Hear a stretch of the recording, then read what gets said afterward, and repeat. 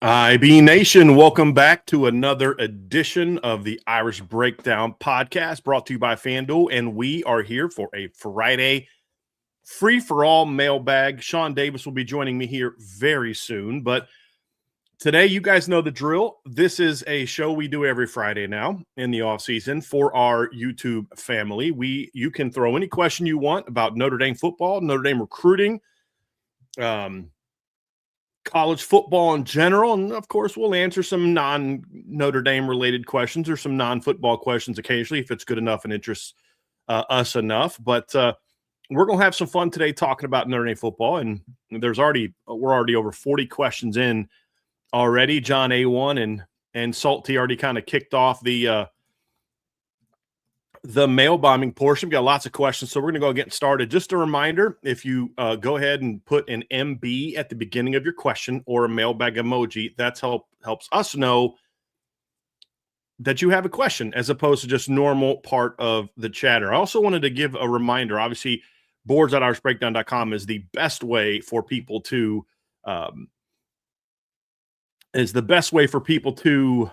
support Irish Breakdown and kind of what we're doing. But if you're not on the premium board, you would like a place to comment, you can't afford the premium board, or it's just not, something that you're interested in doing, we do have a message board, a community posting area on our free website at irishbreakdown.com. You can go there and you just have to sign up, and otherwise you'll be considered anonymous. It literally says anonymous right there, and you can look at it and leave questions, comments, post things, whatever you want to do. And so we go ahead and get started on that. Obviously, someone's throwing a little bit of a fit in the chat about recruiting. We will answer direct recruiting questions. What I said to you was we are not going to give some sort of pointless State of the Union in February for the same reason we said we're not going to do the same thing last February when everybody was freaking out about how they weren't getting this guy on campus and they weren't getting this guy on campus. It's February. If you have a specific question about a player, we'll address that question. If you want me to give a State of the Union in February when we're still over a month and a half away from the first junior day, that's a waste of time. If you have a specific recruiting question, go ahead and ask it. And if I think it's something that I care to answer, I'll go ahead and answer it. And otherwise, we're going to go ahead and get on to the questions of people that have questions that are good questions here. And we're going to dive into Idem Benami gets us kicked off here.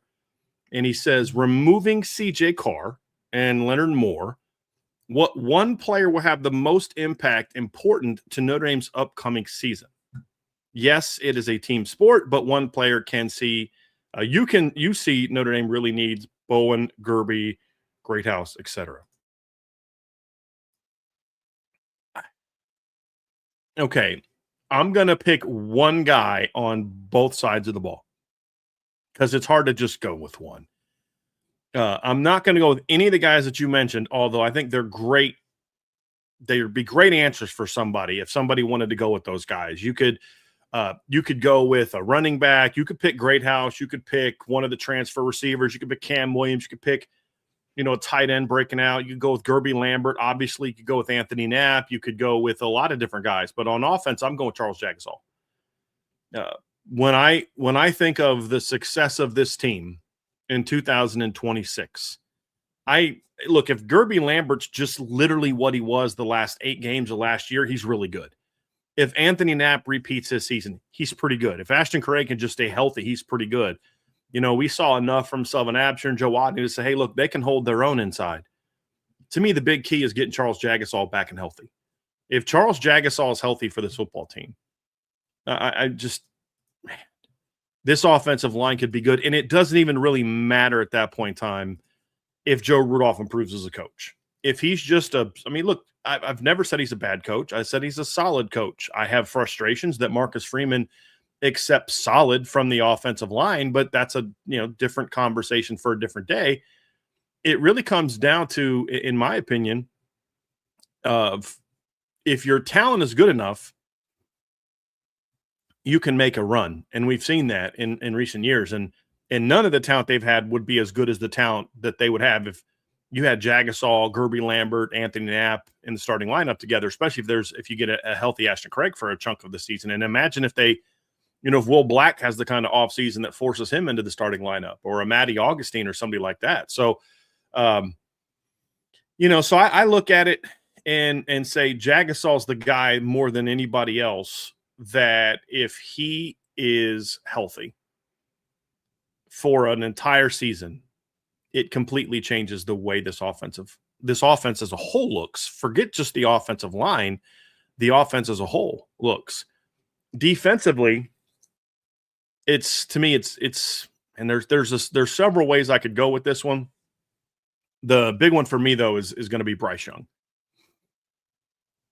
I think we kind of know what Boubacar is going to give you. If the defensive tackles, like if Tion Gray and Francis Brew, just Elijah Hughes are just kind of what they were last year, there's really two players who a potential breakout could have a big impact on this team. And that is Bryce Young. The other one would be Armo Mukum, but I'm going to go with Bryce number one because I think Bryce has a chance to be an elite player. Will it happen this year? Will it be 2027? Will it ever happen? I mean, we don't know the answer to that question, but even last year, he showed flashes of being a really good football player. And, he's got to put it all together. He's got to be more consistent from a assignment standpoint. I mean, honestly, that's part of the thing that gets Bryce in trouble sometimes is he just doesn't execute his assignment the way that he needs to. He's got outside contain and he gets logged inside or dips inside and lets a play bounce outside of him. Like he's got to eliminate those kind of things. But when he's on, he's really good. And, you could talk about, getting Kingston back and healthy. You could talk about DJ McKinney, Jaden Sanders. You could talk about Christian Gray. You could talk about Tay Johnson. There's a lot of good options you could go with here on the offensive line. I mean, on the defensive side of the ball. But at the end of the day, it really comes down to if you have two elite edge players, two like absolute dogs, it makes everything so much better, in my opinion. And then if you could get Armo Mukum as another guy that if he could make the big jump that we all think he's capable of, he's another guy that could have a big impact. But I don't know that anybody has a bigger impact than Bryce. So that's a very good way to start. We got a question from John A1, two-part question from John. With the depth at the wide receiver position and the uncertainty at tight end, do you think Notre Dame will use more 10 and 20 personnel groupings? I could see a world in which Notre Dame goes with more 10 personnel, maybe on third down. Maybe some 20 personnel on third down because you can get Aeneas out of the backfield and, Kedron could pass block, or maybe you could put Nolan James in the backfield and they both can pass block well and they both can run routes. But I still think there's a lot of value at the tight end position. And yes, there's uncertainty, but there's still a lot of talent. There's still a lot of potential there. I mean, Cooper Flanagan's a guy that's played a lot of meaningful snaps at Notre Dame. James Flanagan has a lot of talent. Ty Washington played a lot of meaningful snaps last year. The problem with going 10 personnel too much is you do lose a lot in the run game and from a blocking standpoint. So, one thing that Notre Dame did a lot last year is if teams would show heavy pressure on third down or passing situations, they would motion Eli Raridan down inside and then go with 7-man protections. You can't really do that in 10 personnel. So now you've got to throw hot. You've got to have built-in checks and things like that, which you could certainly do, but it does limit you a little bit in from a standpoint of, okay, they're not really worried about you running a football a whole lot. You've also given yourself two short edges in the run game if you're doing 10 or 20 personnel in base down situations. So I don't know that that's something that you're going to want to make a living on just all the time. But there are certainly, John, certain situations where I could see that. Part two of his question is, if Notre Dame uses 10 and 20 personnel groupings, do you think it will be effective? And look, John, I absolutely think there is a place for 20 personnel and 10 personnel. Absolutely. I'm a big fan of mixing up personnel. I would use 11 personnel. I would use 12 personnel. I would use 20 personnel. I would use 10 personnel. I mean, there's some scenarios and there's some situations where, honestly, I would go empty with 5 wideouts. There's situations where I could conceivably say go 21 personnel because you can motion Aeneas Williams out. I mean, we saw Aeneas Williams in the Orange Bowl go out, line up, motion outside and run a stutter go on a slant and go, sluggo on a linebacker and hits him for a big play. So I certainly think you have some opportunities. The challenge is you can run similar plays out of all the different personnel groups. There's just a lot more you have to teach a lot of people. And that's one of the challenges of going with a lot of various like a variety of personnel groupings, but it's certainly something that I think they should do. That's certainly my opinion, John. So that's a really good question. So I'm now joined by Sean Davis. Sean, we're only 2 questions in, and the first question I thought from my Banami was really good. I wanted to give you a chance to answer it. It said, removing C.J. Carr and Leonard Moore, what one player will have the most impact and be important in Notre Dame's upcoming season? Yes, it's a team sport, etc., but one player you think you see Notre Dame really needs. He gives Bowen, Gerby, Greathouse as examples. Sean, I ended up giving one on each side of the ball. So take away CJ, take away Leonard Moore, and then I won't tell you who mine were. I'll see if you get if you see what your ours, and then I'll tell you what mine were. That's a really good question. I think the defensive one has a lot more candidates. 2 stick out in my mind offensively right off the bat. And I just think what we see as far as what's going to be needed for this offensive line to be dominant, pass protection, first of all, with what we feel like is going to be an offense that's going to really be built around the gifts and talents of CJ. So you first look at the pass protection and the dominance of that offensive line taking a step forward. So for me, it would be the return of Charles Jagasaw as far as impact and what he could bring.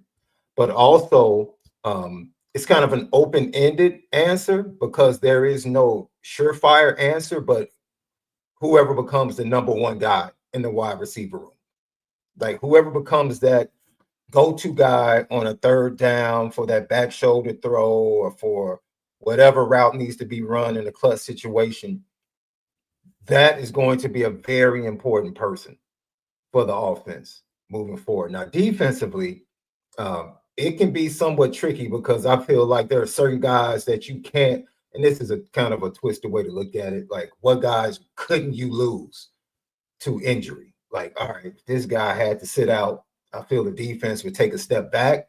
And then there's another way of what guy, if they perform at a high level, who do you think is going to be more impactful? For me, I have to look at the defensive line. I just have to look at the defensive line. And it's not to say that the defensive line didn't perform last year because they were one of the best defensive lines as far as pressure. But we had this debate. I had a spirited debate with Malik.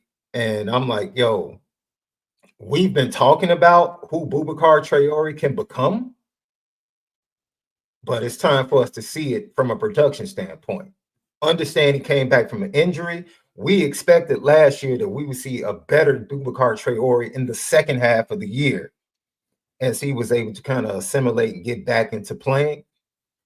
But opposite of him is where I'm going to go because I do think he's going to be who he is. But gosh darn it, it's time for Bryce Young to like just be that dude. And if not Bryce Young, whoever that second guy or that second pass rusher is going to be, that's so impactful for this team. It really is, right? And I was really hoping that Logan Thomas, because even, looking at what you put up on the board with the weight gains and weight losses, and just saying, man, what is it with Logan Thomas and his frame that he can't hold or put on weight? Even if he can be a situational guy in certain situations where they kind of maybe bump Bryce inside in pass rush situations and get him coming off of the edge, that would even be beneficial. So, that second guy opposite Boubacar, of course, you highlight Bryce Young, in that situation. But there are some other guys, maybe it's one of the freshmen that can come along in a situation like that because Boubacar did that his freshman year. There were certain situations, look at the USC game where he got the sack on Caleb Williams. There were certain situations as a freshman that he was able to come in and make some plays. So for me, offensively, Charles Jagasaw on that offensive line, and then the guy opposite Boubacar Traore on the defensive line. Now, what did you say? I'm very interested in Charles Jagasaw and Bryce Young. That's why I was laughing the whole time. I was like, people understand, like, Sean and I will have these conversations, and it's like, all right, I'm trying to have a debate with you real quick. And then it's like, I'll say what I say, or he'll say what he says. And it's like, yeah, that's pretty much what I thought. It's just, great minds think alike. No, for exact reasons you talked about. So look, with Jagasol, you can overcome just okay coaching if you have Jagasol, Gerby, Knapp, Craig, and maybe even a Will Black in your starting lineup. And if you have 2 elite edge players, I mean, it just does so much for your defense. And like you said, there's so many different guys you can go with, but those 2 are at the top of my list. So yes, yeah, we're on the same page there, Mr. Davis. There's no question about that.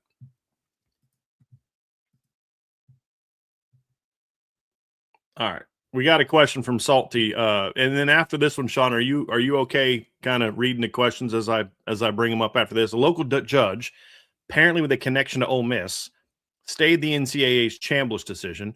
An Alabama judge did this in another player's case. What is to be done? Well, first of all, the Alabama judge did what he did, but then another Alabama judge overturned his ruling and ruled the basketball player from Alabama ineligible. There's somebody on our board yesterday saying the NCAA is going to lose all these. The NCAA has no right to limit a player's eligibility, which is just utter nonsense. There is no court case that says that they can't determine that. You have some local judges doing it. Really, what the NCAA has to understand is this is just going to happen. The judge, I saw a picture of it today, Sean. The judge literally got Trinidad Chambliss to sign a football for him after the case. Like the NCAA left before he even gave the ruling. The lawyers for the NCAA just left before he even gave the ruling. They knew where this was going to go. But you still have to make your case. They knew they were going to lose that case. And then I would imagine they plan to appeal this case to another court because sadly, that's what's going to happen. Because in so many different areas of our lives, whether we like it or not, politics and fandom gets in with judges, and it's not just about the law anymore. It's about, well, I'm going to make this ruling because I feel a certain way politically, even though the law may not support my point of view, or I'm an Alabama booster, which the judge in the basketball player's case was. This judge is tearing up as he's reading his opinion. Dude, get a life. You know what I mean? Like, seriously, get a life. It'll be appealed. So that's what the NCAA has to do. In the meantime, the only other thing that they have to do is, look, there's 2 things they can do. Number one, right now, they can just say, look, we're going to go with players or employees, and we're going to collectively bargain with them, which I think would be a terrible thing, in my opinion. People don't understand. That would be the worst case scenario for players. Worst case scenario. It's just one more group that's going to be taking money from them. Do you guys understand that? Like, do you think they're going to unionize for free? You don't think the same union leaders are just like the lawyers that are jumping into this conversation? Listen, in every walk of life, there's people that are union heads who are great people. My dad was part of a union most of his working life until he became self-employed. He's getting paid out by the Teamsters to this day. You know what I mean? For the time he served in the Teamsters. He was I remember going to JC's events when I was a kid, right? And there are people who truly fight for workers' rights, and I'm all for that. But let's be honest, there's also a lot of corruption in the employees in different unions. That same thing with lawyers. There's great lawyers out there. My dad's a process server. I've met a lot of the people he works with. There's awesome people there. There's also a lot of scumbags that are just looking to take advantage of people. It's like every other profession. And you see the people on Twitter, the lawyers on Twitter, that are just they're just garbage human beings. Now these kids are going to be getting union people coming after them. Like, really? That sounds like a good idea to you? You know what you can do to employees, Sean? You can fire them. You can fine them. You know what I mean? There's a lot of things you can do that are not good for young people. And we're just going further and further away from the student athlete part, which we're sprinting away from that. So that's one thing they can do. And the other thing is they just need Congress to act. Unfortunately, as I said the other day, Sean, this is an election year. And as we have known our entire lives, members of Congress, whether they got a D by their name, an R by their name, an I by their name, whatever they got by their name, they have zero interest in solving problems in an election year. Like real problems. They have zero, because then if they solve all these problems, what are they going to campaign on? because the party in power wants to get some things done that benefit them, but then there's other things they don't want to get done because then they can campaign on those things that still have to get done. The party out of power wants to get nothing done because they don't want to give any, wins to the party in power. And this is true no matter who's the president or the party in power, because ours do this to D's and D's this is ours. And that's the unfortunate thing. So I don't know that a lot's going to get done on this. So I think we're going to kind of be in this world for at least another year or two, unfortunately. And the NCAA is just going to have to keep fighting these fights. What's funny is the NCAA is made up of member schools. Member schools, Ole Miss, agreed to the NCAA's eligibility rules. Tennessee agreed to the NCAA's eligibility rules. Vanderbilt agreed to the NCAA's eligibility rules until it benefits them to sue or to have their player sue. And that's the stupid thing about all this. The NCAA is not some demonic entity. Well, I should take that back. They're not some entity that's off by themselves that has forced their way into the world of college athletics. They're made up of member institutions. Everything that the NCAA is enforcing on college sports was agreed to by the colleges. And they're all about it until it benefits them to not be about it. And then they just sue because they know they're going to win at least on the first two levels. And then now the hope for Ole Miss is, can we drag this out long enough to let them play? Or the NCAA just gives up. So, unfortunately, Salty, that's kind of where we are. There's not a lot the NCAA can do that would be good for players or good for the sport. Yeah, you can't get that horse back in the barn at this point. It's going to take a lot of transparency, honesty, but at the rate that everything is going on the financial and business side, which is honestly, it was a very successful college football playoff. So much that expansion is on the horizon. So how do you handle the business side booming, but at the same time trying to pull the reins on the things that are happening under the umbrella of that booming economy in college football? That discussion and having enough adults in the room to be able to talk about the nuances of it and say, okay, even though we've been successful with everything going on, long term, this is what's best. Let's put the players first. Let's put, once again, student athletes first. Let's then put the fans first. And if you can do that at the foundation of the conversations, then you could probably have some fruitful conversations that can lead to the changes that are necessary for both sides or everyone involved to at least feel good about what's moving forward. Sean, we do have some super chats down here. We have one from Todd Barami. Thank you, Todd. Thank you, Todd. What does a year 3 jump look like for Leonard Moore as a player, and can he improve statistically? Of course he can. The problem, Todd, though, is that if Leonard Moore does improve, and I'll get into what improvement for Leonard Moore does look like, if he does improve, then he's going to get thrown to even less than he was this year. I mean, he led them in interceptions with 5. I mean, I'm shocked that he was thrown to enough to have 5 interceptions, but Boise tried to go at him on the sideline late in the game. He picked him off. A&M tried to go at him in a one-on-one, picks him off. Stanford, tried to go at him late. He picks him off. I'm shocked that teams go at him. Like, when you watch how teams avoided Cam Hart like the plague in 2023, and then you watch teams go after Leonard Moore, you're like, what are you smoking? And he leads the team with 5 interceptions and doesn't even play 2 games. Only played 10 games. So the biggest thing for Leonard, number one, is stay healthy. I mean, I think that's the biggest thing for him is stay healthy. I think that's an area where he can improve. I think Leonard can improve as a tackler still. He had 7 missed tackles last year. That's a pretty high number. He had the same number of missed tackles he did as a freshman, but as a freshman, he played over 100 more plays. So his missed tackle rate was even higher last season. He was much better as far as limiting big plays as he was as a freshman, but he sort of the nature of the defense they play, his completion percentage allowed went up 8 percentage points. That's a byproduct also of Chris Ash's desired coverage schemes. But I think there's things he can do to make reads against zone. I think he needs to be a more efficient, effective zone player, do a better job of understanding, how to play a quick game, how to play certain routes when playing zone. And then just kind of overall, just being a more consistent player. And that's true for just about anybody. Leonard Moore's a pretty consistent player, in my opinion, Sean. But there's still room for him to even be more consistent. You know what I mean? This isn't like, well, he's an inconsistent player. I'm not saying that at all. He's pretty darn good.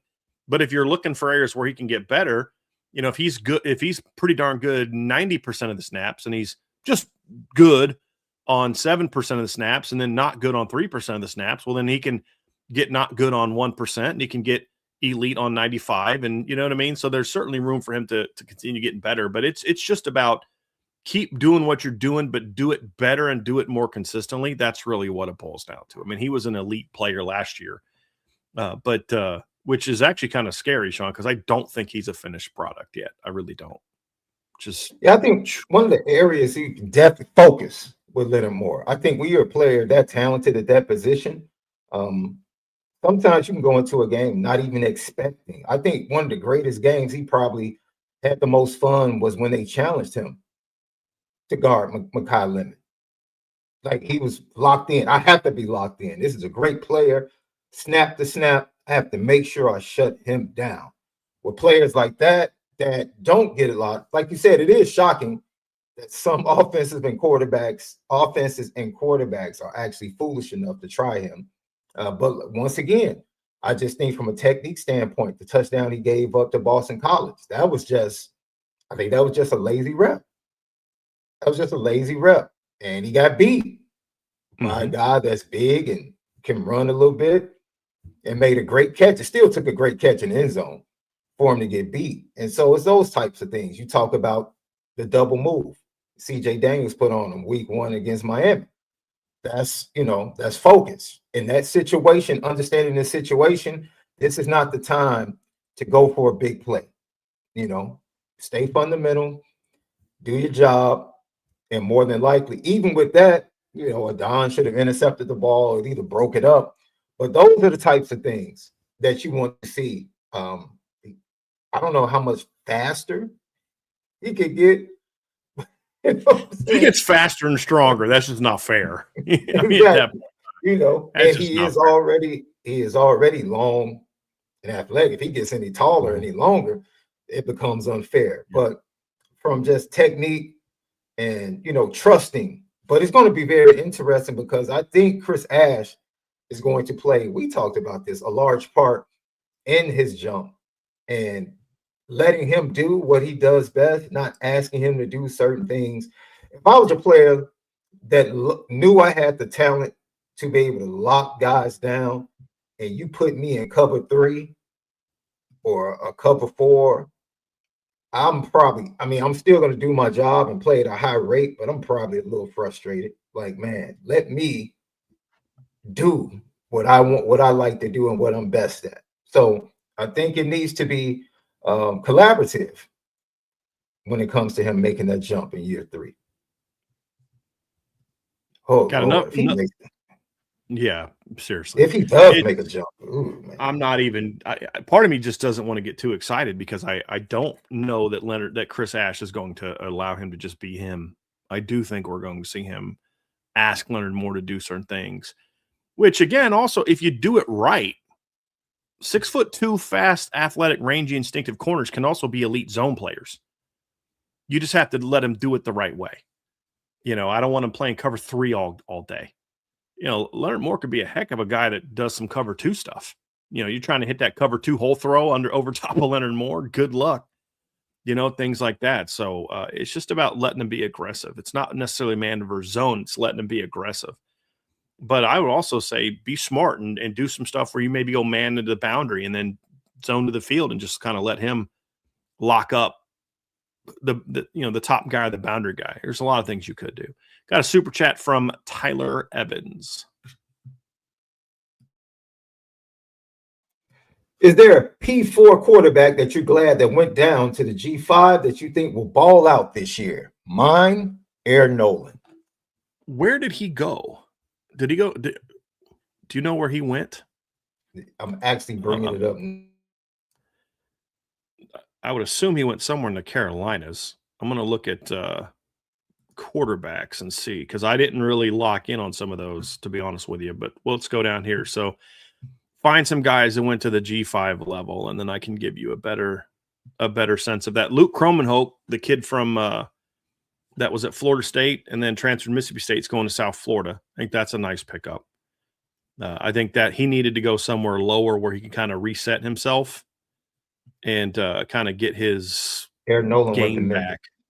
Memphis? Memphis. Yeah. Okay. So Memphis got 2 portal quarterbacks. They also got Marcus Stokes. Let's see here. A couple others. Nope. I see that here. Jaden Davis went to East Tennessee State. That's interesting. Austin Novosad went to Bowling Green. That's a really nice pickup. Eddie George is still the head coach there, right? Austin Novosad's got some talent. That's a really nice pickup for Bowling Green. Really nice pickup. I was about to say Alonzo Barnett, but he went from G5, because I keep forgetting UCF is not a G5 school anymore, but he was already G5. Jackson Arnold went to UNLV. That's a great system for him. Not very complicated reads, because he can't read a defense. Let's just be honest, Sean. Why does Jackson Arnold struggle? He can't read a defense. I mean, I'm not trying to be rude to the kid, but like, he's athletic. He's got a good arm. But he's terrible. Why? He can't read defense.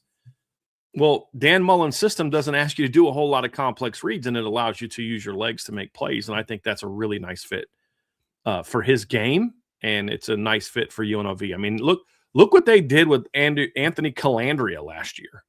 Jackson Arnold's not really any worse than Anthony Calandria, and they turned him back into a G5 player, which I still don't think that makes a lot of sense. So let me just see if there's any other couple other guys here that went to the G5 level that we could dive into. So let's see, some of these guys are repeats. I already talked about Jackson Arnold. I think Jaden Davis, the kid that went to Michigan, went down to East Tennessee State. Yep.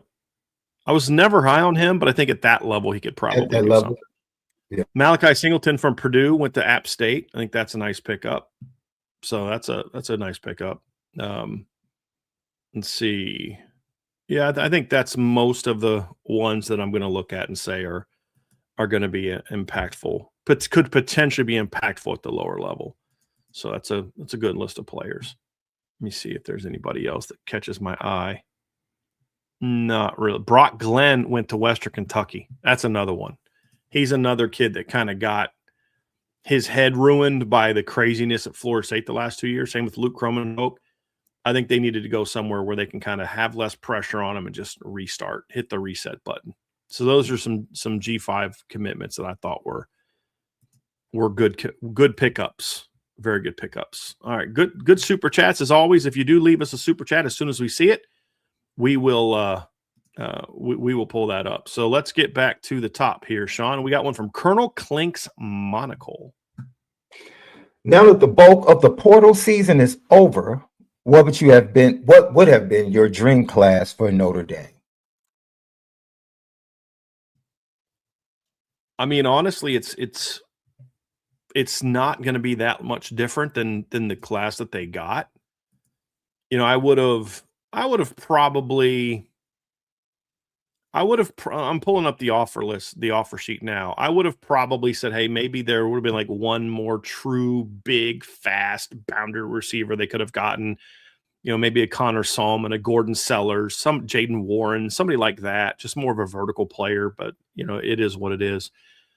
Love the running. I don't know that the running back class could have been any better. They ended up, you know, bumping up the Teddy Gerard. So you got him and Noah Grubbs. You got a great tight end class. Your offensive line class was pretty good. You were never going to get Felix Ojo. It just wasn't going to happen.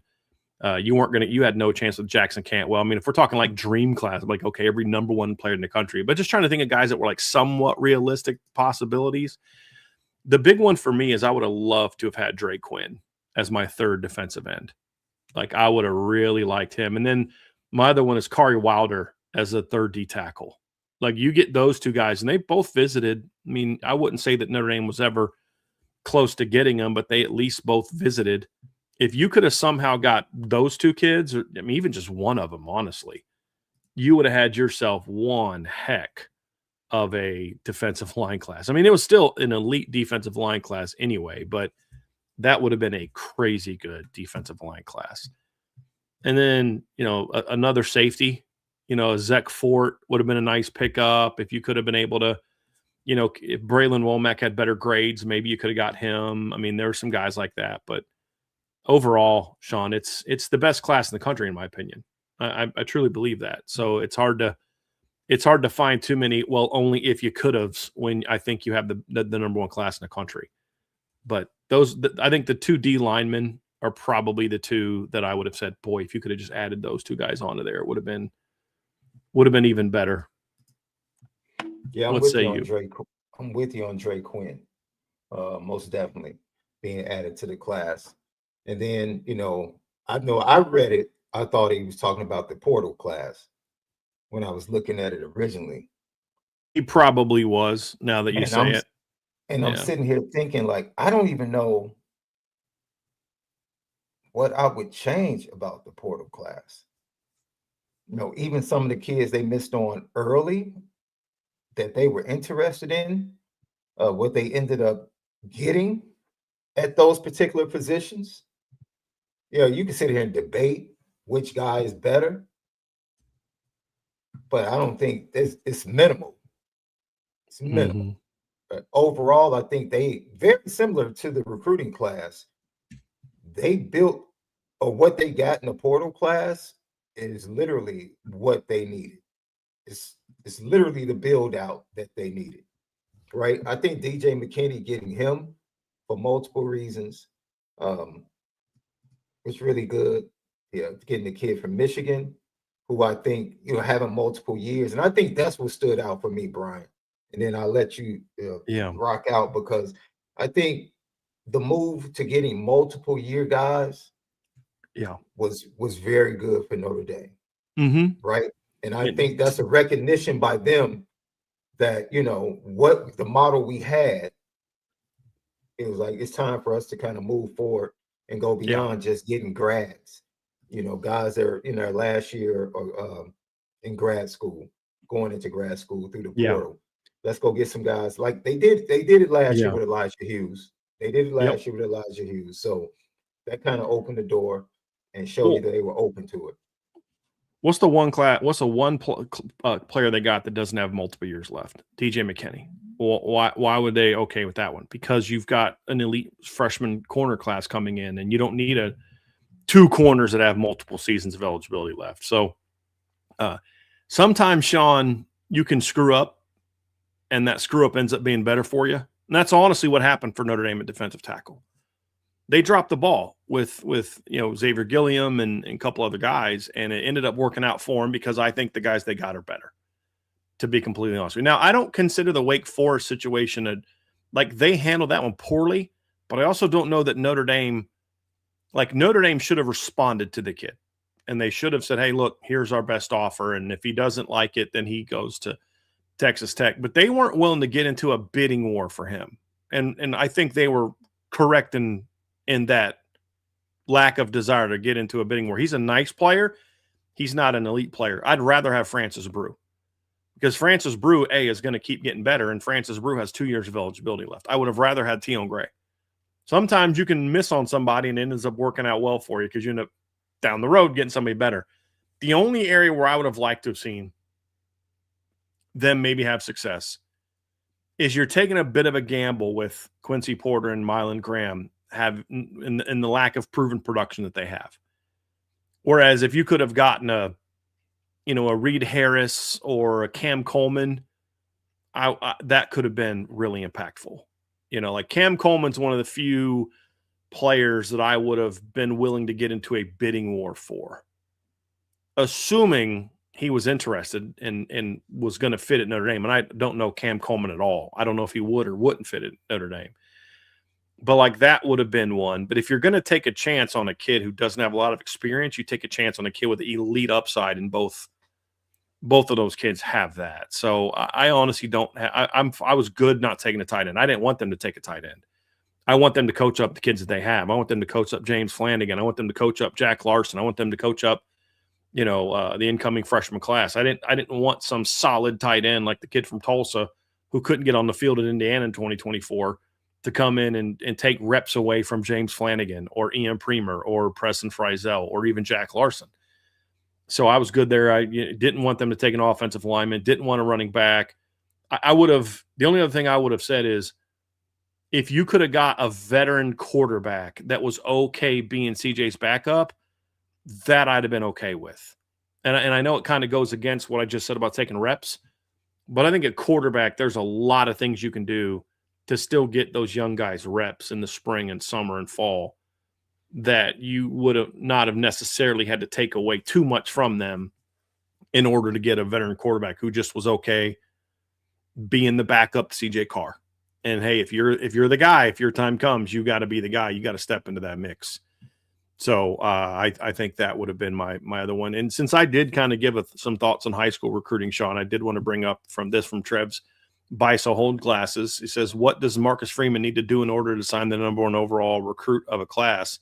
This is assuming that it's a fit for what Indy is wanting to do schematically.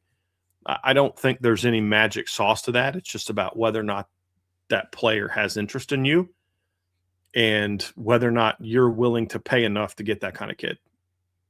That's really what it comes down to. I mean, Notre Dame got a guy last year that 247 or on 3 thought was the number 7 overall player in the country.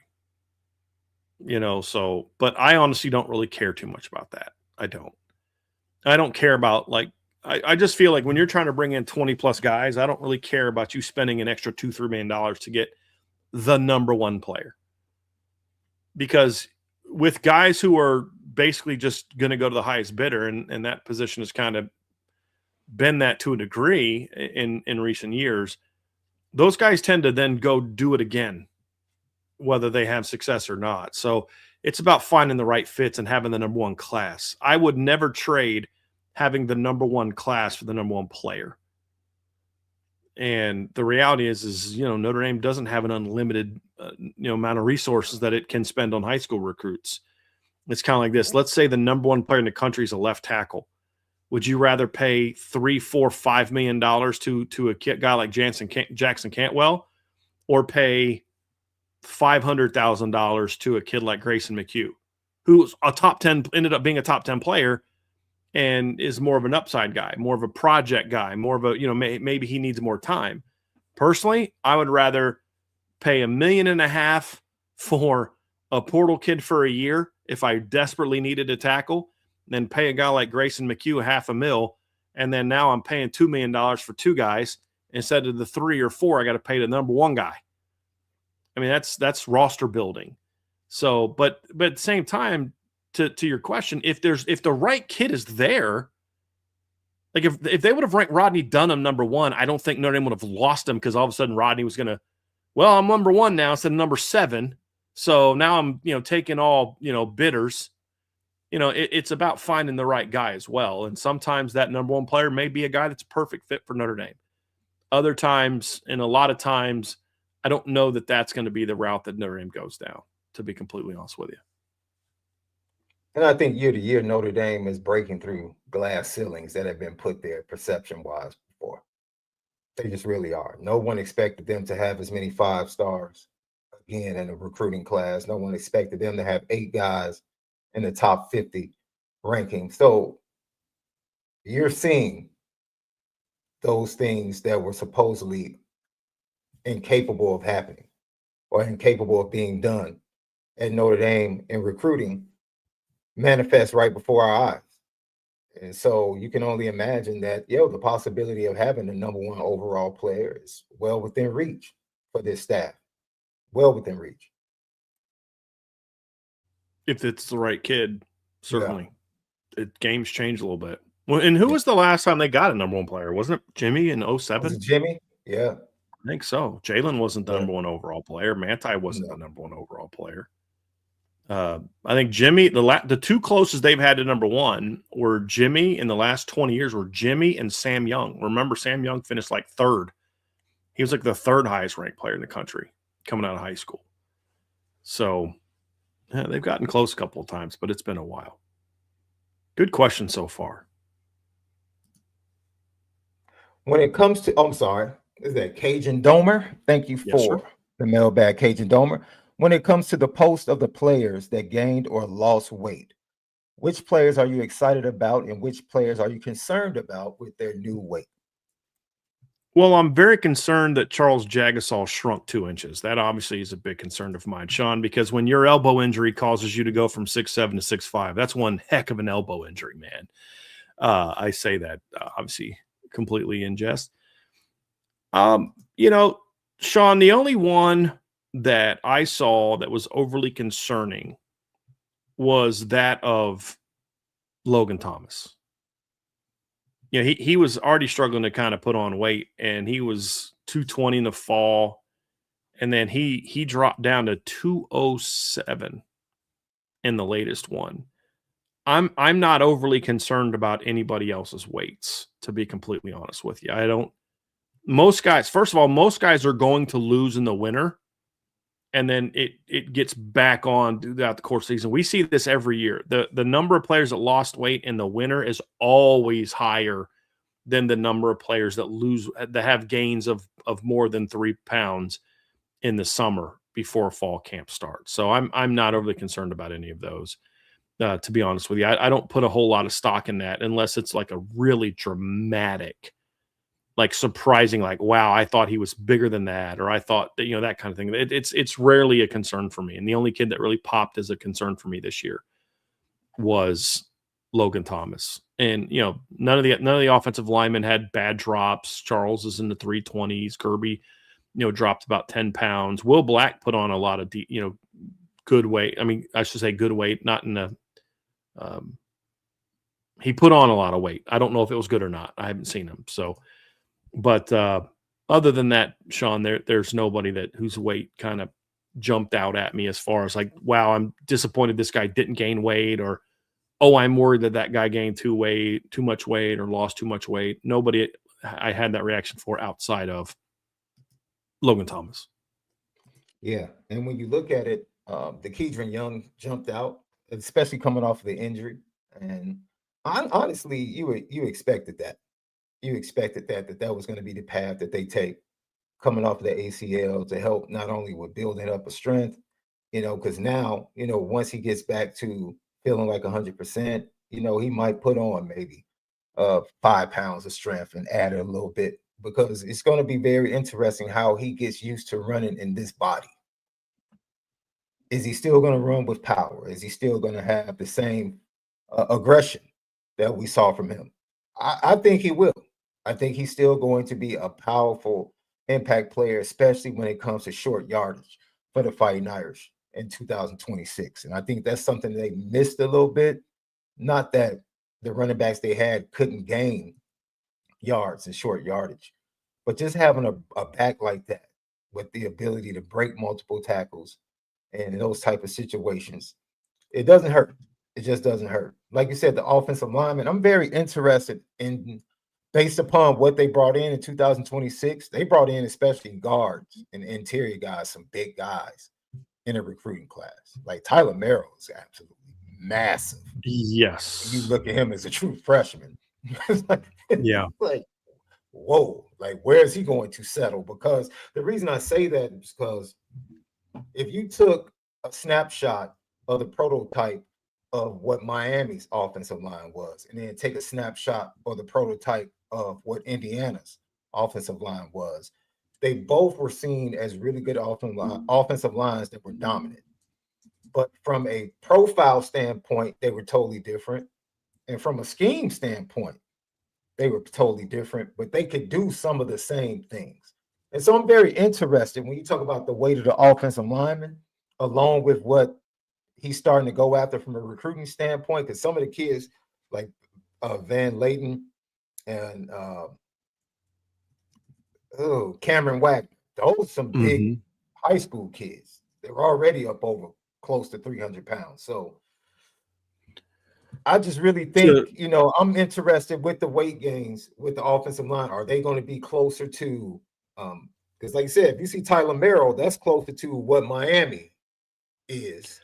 Well, and they've done that the last 2 years, Sean. They've Yeah, gotten bigger, absolutely. lengthwise and size-wise. I mean, if you just look at the freshmen and redshirt freshmen, Yeah.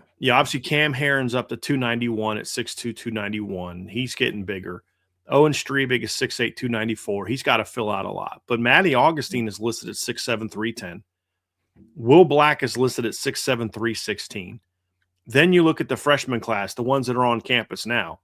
Charlie Tom's obviously the exception. We knew he was going to be. He's 6'7", 274. So he's long and athletic, but he's got to fill out. But the other ones, you've got Grayson McHugh at 6'7", 294. He's going to be 310, 315 by next year. Sullivan Absher's already 6'5", 308.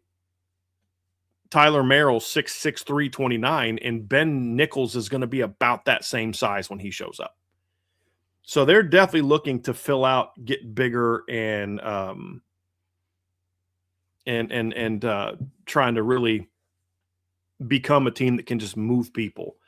I think that leads to a question, Sean, that just came up that I want to put to the top because I think it is relevant to the conversation. Sean Stewart asked, and this is a good question, Sean, is there something the strength conditioning coach and or Joe Rudolph can do technique-wise or strength training to help the O-line be better in short yard situations? Obviously, any strength conditioning program with offensive linemen needs to be working on upper body power, lower body explosiveness, being able to drive your hips through contact, have that lower body power, whether that comes through cleans or squats or leg press or however you do it, just really building that lower body explosiveness and then upper body strength. But the issues that Notre Dame has on short yardage can be fixed one of two, well, in two ways. The first can be fixed no matter what and needs to be done no matter what. They got to play with more power and more urgency at the line of scrimmage. And if you go back and watch Iowa last year, who won the Joe Moore Award, and you look at just the technique that their linemen use in mid-zone, it's lateral, vertical, hard push. They want to get vertical, where Notre Dame is lateral, and everybody not named Gerby Lambert doesn't really get great movement. Well, I should say everybody not named Gerby Lambert or Billy Shrout doesn't really get great movement on mid-zone. They treat mid-zone like outside zone, the way that they block it. And, I think there's some technique things they need to do. They don't come off the ball all the time with great pad level. They don't drive their feet. It's honestly, Sean, it's a frustration that I have for a lot of the offense not named Jadarian Price and Jeremiah Love is they don't play with great urgency. It's just like it's like the receivers don't run routes with urgency. The offensive line doesn't come off the line with urgency. And urgency doesn't mean forced or panicked. It means coming off with like, I got a place to go and I'm going to get there hard and fast, and with good technique. And, honestly, if you fix the technique and you get them to play with more force, they'll get better in short yardage situations. The fact that Notre Dame on their bread and butter mid-zone play this year was better on third and medium than they were on third and short is a problem, in my opinion, from an efficiency and explosiveness standpoint. That's a big problem. The other thing you can do, Sean, that goes along with that is getting bigger helps. If you get strong players and good athletes and you teach them the proper technique and they tend to also happen to weigh 15, 20 pounds more, that's helpful. My argument has always been you don't need big linemen to have a great offensive line, but it helps. And with Notre Dame being a heavy zone team, it makes it even less of a need, but it helps. And that's my pushback. So you can't do this unless you get bigger players. Well, yeah, you can. I mean, the Denver Broncos proved that. Notre Dame has proved that the last couple of years. They've had tackles that are, 300 pounds in pads, and they've still been pretty good the last 2 years. But is it better to have a guy that big and that athletic and that has good technique? Of course, I'd rather have Joe Rudolph than a Joe Rudolph type at left tackle than an Anthony Knapp body type. Forget the talent level. I'm talking body type. I'd much rather have an athletic 6'7", 320-pound guy over an athletic 6'4", 300-pound guy. And so I think they are doing a better job of addressing that. But here's the reality, Sean. Even with those bigger players, if they don't get taught better technique and get taught to drive better, then it doesn't matter how big they are. They're still going to get beat because they're going to go against a Georgia defensive line that's just as big as they are. you know, and Bama defensive lines or Texas or Ohio State defensive lines. Like, yeah, that's great. You blew Purdue's guy off the ball. But then the next Cade McDonald comes in from Ohio State, or the next Tyleek Williams comes in from Ohio State, who's 320 plus. He plays with great leverage, great pad level, comes off the ball hard. He's still going to kick your butt because you're not doing those other things correctly. So I think that's a big way to fix that stuff. It's technical. It's not, you know, getting bigger players is sure it's nice. And I would always, I mean, look, if I could get the same level of talent and athleticism and somebody who's 3 inches taller and 30 pounds heavier, oh, sure, okay, sign me up. You know what I mean? But I don't want to sacrifice athleticism and movement ability for 20 pounds. That's where I kind of draw the line. So, yeah. Anything to add to that, Sean? You know what's interesting when you talk about that? I think I point back. I don't know if you saw this. Aaron Taylor had a sit down with Joe Rudolph, like towards the end of the season last year. And he was talking about his time with Coach Moore and like the things they were doing in the offseason to get them to focus on fundamentals, like how he would use small cars to focus them on getting low, keeping low leverage, and driving with their legs. And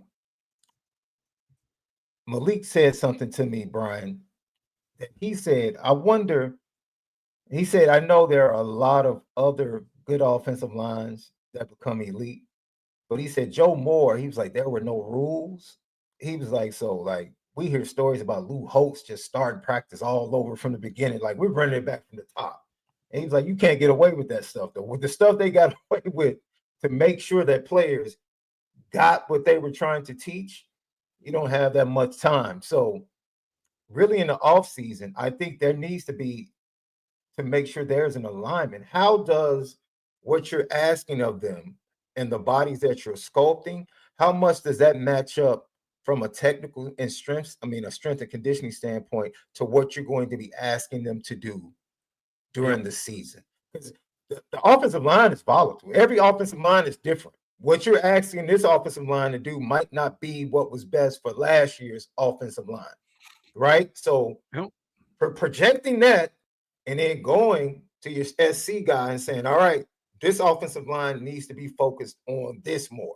We need to be able to run with more power. We need to be able to run more power this year. So we need to make sure their base is really strong and that they're focused or built enough to be able to withstand us driving more with our legs, which, like you said, you say it all the time. You watch film and you say, man, guys are stopping their feet way too much and they're catching way too much, right? And those are kind of like the ABCs and foundational things of offensive line play. So, you know, some of those things come with coaching, but the last thing I would add to that is I would pretty much say if you asked anyone who Joe Moore was and who Harry Heastan was, just to use those two names, because I'm sure there are some other offensive line coaches that were successful at Notre Dame. They were viewed as being their players loved them, but they were nasty. Their players loved them, but they were nasty. And more than likely, going to your urgency point, their guys were going to play with an urgency and a nastiness. I don't know if anyone would describe Joe Rudolph as being, man, we love him, but he's nasty. So where does the nastiness come from? Where did the nastiness come from in 2024? It walked out the room and went to Indiana. Yeah. When Pat Coogan came in because of injury, that's when you start to hear the mantra before they went on the field that everybody fell in love with. That was the mentality. And that mentality went somewhere else.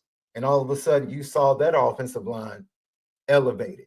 So attitude for me, like we can talk strength and conditioning. What does that play into as far as what they're going to be asked to do collectively as an offensive line? And then the urgency and attitude.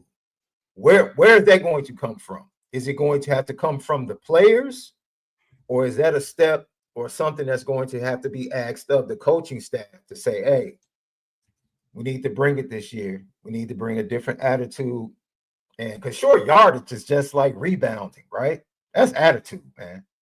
That's attitude. There's some great rebounders that are super athletic and then some great rebounders that can't jump 2 inches off the floor in the history of the NBA. Larry Bird was a great rebounder, and he didn't have much of a vertical jump. You know what I mean? Absolutely. Like, it's about positioning. And so I think it was Terrell Brandon was explaining this at one point in time about Larry Bird. Like, what people don't understand is he understood, like, he may not be able to jump high, but he was gonna jump first. He knew where to be and body positioning and all that kind of stuff. At the end of the day, Sean,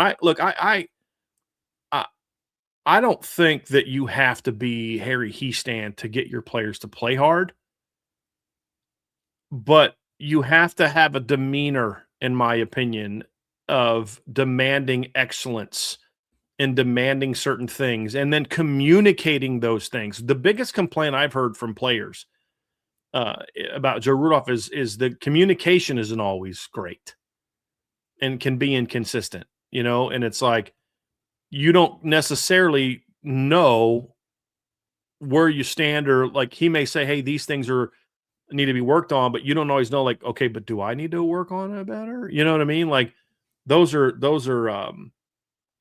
kind of where I'm talking about, Sean, is like, you have to demand certain things. You have to demand that players play with a level of force, and then you've got to teach it to them. And when they don't do it, you hold them accountable for it. And however that now hold them accountable doesn't mean every time your guy doesn't drive them off the ball, you bench him. You know, you get on them, you make them do it again. You correct them in the weight room. Like, accountability sometimes is teaching. Like, no, I'm not going to accept that rep. I need you to do it this way. Let's do it again. You know, or next time you get in there, my eyes are on you. Do it right.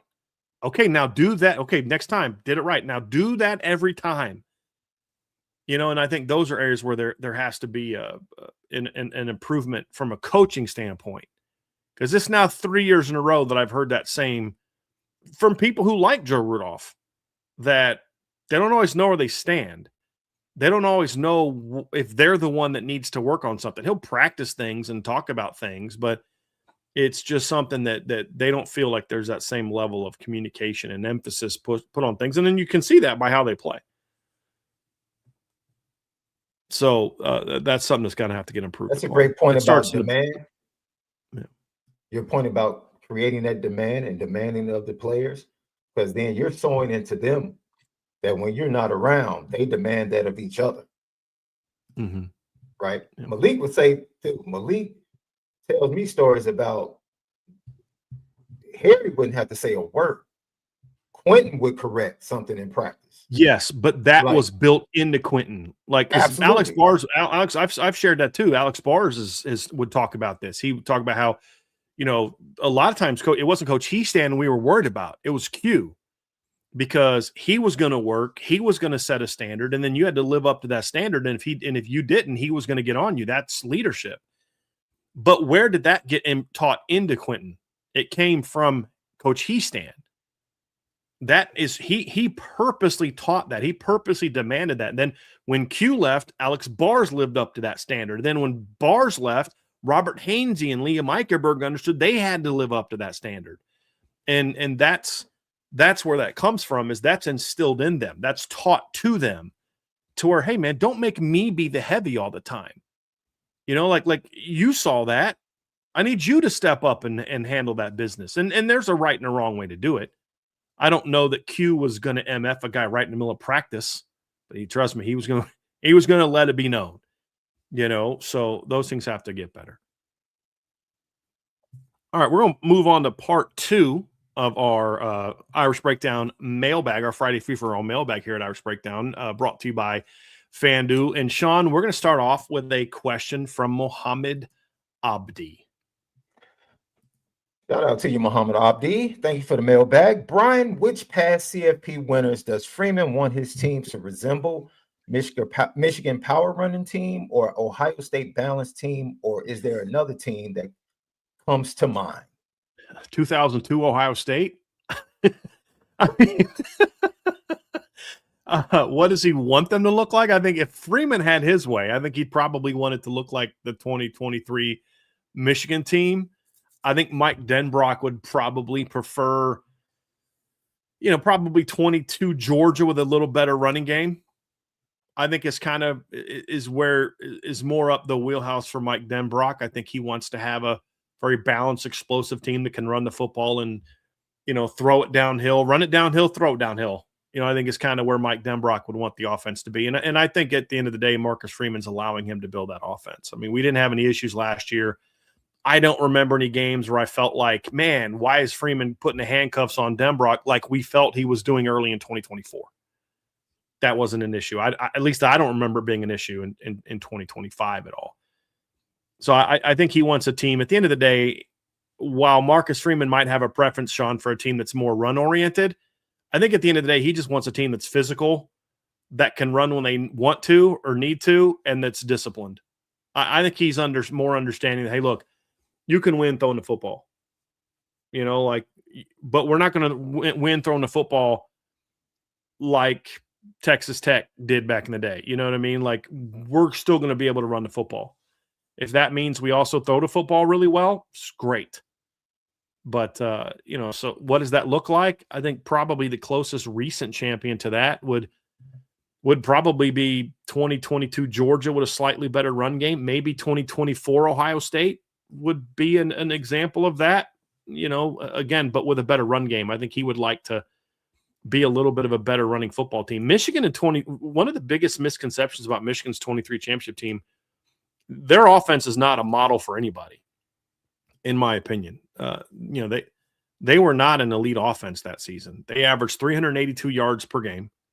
They averaged 35 points per game, and they only ran for 169 yards per game and 4.5 yards per carry that season. They were not a great offense. They won because their defense gave up 10 points a game and because they cheated. I mean, that's why they won. So, yeah. I mean, their defense was elite and they cheated. So I don't think you want to emulate that. Notre Dame's offense last year was way better than Michigan's offense in 2023 in every single possible way. I would like to offer, because I know the question said past CFP winners. I'll be honest. If you told Marcus Freeman that he could have his healthy 2024 team in the playoff, meaning Riley and BMO are in the playoff on the roster, he would take that team. He would, if he could recreate that team. And what I mean by that, let's not look at the talent, because we probably would look at the rosters and say the team in 2026 is probably more talented. But that team and what they were able to generate, you could be more talented, but are you a great team? I just think that 24 team eventually became a great team after that Northern Illinois game. And if he can have a healthy team similar to the way that team went after business and handled business moving forward, because remember, Jagasaw wasn't even healthy. He came along late. If he can have a healthy version of a team that he had in 2024, because we can sit here, hindsight is 2020, but if they had BMO and Riley Mills against Ohio State, that's a totally different game. It just is. That's not to say who will win or lose, but the game goes a totally different way. So I think he would look within before he would look outside to other winners and say, man, you know what? Because something you said, I remember you said in the offseason, around this time, leading into that, maybe a little bit further along in the calendar, right after they got done with spring. I remember you telling me, like, they really believe they have a team that can win it all. And I remember saying, at that point in time, I wasn't even thinking that way. I'm like, really? Like, no, they really believe they have what it takes to win it all. And so I think Marcus Freeman has a pretty good barometer on what it takes to win it all, as far as talent, but also the makeup. But why? Why did they think that in 2024? Well, they thought they were going to have Billy Schrouth and Charles Jagasaw and Ashton Craig and Emil Wagner and a veteran offensive line. They thought they're going to have that. And then obviously Charles Jagasaw gets hurt. They thought they were going to have Patel Ho and Boubacar Traore and guys like that. I mean, and then of course but they They knew Riley Mills was a dude. I mean, the way Riley played second half of 2023 was outstanding. They thought they were going to have, Howard Cross playing like Howard Cross, and not all those guys were healthy, and all those guys lived up to expectations, and then they knew they were athletic, especially on defense. That's the one thing that I don't think the nation has still found out about Notre Dame, that the Notre Dame coaching staff knows. At least the 24 staff did. I don't know what Chris Ash thinks, because I don't know what Chris Ash. But they knew that defense could run. They knew they could run with anybody. I still remember watching Georgia at the beginning of that game twice on the first couple series, tried to get outside the Notre Dame defense. And it was like, nope. And then they stopped. They started saying, well, if we're going to get them, we got to go downhill and downfield. And they knew, like, we're not getting outside of these guys. And but I think even with a lot of teams they play, I think they don't realize how fast this team is, which blows my mind. I'm like, you have film, but like that's where I think certain stereotypes come into play. Well, I mean, come on. How fast is Jack Kaiser really? How fast is Drake Bowen really? Well, pretty flipping fast. You know what I mean? Like, I think that's what people miss the boat on, with how athletic this team is. Bobby F., thank you for the mailbag. Can you compare Joey O and Kyle Hamilton? That's Joey O'Brien and Kyle Hamilton coming up high school. Who is faster, range, athleticism, etc.? What safety spot is Joey competing at, and who is in front of him to start spring? Well, Kyle was thicker coming out of high school. I mean, Kyle was about 200 plus pounds when he showed up. Kyle was more of a downhill player coming out of high school. He could play range, but he was not a guy. Kyle was a true safety. Kyle was not a man cover guy. Sean, I remember watching, I think it was the first spring, it was the first fall camp. It might have been the first fall camp, when Kyle and Kyron Williams were both true freshmen, and Kyron's just torching Kyle Hamilton in coverage. And so Kyle's a rangy zone downhill, elite downhill player whose great coverage comes in zone concepts and playing, tight ends and stuff down the field. I don't know that Kyle's a guy you're going to put on a slot and say, go cover that guy. I mean, let's not forget what the kid from Cincinnati did to him late in the half in 2021 either. That's not his game. Joey can do those things better than Kyle could, but Joey's not as physical as Kyle was, as a hitter. So they're very different players outside of the fact they're both really tall and rangy. Their style of play is very different. There's things that Joey did better than Kyle coming out of high school. There's things Kyle does better than Joey coming out of high school. I think Kyle, to me, had a little bit of a higher floor than Joey. I think Joey actually has an even higher ceiling, but Kyle's floor was higher because he was so big. He was more physical. He was a guy that I think had a pretty advanced feel for the game that really helped him out. But they're very similar players. I'd say Kyle was a little bit more I'm trying to think of the right word, a little bit more sudden, where Joey's a little bit more fluid and faster than Kyle was. So they're both tall, and so that's naturally going to draw a lot of comparisons, but their games aren't all that similar, in my opinion. I think Joey is more similar to Tay Johnson, where Kyle was more similar to Xavier Watts and how he played. Just different games. Kyle was actually, the better comparison for Kyle is Adon Schuler.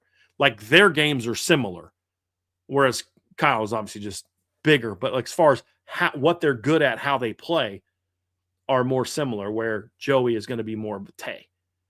So, but to the point, they would have been a great duo because they complement each other very well. Not just from they're both stud 5-stars, but like just from Kyle's skill set would fit really well into that field safety position, and Joey's fits great into that boundary safety position.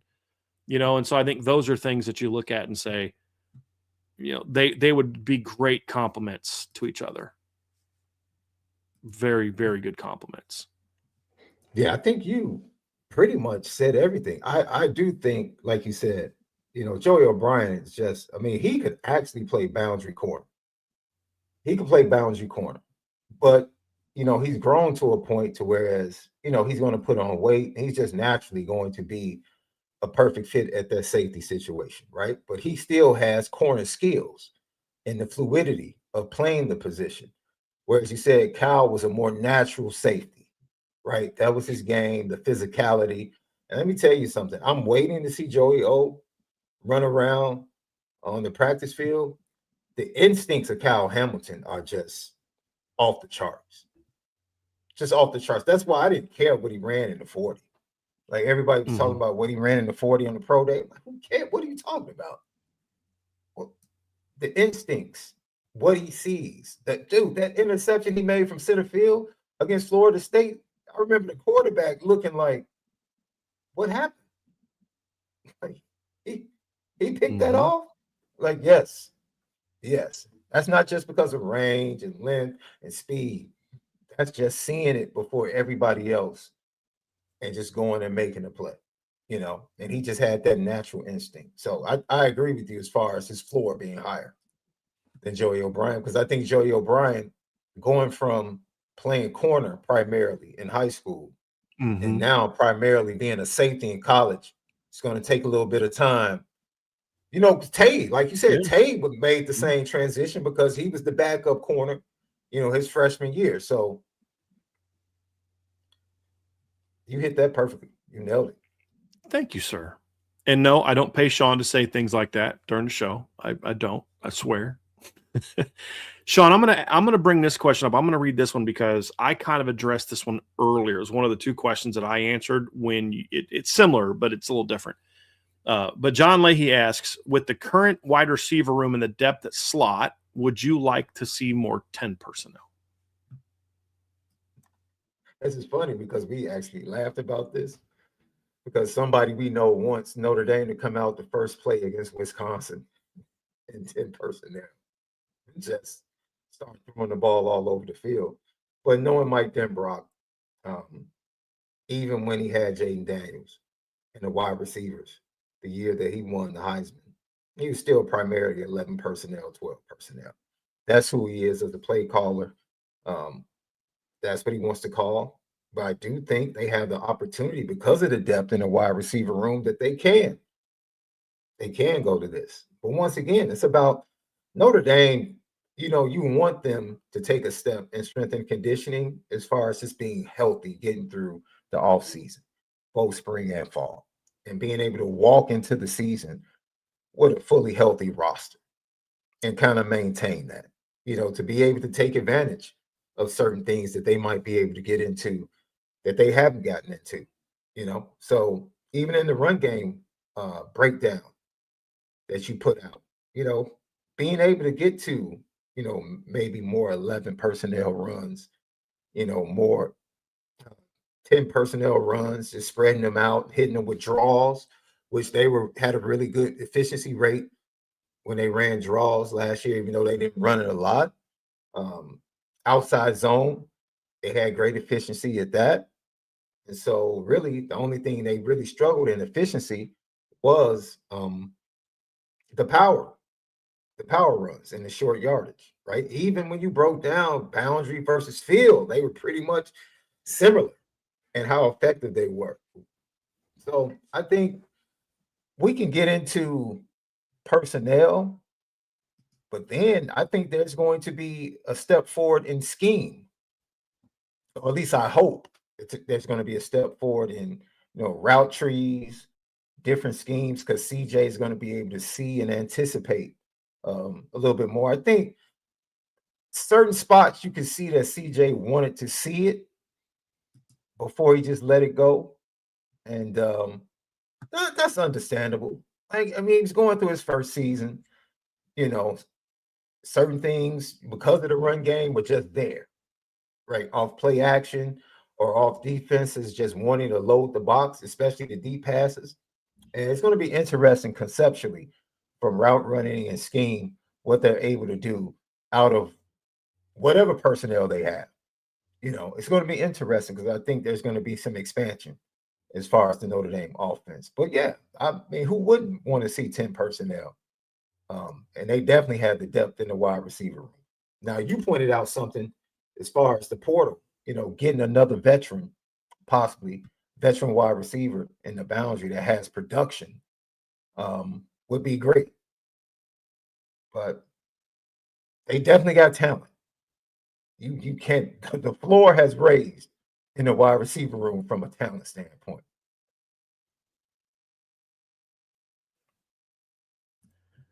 Got a question here, Sean, from Brandon Gilbert. I don't know if you know this, Sean, but we believe that Brandon Gilbert is Autry Denson's long lost younger brother. So you know what? Yes, I can see that. Thank you for the mailbag, Brandon. Let's say every university goes all in on football based on endowment and alumni support. How dangerous would programs like Stanford, Notre Dame truly be? What would a potential top 25 look like? Well, first of all, Notre Dame's a perennial top 10 team, and I think Stanford's a perennial top 15 team that has a lot more top 10s than top 15s. I think the floor for Stanford is not quite as high as what Notre Dame's would be for a host of reasons, mainly with Notre Dame being way closer to where most of the town in the country is. Stanford's in like Northern California. There's talent up there, but it's not like being in LA, where you got kids driving a bunch of, you could get a class that's 60% Southern Cal kids, and you're going to have a pretty darn good recruited class if you really clean up in the area. And, but I mean, look, what would the top 25 look like? Duke would be a much better consistent football team. Michigan would still be very good. Ohio State would be very good. I mean, there's a lot of teams. Bama, LSU has a lot of money into the program. Boosters support that program really well. But like a team like Duke could be really dangerous. Looking at trying to find their endowment number, but I think it's like something like $5 billion. I think it's what they're at with what their endowment number is. That's a pretty good number. It's not the same as like it's not the same as Notre Dame's, obviously, but it's still pretty good. Oh, actually, it's 11.9 billion. So it actually is higher than I was reading something different. That's than what grants they've given out, but it's like 11.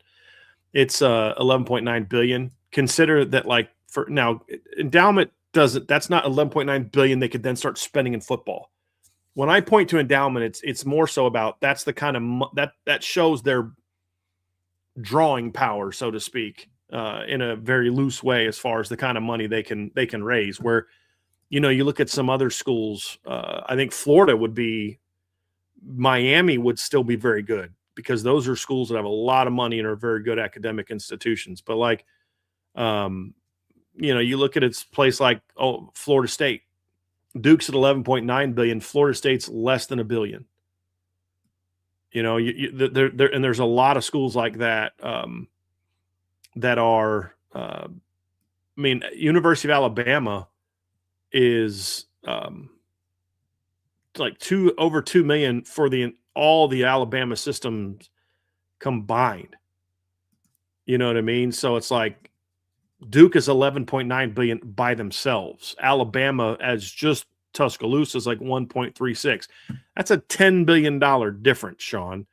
So I just think that kind of shows a little bit of that. A lot of those SEC schools are down to like $1 billion, less than $1 billion, where schools like Duke are 11 billion. Notre Dame's almost 20. Ohio State's got a really big endowment. Michigan's got a big endowment.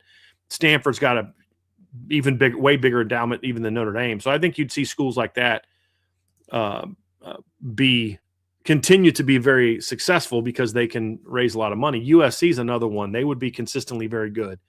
They're not quite to 10 billion, but they're creeping up on 10 billion. They're a private school. I think what you'd see, Sean, is a lot more private schools would be really successful in football because they have drawing power, and so I think that would be, you'd see a little bit of a change in that regard. If these schools were like, you know what, screw this. We're going to start using our endowment and alumni support and money, and we're going to start putting this towards football. Yeah, I think you could be successful. Now, some sports, people say, well, what if Kentucky started putting their basketball money to football? Wouldn't make much of a difference. It's a lot easier to buy 3-4 really good players in basketball, and you're going to be a great team. If you go out and buy 3 or 4 really good players in football and the rest of your team is typical Kentucky, you're still not going to be very good. You're going to be good, but you're not going to be a great team. So I think that's what it boils down to. I think those teams, Notre Dame, Duke, Stanford, Northwestern, teams like that would be, if they're like, look, we're dead serious about being every bit as good as Ohio State and Bama and Notre Dame in football. I think they could consistently be top 15 to 25 teams. Northwestern, if they wanted to, I think could be a perennial top 25 team if they wanted to. Could they be what Notre Dame is? No.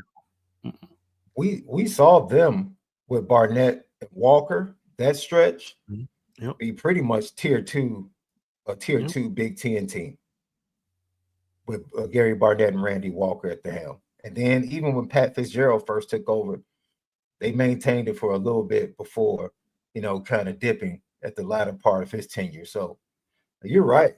If they truly went all in, they could maintain and be consistent. Mm-hmm. Yeah, I think even in the expanded Big Ten, they could be good. Yep. I'm going to respond to this comment from Fight Mike 87. People need to stop including endowments in these talking points. No, they don't, because you're missing the point. You're assuming that we don't know how those are used. As I've made very clear every time I bring this up, you don't take money from the endowment and give it to football. That's not how it works. What I have said very clearly every time is that what that shows, however, is a school's drawing power from a financial standpoint. If you can get an $11.9 billion endowment, you have the ability to raise money at a significantly greater rate than a school with a $900 million endowment. So if you wanted to start using your fundraising to be all in on football, you absolutely would be able to raise all the money you needed to be great at football. There's no question about it. That's why it's a relevant talking point. It shows the school's draw power from a financial standpoint. That's why it matters. Look at when Stanford did decide that they wanted to be good at football. Look what happened. They got good like that. So, no, we're not going to stop doing that, with all due respect, because it makes a point. That's the point. They have a donor base that can raise a lot of money. Notre Dame didn't use the endowment to build, to do the Crossroads project. They didn't use the endowment to build the 9-figure indoor facility or to build the new football facility that's twice as much as the indoor facility was. But what was the correlation? Draw power. They can raise money as good as anybody at Division I football. That's the point.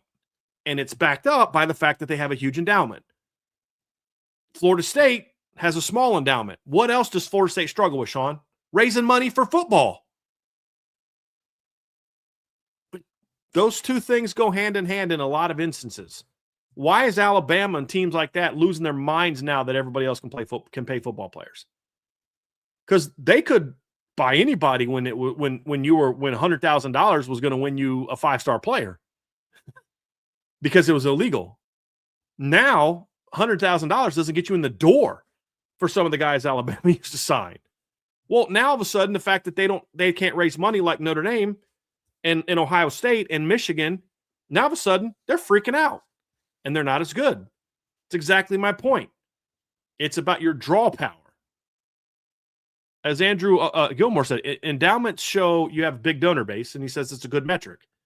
So again, it's understanding the point of what we're saying. We have never said that if you have a big endowment, well, Notre Dame's got $20 billion, they can just start spending on football. That's not how it works. Nor should it be how it works. What it does is, however, say, hey, office that goes out and gets money, we're going to start going. We want you to start focusing on going out and getting money for these sports projects and allowing people to start giving their money to sports projects. That's something that Notre Dame used to not allow donors to do. My understanding is they've gotten a lot more loose with that, where in the past, guy could give $10 million and he couldn't really tell them where it went. Now I think donors have more of an ability to say, hey, I want this to go towards this. And I think Notre Dame's doing a better job of directly raising funds for certain projects that are related to sports, especially when it comes to the building projects. So those are the things that you look at. And they do matter. That's why we mentioned that in this conversation. Was that Dirtbag Jake 13? Hypothetically, Marcus Freeman calls you and says, as a coaching staff, we're all back and forth on our starters. On offense, defense, give us your starting first team plus 2 deep rotation for positions that require it. Oh, man. I mean, I kind of put this out. CJ Carr is my starting running back or quarterback. My Aeneas Williams, as of right now, is my starting running back. I am absolutely going to find a way to make sure that right now, at least as of February 13th, that Keidron Young and Nolan James Jr. are on the field. And then I'll give the freshmen a chance to win those jobs as well. My starting wide receiver group, as of what I know right now, would be be Micah Gilbert in the boundary, although I want Cam Williams and Quincy Porter to push him. Quincy Porter can't even practice right now, so I can't put him in my starting lineup. Once he's healthy and eventually he'll have a shot to kind of step into that role, I'd like to see Cam Williams push people this year. And then I would have Jaden Greathouse at Z or slot. Or actually, it is Z now. And then Jordan Faison at X. And then my rotation would be some version of Elijah Burris, Mylan Graham, and to the field. Tight end, my starting tight end is going to be whoever wins the battle between James and Cooper Flanagan.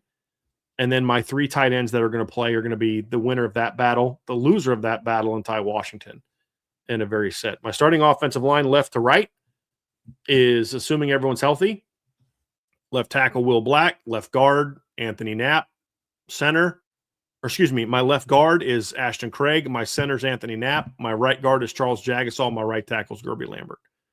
That's my offense, Sean. Before I move to defense, anything that you would do differently? No, I'm right there with you. Right. Offensively, yep. Defensively, my starting lineup is up front. I'm going to have Boubacar at end. I'm going to have Bryce opposite him right now. Keon Keely is the only one that I know for sure is going to be in that rotation. Logan Thomas, Cole Mullen. I would move Cole Mullins outside to defensive end, give him a chance to battle out there, maybe drop 10 pounds off of him. Keon Keely, Dom Hulak, Joe Reif, and the freshmen are going to battle for the rotation. But those 3 guys for sure at the top are going to play. My starting D tackles are Francis Brew at 3 technique and Jason Onye at my nose. My rotation is Tion Gray will play for me, Elijah Hughes will play for me, and Armel Mukam will play for me. After that, there's going to be a battle to see if anybody else can force their way into the rotation. As of right now, my starting linebackers are the same as last year. Drake Bowen at Mike, Jaden Osbury at Will. Madden Faramo is going to play for me. Jalen Sneed is going to play for me. And then when he gets back from being healthy, of course, Kingston is going to play for me. My starting secondary is my boundary corner is Leonard Moore. My starting field corner is going to be DJ McKinney, even though he's not on campus just yet. My starting nickel is going to be Christian Gray. Dallas Golden is going to play a ton for me at nickel and then also some at corner. And then I'm having a battle between Jaden Sanders and Mark Zachary and the incoming freshman class to see if any of those guys can force their way into the rotation. Because I'm not rotating corners just because. I'm rotating corners because a younger guy is too good not to get 10 to 15 reps a game. And then I always desire that at any position. And then my starting safety is Don Schuler and Tay Johnson. And I'm having Luke Talich and Ethan Long pushing for time there. And then, of course, Joey O'Brien will get a chance to force his way into the rotation, but he's going to have some pretty good football players he's going to have to beat out first. So that's my Spencer Porvath is my place kicker, and my punter will be the winner of the Eric Schmidt, Micah Drescher, Jasper Scaife battle. And then Eric Schmidt probably my kickoff guy. Same holder as before. Joseph Vinci, I think is his name. It's my holder. Something that's in the DNA of new defensive back coach Aaron Henry that existed in the DNA of Mike Mickens is their ability to get young defensive backs on the field early. Aaron Henry did that at Illinois, and Mike Mickens did that at Notre Dame. So I would expect that to kind of continue. And that means, who is going to come out of this freshman class that might sneak up and start getting some buzz coming out of the spring, going into the fall, and might get a chance to get into the rotation.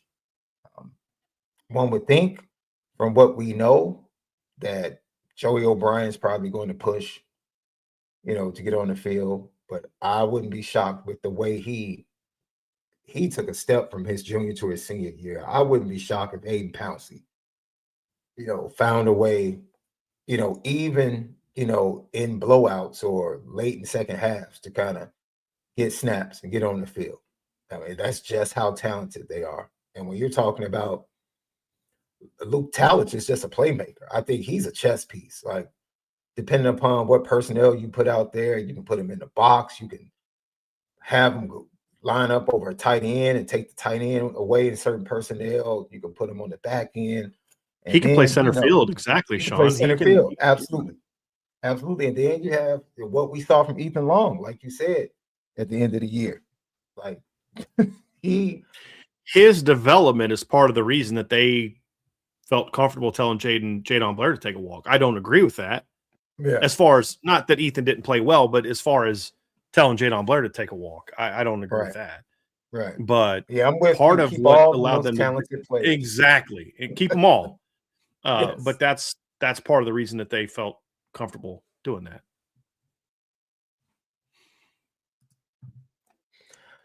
Domer Grizz, thank you for the mailbag. Happy Friday. Which incoming freshman and which incoming transfer are you most looking forward to seeing in the blue and gold game? That's a good question. So real quick, Raymond Harton had a super chat that I missed until just now. He said, that's a national championship winning lineup. Right. He said, Brian, I think it's certainly capable of it. There's no doubt about that. Back to Domer Grizz's question. Which incoming freshman and which incoming transfer are you most looking forward to seeing in the blue and gold game? So I'm going to do what we always do, Sean, give one on offense and give one on defense. Incoming freshman, the one I'm most looking forward to seeing in the blue gold game. I mean, there's it's hard to pick one. That's when you have the number one ranked recruiting class, hard to pick one. I mean, I want to say Caden Finley. I want to say Bubba Frazier. I want to say either of the freshman running backs. I want to say, Preston Frizel. But honestly, I think if I had to go with it, give me one of Grayson McHugh or Tyler Merrill.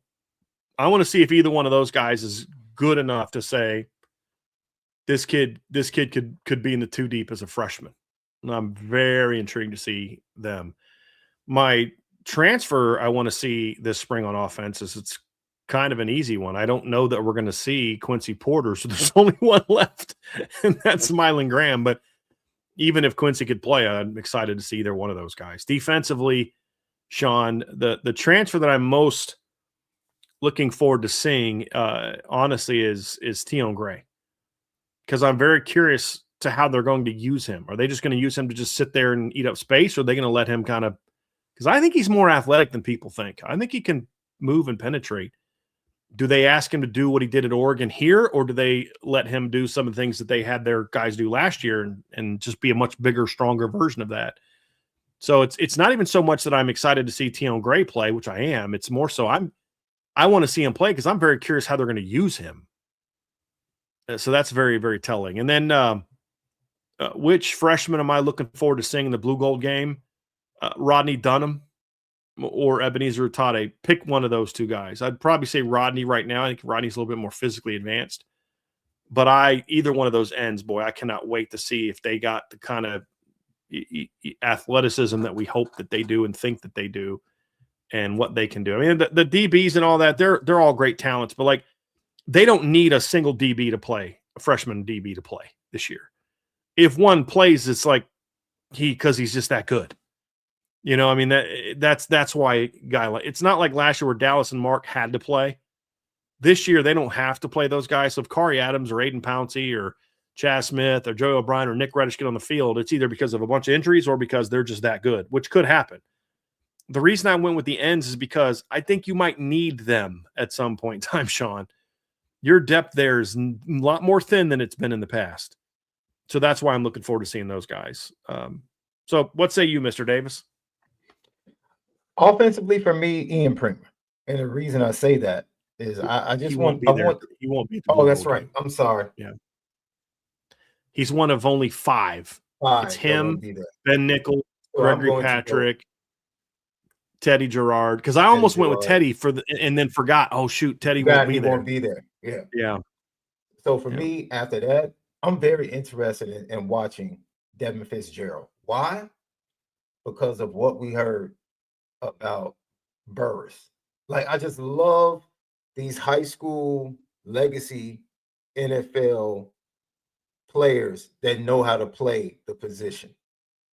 and are able to go in, hit the ground running, and be able to make an impact during the spring. That's something we heard about Elijah Burris. I want to see if Devin Fitzgerald can follow the same path, and we start to hear some things about him. So I'm very interested in seeing, because he took a jump his senior year as well. You watch his junior film and then watch his senior film, it's like, whoa, okay, he finally caught up. His athleticism started to come, and you start to see a lot more stronger. tape. It's a lot stronger. Absolutely. So that's my freshman transfer. I think you're pretty much spot on. Mylan Graham. It's only one. Another wide receiver. Yeah. Mylan Graham. Defensively, you stole Keon Gray from me. I should have gone first. But Keon Gray, for me, is like, for what you said, how are they going to use them? But also, it's like, we just haven't seen a body like that, like an athletic body like that. So it's going to be not fun that can move like him. Like Sevillano's big, Davion Dixon's big, but this kid is big and he can move. Yeah. He's also really tall. Where those other guys are like more 6'2" types. Like he is long and like you said, Sean, it's the athletic piece that I think people are missing. I think people see him and they're just thinking, oh, Terrence Cody. Right. I don't know. He's more Jordan Davis from an athletic standpoint than he is Terrence Cody. I'm not saying he's going to be as good as Jordan Davis. I'm just saying, like, athletically, he moves. He's closer to that than he is. Yeah. They put out a video yesterday where they were talking about Olympic events they would like to participate in. And when I saw his body type, I was like, oh, he's a lot leaner at 330 than I thought. Than you thought? Yeah. Yeah. I was like, okay, which plays to what you're talking about. When they landed him, Sean, I remember looking for photos, when we knew he was going to commit, and I'm getting commit stories ready and stuff like that. And this is a couple days before he actually officially committed. But, it was a situation where I had to find some photos because there wasn't anything on the one we're allowed to use. So I went to Instagram and I looked at his Instagram page, and there's some pictures of him working out in the summer, or during fall camp. And I'm like, dude, this guy's not fat. Like, he's not just some big fat kid, that's just eating up space. Like, this kid is just, he's Quentin Nelson. He's, you know what I mean? Where if you ever met Quentin Nelson in person when he was in college, you're like, dude, he's not as fat as I thought he was going to be fat. You think, the SEC offensive lineman is like 340 something. You're like, this guy's gonna have this big old gut. Then you meet Q and he's just like, no, he's just got big, broad shoulders and massive hands and massive feet and massive calves. And he's just a big human being. Where Mike McGlinchey's got to pump up as much as he can to get up to 310. Quentin Nelson would have to lose a lot of weight because he's just naturally big. Riley Mills is that way. You ever meet Riley Mills? Like, he's just big. He's just broad-shouldered, big arms, big hands, big feet. And Keon Gray is a lot like those guys. He's just a big kid, very big kid. So that's my transfer, and then incoming freshman on defense. It's a lot to choose from, but I want to see if Kari Adams is as fast as the numbers bear out. He's just a kid that I just want to see run. I just want to see him run to see if he's as fast as the numbers bear out. His track numbers. You could have gone with a lot of other guys, the defensive line. You talked about the edge rushers. I totally agree. Ebenezer Utade has been one of my favorite guys from the moment Notre Dame made him a top priority, and they shot up his top list of schools. So probably those two.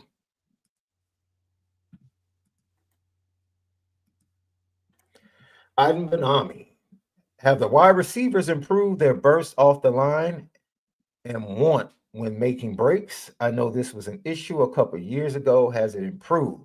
Elijah Burris, the youngster who will make a name for himself. It is improved. It's still not where it needs to be. Yeah, I mean, it's improved, but it's not where it needs to be. And yes, I think Elijah Burris is a young player who has a chance to make a name for himself. Look, there's this assumption that the two Ohio State kids are going to come in and just take over, and they might, but if they do, it's got to be because they earned it. And if they genuinely beat out Elijah Burris, then they're going to be very good, because I can assure you, Sean knows this as well. The the Notre Dame coaching staff, at least from a head coach and an offensive coordinator standpoint, I don't know about Coach Brown. I mean, and when I say I don't know about Coach Brown, I'm not questioning whether Coach Brown feels this way. I genuinely don't know. But I'm confident the head coach and the OC are very high on Elijah Burris' talent. He just has to put it together and get the offense down. But yeah, I think he's a kid that's capable of making an impact. Got a question from John A1. Says, who do you think will be the fourth man in the DN rotation between Logan Thomas, Dom Hulak, Reed, or one of the freshmen? Reef, I think is what he means, or one of the freshmen. I hope that they also throw Cole Mullins into that mix as well. I hope. And if they do, I would actually put my money on him. Logan Thomas is going to be in the mix, I think, as long as he can stay healthy in some sort of pass rushing situation. But I don't consider him part of the rotation because I just don't think he brings a whole lot of first and second down value right now on base downs at 207 pounds. Even if he's 220, that's still going to struggle being an every down player. But a guy that I would encourage Notre Dame fans not to sleep on this offseason, a guy that I'm very intrigued by. If you were to ask me, remember we had the question about what freshman are you looking to see? Say, hey, what redshirt freshman are you looking to see? Dom Hulak's going to be near the top of my board, and I wasn't super high on Dom coming out. He was a lot better as a senior, Sean. And he's a guy that I've heard some good things about from people within the program that, boy, he's really coming along. He'd be a guy that I'd keep my eye on right now. But with the freshman, I just have to see it first. Yeah, I remember when he was coming out of high school in Chicago. And like you said, just wasn't the highest rated guy of the commits or even the targets that Notre Dame was going after at the time.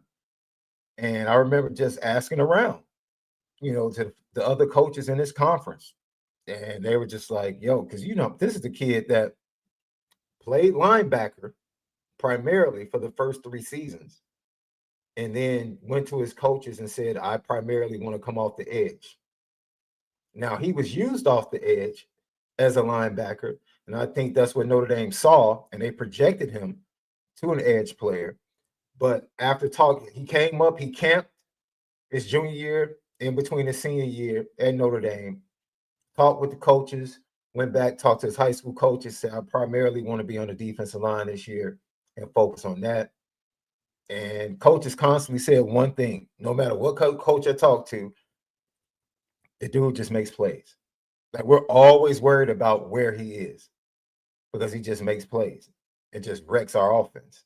And so that was what you consistently heard. And so the buzz that you shared with me that you heard about him even last year and going into this off season, his weight gain for me was something that I wanted to look at, see if he was maintaining it.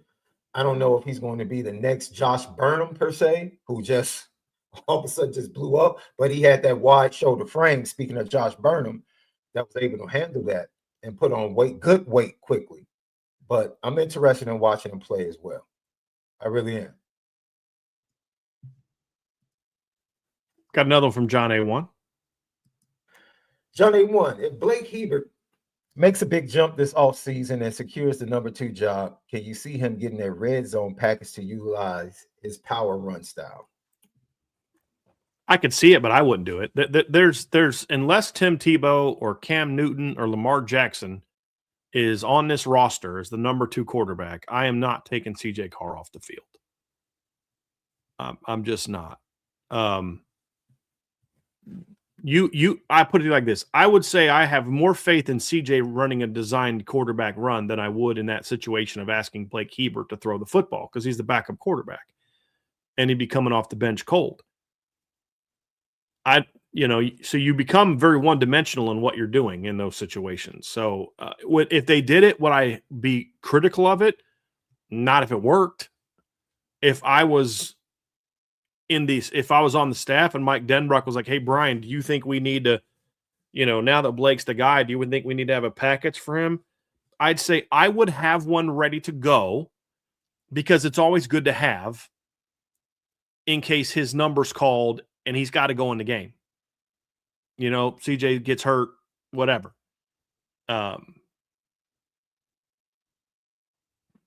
So you'd have it, but I'm not putting it in there necessarily right away. If I was ever going to do it, it would be in a situation where you're up 35-7 in the third quarter.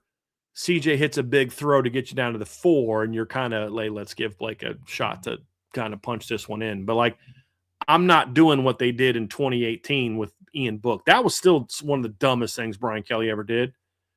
You put Brandon Wimbush off the field to put in Ian Book as a red zone package to hand the ball off. Like if it wasn't obvious that day that Brandon's time as the starting quarterback is coming to a close, basically what happened in 2018 is they knew they couldn't beat Michigan without Brandon Wimbush. And once they beat Michigan, his clock was ticking. They were going to move on from him the first time he struggled.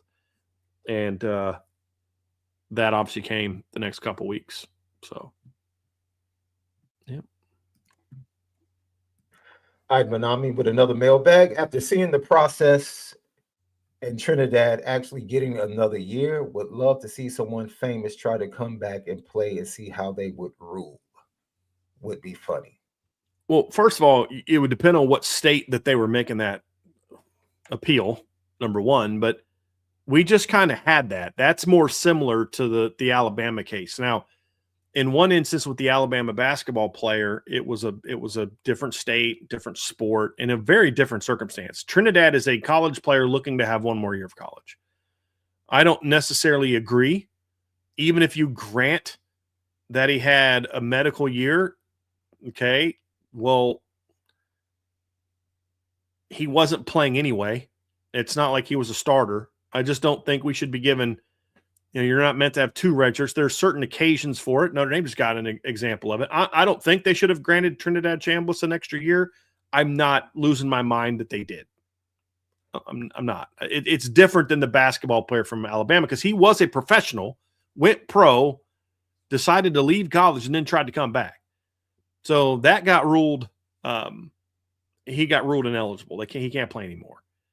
That I would take to the mattresses if I was the NCAA.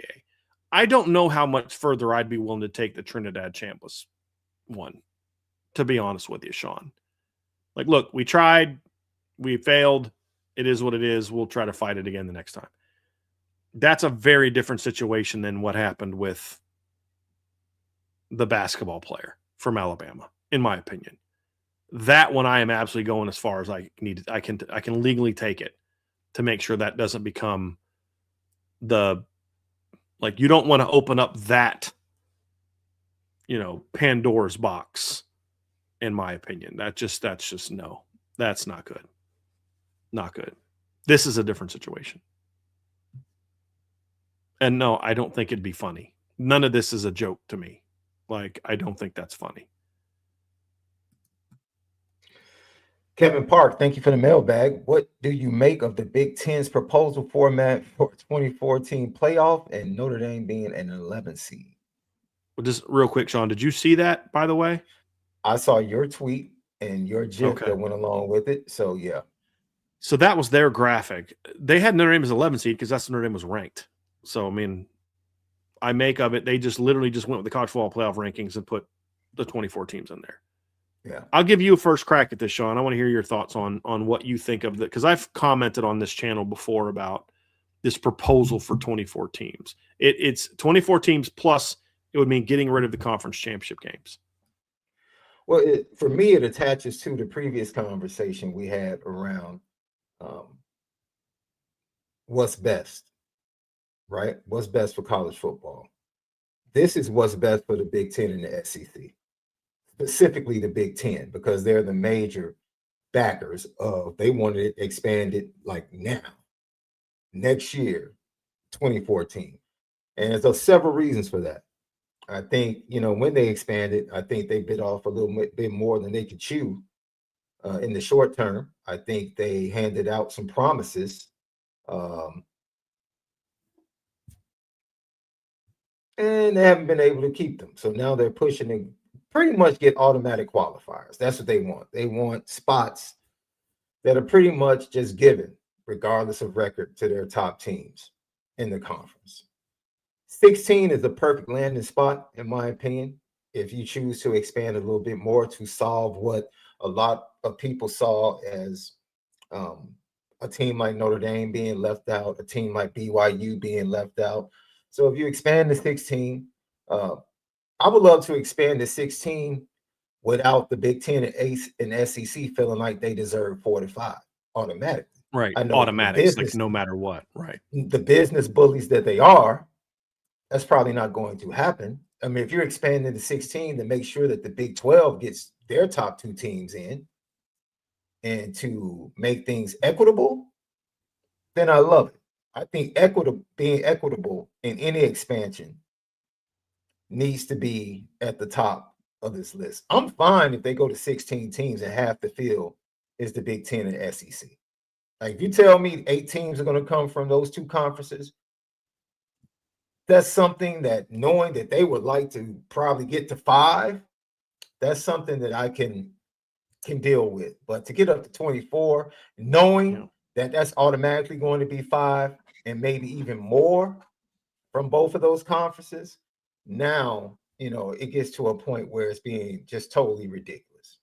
And I think Notre Dame is protected in any format of expansion, whether it's 16 or 24. I think it really benefits Notre Dame. But the 24, and then if we go to 24, are we going to put in a competition clause? I think we should, because now if we're getting more teams and automatic qualifiers, then these SEC teams and their presidents shouldn't be able to go play some of these terrible directional schools that they play. Like force them to step out. Hey, and if play you're an expanded 24, you better freaking play good you teams out of conference. Absolutely. Absolutely. If that is something that's going to be connected, because the Big Ten teams usually step out, most of them. I mean, Indiana's schedule is kind of crazy, but Ohio State goes out and makes games. Michigan goes out and plays games. Penn State goes out of conference and plays games. So the traditional powers in the Big Ten normally would go outside of the conference and play games specifically early in the year. The SEC, they've been using that 9-game schedule and expansion as a reason for, and maybe that excuse in a 12-team playoff holds a little bit of water. But if you're going to expand to 24, you have 2 losses to play with, basically, in these conferences going into a season. So, I mean, if you're a 3-loss team in the SEC or Big Ten, you're getting in. Look, first of all, they are better. I'm not okay with any automatic bits. Give me outside of if you get rid of conference champions, then your number 1 and number 2 seeded teams get in. Meaning, because like they would play for your conference championship. That's true for the Big 12, the ACC, the Big 10. And that, but I would always go with the caveat that you have to rank in the top freaking 24. Like I'm so tired of these like automatic bids. Well, we need X number of teams, blah, blah, blah. No, you don't. If your league is good enough, they're going to get that many teams in anyway. And I am glad that the SEC, as of right now, is pushing back against automatic bids, because I think SEC knows, like, look, and if our conference keeps doing what it can do, then we're going to we don't need this to get 4 in. If anything, the Big Ten is going to have some teams that don't belong in, and they're going to take a spot from one of us. So we'd be 5, they'd be 3. I think it's more of how the SEC sees it, and I hope that they continue to see that. But like they put this out today, Sean, and people said, I'd love this in replacing conference championship games. I strongly disagree with that. Name me one game in this that you'd think would be better than Ohio State, Indiana. Or what the SEC title tends to normally be. This year, the SEC title game sucked. You're going to tell me USC, Arizona, Bama, JMU, BYU, and Houston, Texas, Tulane, Vanderbilt, Virginia, Notre Dame, Georgia Tech, Miami, Iowa, or Utah, Michigan is going to be better than what the SEC championship would be or the Big Ten championship would be? Like, no, I don't agree with that at all. Or what the Big 12 championship will be. No, I strongly disagree with that. I think this would be very bad football. I don't think you'd have the ratings numbers that you think you would have. I mean, other than teams from those leagues or those teams, who's tuning in to watch Texas and Tulane besides Texas and Tulane fans? Who's tuning in to watch Alabama and JMU in a weekend where you're going to have 8 games? No. Hard pass. Hard pass. Give me 16 and call it a day and just stop. Just stop trying to tinker with everything. Just let it be for a while and see how it goes. Because as Justin K was saying earlier, you don't have 24 teams that have a shot to win a championship. I don't think you have 16 teams that have a shot, but I think you can make a better case that some team that sneaks in the back four of the top 16 has a shot. For example, Notre Dame this year, if you're someone who wants expansion, you should absolutely be hyping up Notre Dame and the screw job that happened to them. You should take advantage of that and say, listen, team like Notre Dame gets into the playoffs. They are a team outside of the automatic bids that had a shot to win a championship. That's why we need to go past 12 and get to 16. At least go 14, whatever. But what's the argument? Name me a team from Arizona, Michigan, Virginia, Tulane, Houston, Georgia Tech, Iowa, and James Madison. Name me one of those teams that has a legitimate shot to win a championship or even win more than one game. Like you can't do it. So no, this wouldn't be good football. People might watch it, but that's not going to be good football. And it's not, I don't think it's going to have the ratings per game that people think it is either. You're also going to find yourself getting more rematches than you'd like to have in the postseason. But no, I mean, those teams are just not winning. They're just not winning. I just don't see it. So I that's a hard pass for me, Sean. That would be a lot of bad football, in my opinion. Now, here's the thing. Put the higher seeds in there. Let's do this, actually. Let's see if we can do this. And why you do that? Why you do that? I think it's interesting based upon what you said. I think the Big Ten is still the reason they're pushing so hard, and the reason the SEC doesn't feel like they have to go ahead and be in line with this is because the SEC, perception-wise, is still viewed.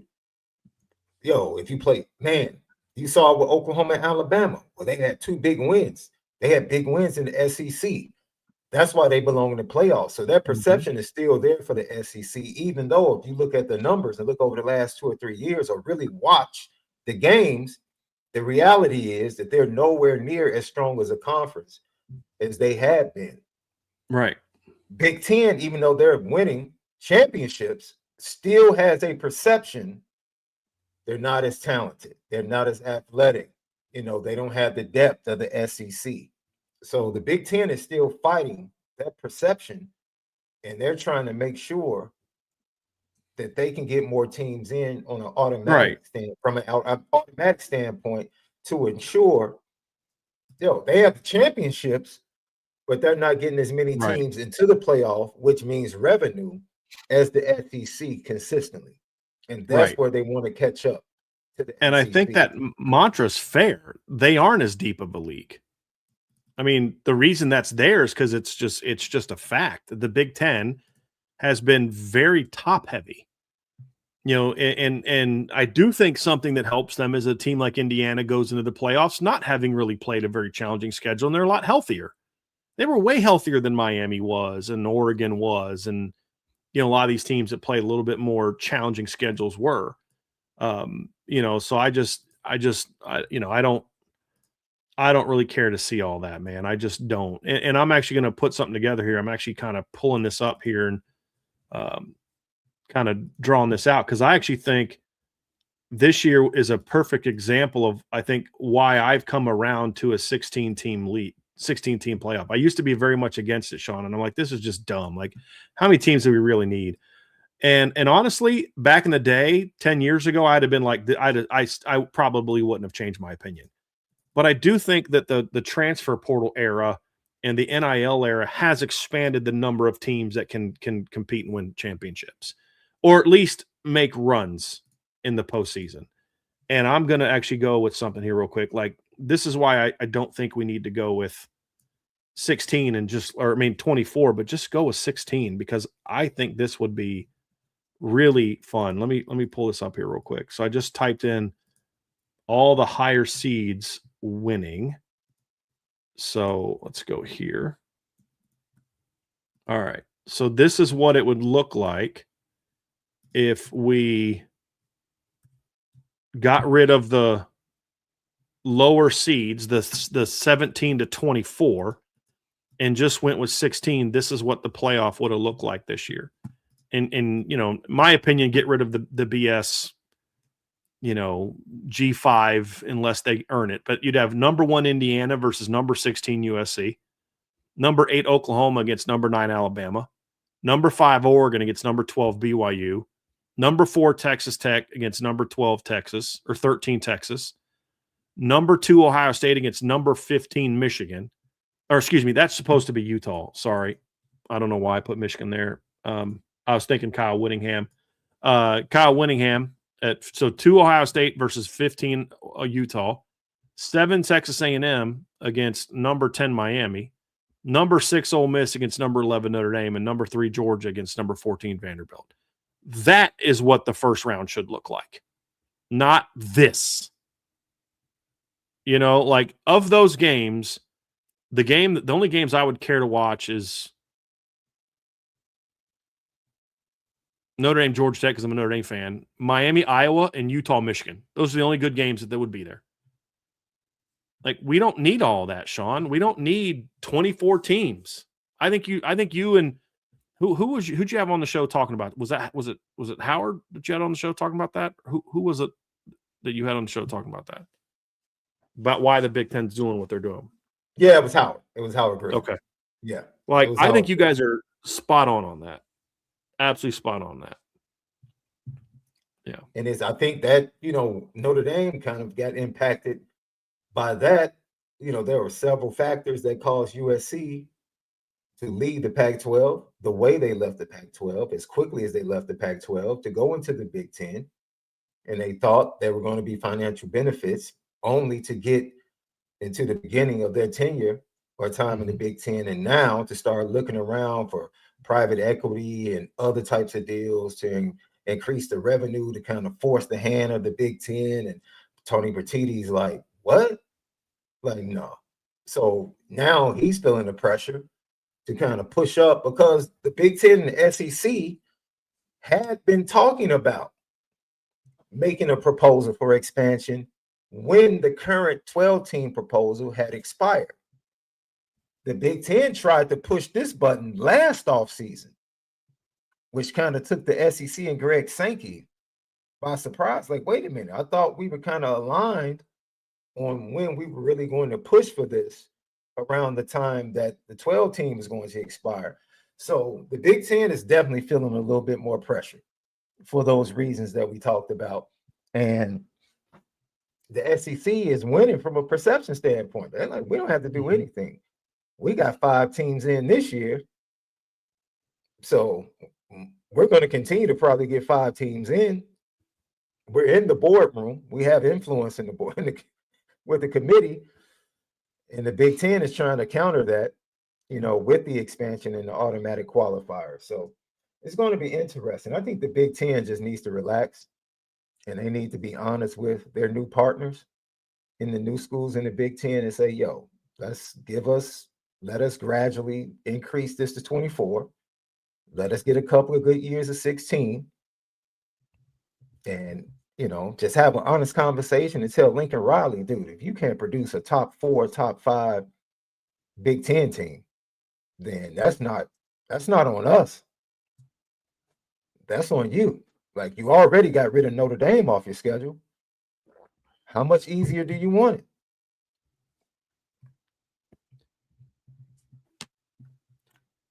Let's get into part 2 of today's Irish Breakdown mailbag, brought to you by FanDuel. And we're going to kick things off with a super chat from Andrew Burke. Thank you, Andrew. Thank you, Andrew. Pick one. Notre Dame wins a natty next year, but Marcus Freeman leaves after, or Marcus Freeman stays for the next 8 years, no guaranteed championships, and see how it plays out. Like, obviously, I don't want Marcus Freeman to leave until he's ready to retire. But if those are my 2 options, give me the title next year.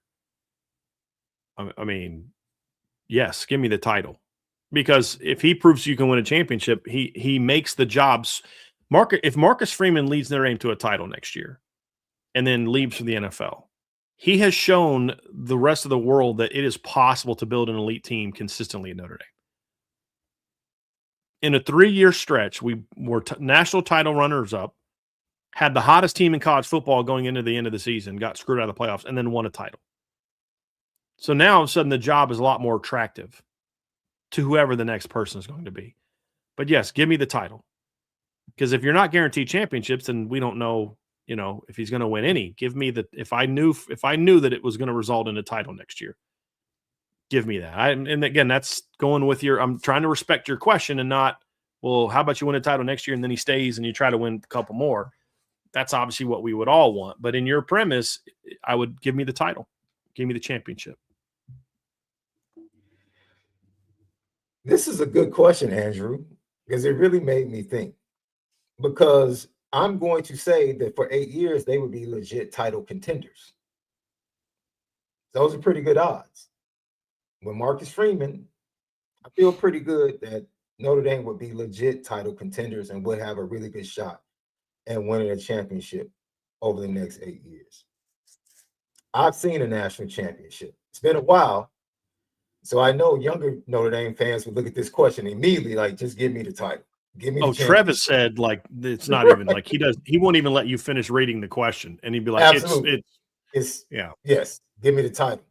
So for me, I had to really think about, and I started thinking about the possible candidates as well, Brian. I started thinking like, man, would they go at, okay, if Texas A&M struggles, loses the first round again, would they go after Elko? But I started thinking about people that might think like, okay, Notre Dame is an attractive spot, like you said. And Notre Dame definitely would be able to swing big. I don't even know if they would have to swing big. I think there would be calls coming in from across the country to replace Marcus Freeman and take this roster over. So, yeah, I mean, it's hard to say no to a national championship, though. It's just hard. A guarantee, especially if you're taking the 8 years and then hoping that within that time they win one. Why not just take the win now? Yeah, it's hard. It's hard. Hopefully, in real life, he wins one and he's like, "Hey, let's build a dynasty." Like that would be my preference. But if I had to pick one of these two, what if I said, and we just kind of made an edit? Notre Dame wins a natty next year, but Marcus Freeman leaves, or Marcus Freeman stays for the next 8 years, and they make the playoffs every year. Give me the natty. Because I think there's other coaches that could come in and make the playoffs every year with the foundation that they're being left by Jack Swarbrick and Marcus Freeman, and hopefully Pete Bavacqua can add to that. When you look at the facilities, the new football facilities, the indoor facility, the money being spent, then all the money starts pouring in when Notre Dame wins a championship. Like, okay, so you go out and hire. I'm just trying to think of some okay, let's just say this. Let's say they promoted Mike Denbrock for 4 years. I think Mike Denbrock could take him to the playoffs every year with the foundation that's been established. Could he take him to championship? I don't know the answer to that. He's never been head coach. You don't think Clark Lee or Mike Elko, or I'm just trying to think of some names. Like, there's not a lot of great candidates today, but you don't think those guys could take what Freeman has built and be especially in an expanded 16-team playoff where you only have to rank in the top 12 to have a guaranteed in. You're like, no, I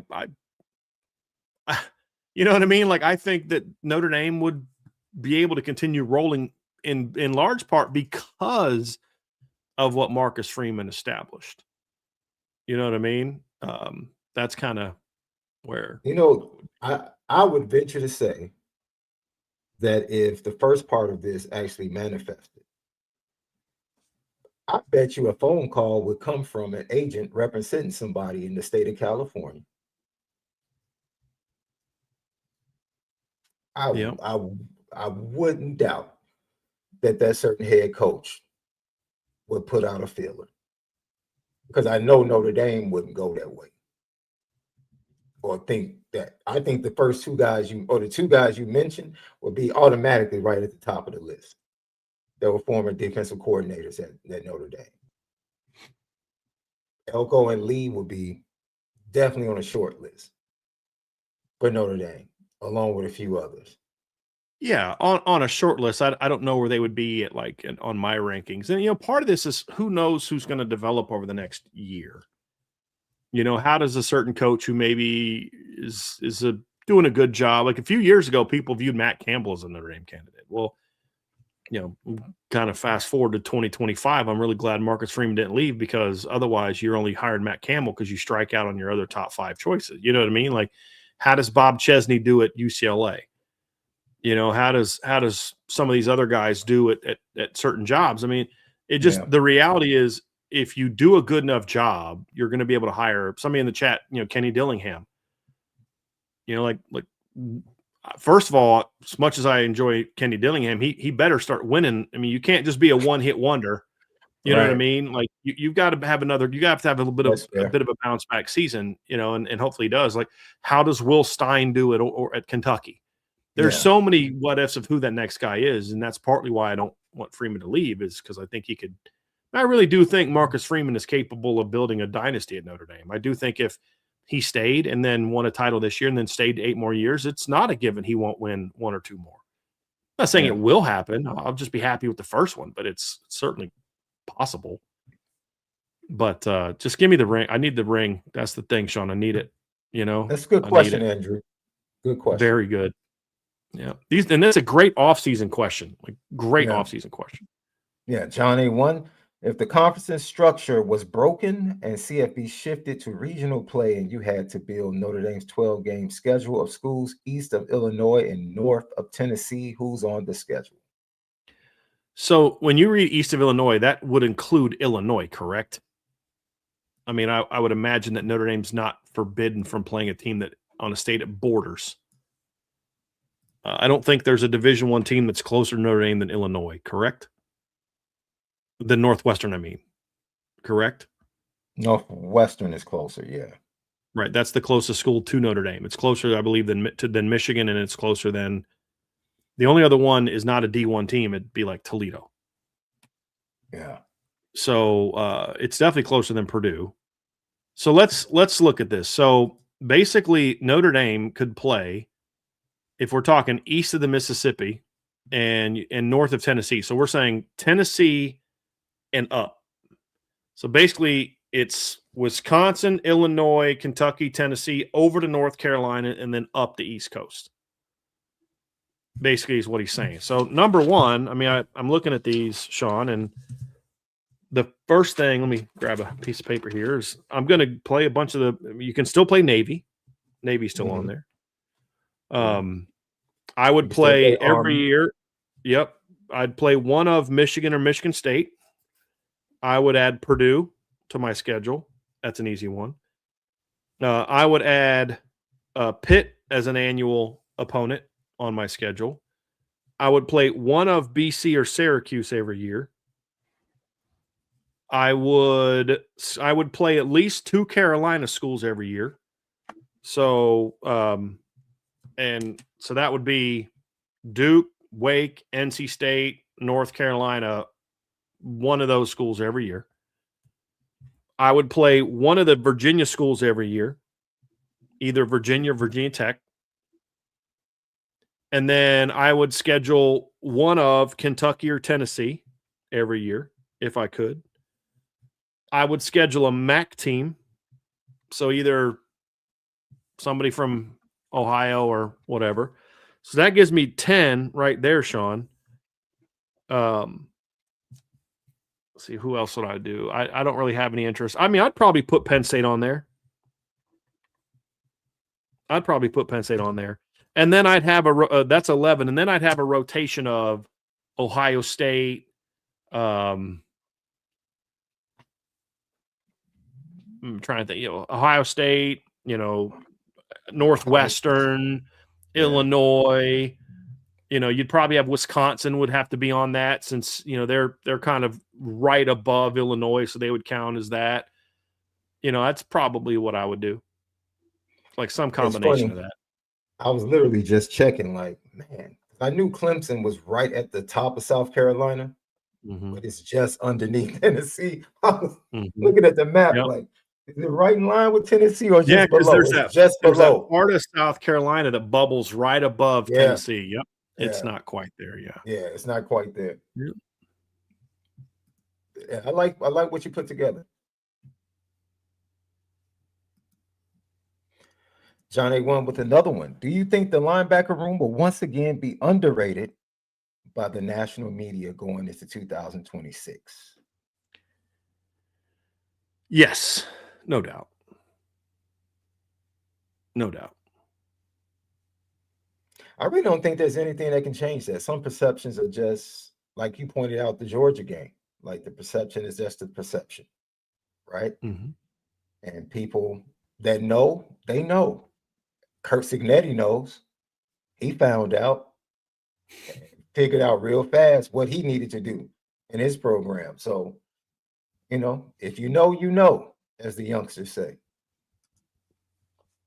If you know, you know. True. True.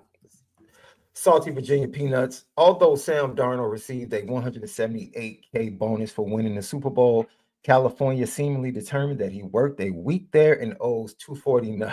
I saw this. Insane. Yeah. I think I that's think so dumb. Like, the NFL's gotta do something about that. That is the Mhm. dumbest thing I've ever seen. But are you shocked? It's California. I'm Yeah. sorry. If you're offended by that and you don't recognize that your state has insane tax regulations, then I'm sorry. I have no sympathy for you. You can love your state all you want and acknowledge that it is a dumb tax rate. I love living in Indiana. There's things I absolutely hate about the government of Indiana. You know what I mean? Like, so, come on, get a grip.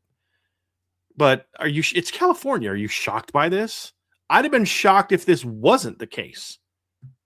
Like, honestly, I'd have been more surprised if this wasn't the case. It's what are the three highest like taxing states in America? I think it's Cali, New York, and I think it's like either Hawaii or I don't think Illinois is in there. Maybe like Hawaii, like those are the highest tax states. So yes, I just have a hard time with saying that they can tax a resident of another state who happens to do work over the weekend.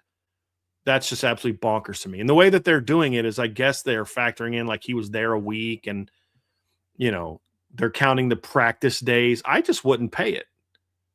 Like I just screw you. I'm not going to pay it. And then the NFL's got to do something about that. That's just the dumbest thing ever. Absolutely stupid.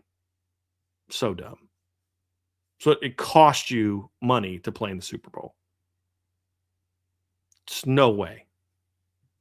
No way I'm doing that. Yeah.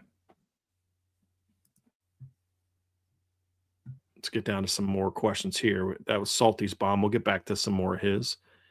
All right. Actually, this is a good one from Salty. Good recruiting question. Do you consider Honor Falava Johnson to be Notre Dame's top 2027 defensive back recruiting target? I would say he's their top safety target. I think obviously there's two corners that they really wanted in the 27 class, Sean. And obviously they got one of them, Zay Hassan. They liked Ace Austin a lot, but Zay Hassan and Josh Dobson are the top two corner targets. Mhm. I think Josh Dobson is right there as the, as uncommitted players, the top corner target. And I don't know that I'd say either one of those guys is over the other. I think you could argue that Honor is at a position that's a bit of a greater need right now than what Josh is at corner if I had to pick between the two, but I think they're both very important players, and they're both at the top of I wouldn't put it into DB target because they play two different positions. He's the top safety target. Josh Dobson's the top corner target. I think that's how you need to break it up. It's not like linebacker where it's kind of one position group. This is in certain days of practice, they're not coached by the same guy, safeties and corners. That's what I would say. Yeah, the position he plays based upon the roster construction right now, which, if you look at the roster construction, this is still primarily you can consider it a young team from eligibility standpoint, especially in certain rooms. And that defensive back room still has a lot of room to grow, even though they're going to lose a couple of guys, 2 or 3 guys, man, no, 4. guys, I think, after this season in the defensive back room. Yeah. They're still primarily really young. Yeah. You'll lose 2 for sure. 2 for sure. You'll Maybe lose DJ college. McKinney and 3 for sure, actually. Right. Because you said safety or DBs as a whole? Just DBs as a whole. Yeah, you lose Talich for sure. You lose Christian Gray for sure. And you lose DJ McKinney for sure. For sure. And then you're most likely going to lose Leonard Moore. Yeah. Most likely. You know. Yeah. So, and you may lose Tay Johnson or a Don. I mean, if Notre Dame, I'll tell you this, if Notre Dame wins a championship this year, their safeties, their secondary is gone. Yeah. Like, you know what I mean? Like the ones we just talked about. But if they win a championship, the odds of a Don Schuler and Tay Johnson also coming back the next year, I think would be somewhat slim. Maybe get one of them back. But yeah. I think, again, of course. Okay. Yeah. You win a title, okay. That's first world problems, baby. I hope we have to find out how many guys leave if they win a title. I'd love to know the answer to that question. Yeah. He's a 5-star. So of course, with the rankings, interestingly enough, I was really good. Yeah, he is really good. I was actually looking at breaking down like the 23 and 24 recruiting classes and looking at like the 5-stars. And then looking at the group that was like right behind them that could have been considered 5-stars. And that group right behind probably has done a lot more on the college level than those supposed 5-stars, which lets you know, like, the difference, don't get caught up. But I don't think Honor Falabi Johnson is one of those. I think he's a 5-star that's going to come in and be really good. I was surprised at how fast he was when I watched this film. Yeah, I just, for whatever reason, I was expecting him to be a good athlete, really smart. Yeah. And, and I was surprised at how explosive he was athletically. Yeah. Yeah. I reached out to former Notre Dame defensive back, cornerback Shane Walton, who coaches against him, and asked about him. And Shane was like, "Oh, he's the real deal. Like, he's the real deal." Really so, good. Yeah. All right. Here's one from Bobby S. Bobby S. Keely, Keon Keely looks smaller and in better shape already in the latest Notre Dame video today. Is 7 or more sacks realistic? I was trying to slow the hype, but the recent video got me watching his high school tape again. I would encourage you not to allow a workout video where they're not wearing pads to all of a sudden make you think that a guy's going to produce X number of whatever. I don't think that's really overly productive or helpful. Look, is 7 sacks possible? Yes. Realistic? I just think that's a bit of an unfair expectation for a guy who's probably not going to start. Would I be shocked if he had 7 sacks next year in a 14, 15, 16 game season? No, I wouldn't. But it's just not something that I'm going to predict. I just want consistent disruption. I think, again, my breakout prediction is more for next year, not so much this year. But if I'm wrong, that's great. It's a heck of a year. Heck of a year. Johnny, another one. If Jaden Greathouse, Quincy Porter, and Cam Williams all make a jump and hit the ceiling of what they should be in 2026, will Jordan Faison still be top 2 in snaps and targets? No. No. I don't think that's going to happen, but no. I don't think so. It's a good problem to have. That would be a great problem to have. Yeah. Yeah. Yep.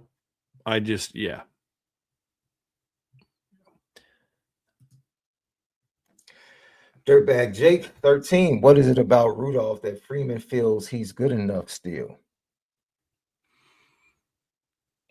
I think Marcus Freeman answered that question a couple years ago. I'm not an offensive line expert. And he looks at the results and he sees the stats and he looks at, we haven't had a chance to see him do a whole year yet. He keeps having these injuries. And I don't blame the injuries that have happened to the offensive line on Joe Rudolph. None of them are things that the only one that I think you could remotely put on him would be the 2 that they suffered against Purdue last year.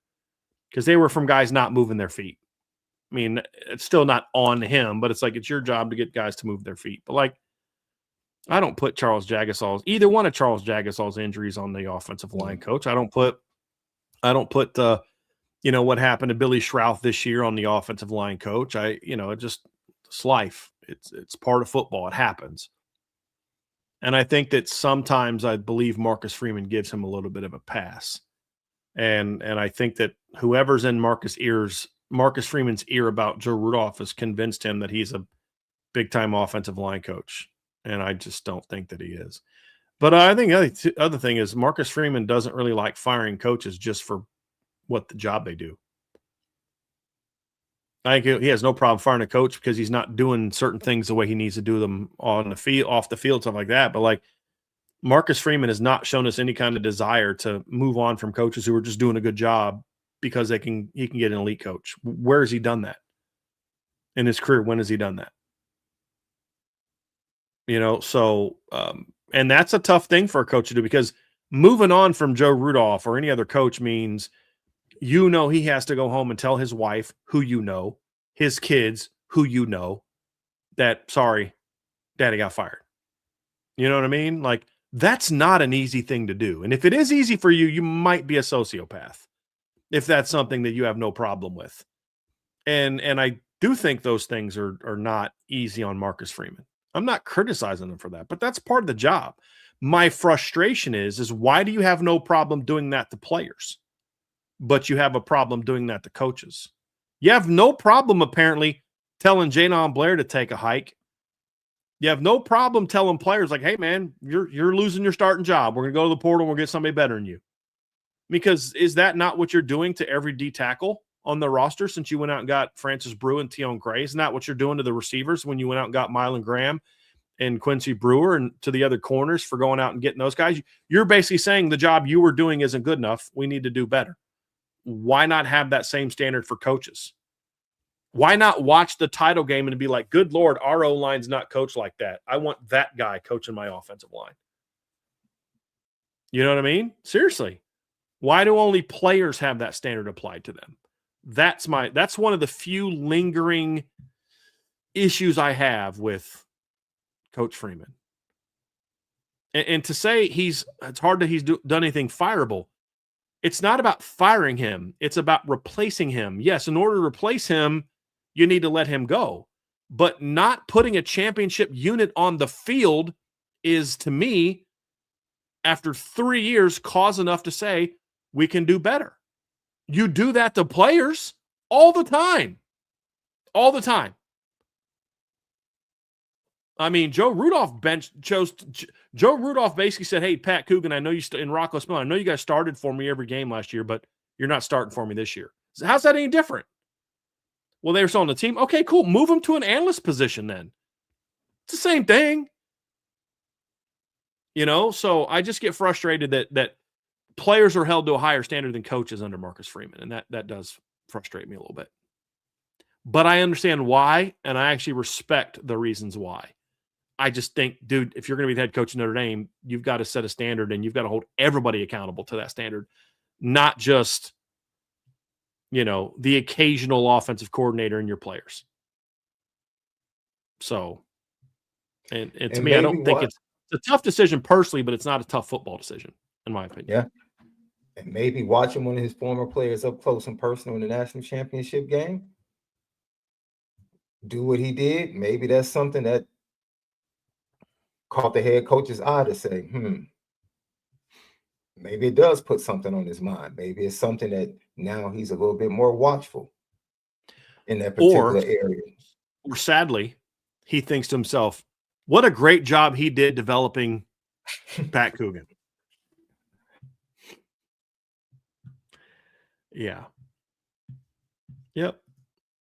It's just a double standard that bothers me a little bit, Sean. That's where I'm at.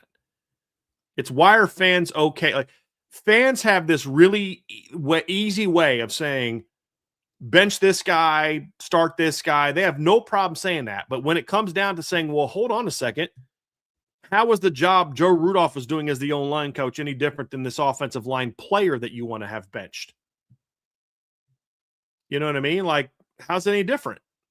You expect him to live up to the standard, but not the O-line coach? We're going to make every excuse in the world for the O-line coach? but not the players. I just, that's what frustrates me. It's fans do that. Marcus Freeman does that. Fans have no problem telling a player, "Oh, sorry, you're benched." But some fans have no problem. They want to fire everybody that they time have a bad game. They'd fire staff after every game. But you get what I'm saying. The more rational, normal people. I just, and we have 3 years of evidence. And if he doesn't do it in year 4, then it's just not going to happen. If you can't do it with the group you got coming back now, it's just not going to happen. And hopefully he does. Hopefully at the end of the year, Joe Rudolph makes me look like an absolute fool, and he is an elite offensive line coach. By the way, my thoughts on Joe Rudolph are he's a good offensive line coach. I've said this all along. He's a good offensive line coach. But I don't want a good offensive line coach. I want an elite offensive line coach. Good offensive line coach gives you the Notre Dame offensive line the last 2 years. An elite offensive line coach gives you what Indiana's had the last 2 years with much less talent. That's my point. This is a hilarious one, Sean. You're in a bar fight and need backup. Who are you calling? Bruce Leroy, if you know, you know. Chuck Norris, Van Dam, Michael J. White, Black Dynamite, or Steven Seagal. Don't laugh. Okay. So it's definitely not Steven Seagal, because anyone you ever talk to that will tell you he can't fight. It's all for camera stuff. They'll tell you he can't fight. Of that group, if like a real fight, it'd be Chuck Norris and Michael J. White would be the 2 guys I'd want. Because like they're actual like real fighters. And I think Bruce Lee was, but Bruce Lee's also like a $150. But in their prime, Chuck Norris and Michael J. White are who I would want. He's not a great actor, but like he's a real fighter. Steven Seagal is not a real fighter. Jean-Claude Van Damme, I think, was in some stuff, but I'd still say Chuck Norris and Michael J. White. Those would be my picks, Sean. What say you? Yeah, if I'm getting blood sport Van Damme. Like not the movie guy, but like in real life. I need blood sport Van Damme. I need him from Bloodsport, and he might be in consideration. Is that the one where his brother got that's the one where he went and fought in the fight he wasn't supposed to, right? Yeah. But yeah, Chuck Norris. I'd probably go Chuck Norris, Michael J. White, Van Damme. That'd be my top 3. Yeah. Like I said, Bruce Lee he's legendary. Don't get me wrong, but we backed up in a bar fight. Mm-hmm. I think the mentality of Chuck Norris and Michael J. White. Bruce Leroy was just a little bit. Bruce Leroy is a little bit too soft for me, man. He's just a little bit too soft. What about the Tommy Davidson guy where he kind of made fun of? You know what I'm talking about? No, it wasn't. It was Eddie Griffin. Eddie Griffin did. Wasn't Eddie Griffin had a character that was like kind of mock Bruce Leroy? Or am I thinking it was the Tommy Davidson? Was it? No, I think it might have been Tommy Davidson on In Living Color, I think, actually. So yeah, goodness gracious. Yeah. But hey man, Bruce Leroy could pull him though, boy. Yeah. He could pull him. Different kind of wingman. If I need a wingman at the bar, I'm taking Bruce Leroy. A different kind of support at the bar. He's the kind of guy to get you into a fight, not out of one. Right. What was y'all's fastest 40 times? I never got timed in the 40. I got timed in the 60. Baseball, they time you from home to first. Okay. It was Eddie Griffin. Sweet Tooth Jones on In Living Color. Yeah. It was. I'm sorry. I could not remember. 4.59. It's the fastest I was ever timed. So that's pretty good. That's pretty good, bro. That's why they moved me to receiver, unfortunately. Doug Nimke. I'm sorry. Does Notre Dame have the ability to schedule the ACC teams they want to play each year, like 2 top tier, 2 middle tier, and 2 bottom tier teams? No, they don't have that flexibility right now. They have some requests they can make, but they don't have the ability to do that. The only way that they can guarantee that they play certain ACC teams is to do exactly what they did this past year, which is say, hey, Clemson, you want to schedule a 12-year home and home? And that's what they can do. I do think that Pete Bavacqua has made some comments about it. He wants to play Florida State and Miami more often. Whether or not there's any recourse he has to demand that or anything he can do to make sure that happens, I don't know that he has that, and we haven't seen it yet. I would assume that the additions of SMU and Cal and Stanford could give you a justification to say, hey, we need to relook at this schedule, rethink this schedule for us moving forward. But I don't know that he's going to do that or has any ability based on the contract to do that other than just say we want it and then hope that they're willing to do it. I would target the state of Virginia right now. I actually like the direction of both of those programs right now. You're just going based upon the next 2 to 4 years. I think James Franklin is going to build VTech into a decent program. I think what Elliott's doing in Virginia, last couple of years is something that, is going to kind of like, they might plateau. I don't know if they keep going, but those would be nice teams to put on the schedule. Mid-tier. Mm-hmm. Yeah. Jordan or Rangel? Is it Rangel or Jordan R? I think it's Jordan Rangel. Okay, Jordan Rangel. It could be Jordan R. Angel or Jordan Rangel. Yeah. I think it's Rangel. Rangel. Okay. Besides backup quarterback, the most intriguing position battle heading through spring and into fall. Also taking my 12-year-old to his first ever game this fall. That's what's up. What game should I choose? Can't wait. So let's do the position battle one really quickly. Starting tight end is the one that pops off the screen at me. I don't know that there will be an O-line position battle, but there needs to be one. And if there is, then I want to see that. And I don't even view it as like a Sullivan Garvin versus or Sullivan Absher versus insert player's name. It's more so just about what 5 prove themselves to say, hey, I'm one of the best 5, and you got to figure out a way to get me onto the field. And does that mean you move a Will Black into guard? Does it mean somebody steps up, a Matty Augustine or a Will Black steps up at tackle, Styles Prescott steps up at tackle, and you move Anthony Knapp inside? Like, what would that be? I don't know the answer to that question, but I'm hoping that there's a general starting 5 battle on the offensive line. But honestly, there's not a whole lot that Joe Rudolph has done outside of 2024 that makes me think that's actually like a thing at Notre Dame.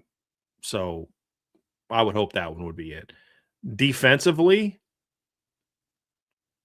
the rotation of D tackle is very interesting. Mm-hmm. Like, who forces their way on the field? Those would be mine.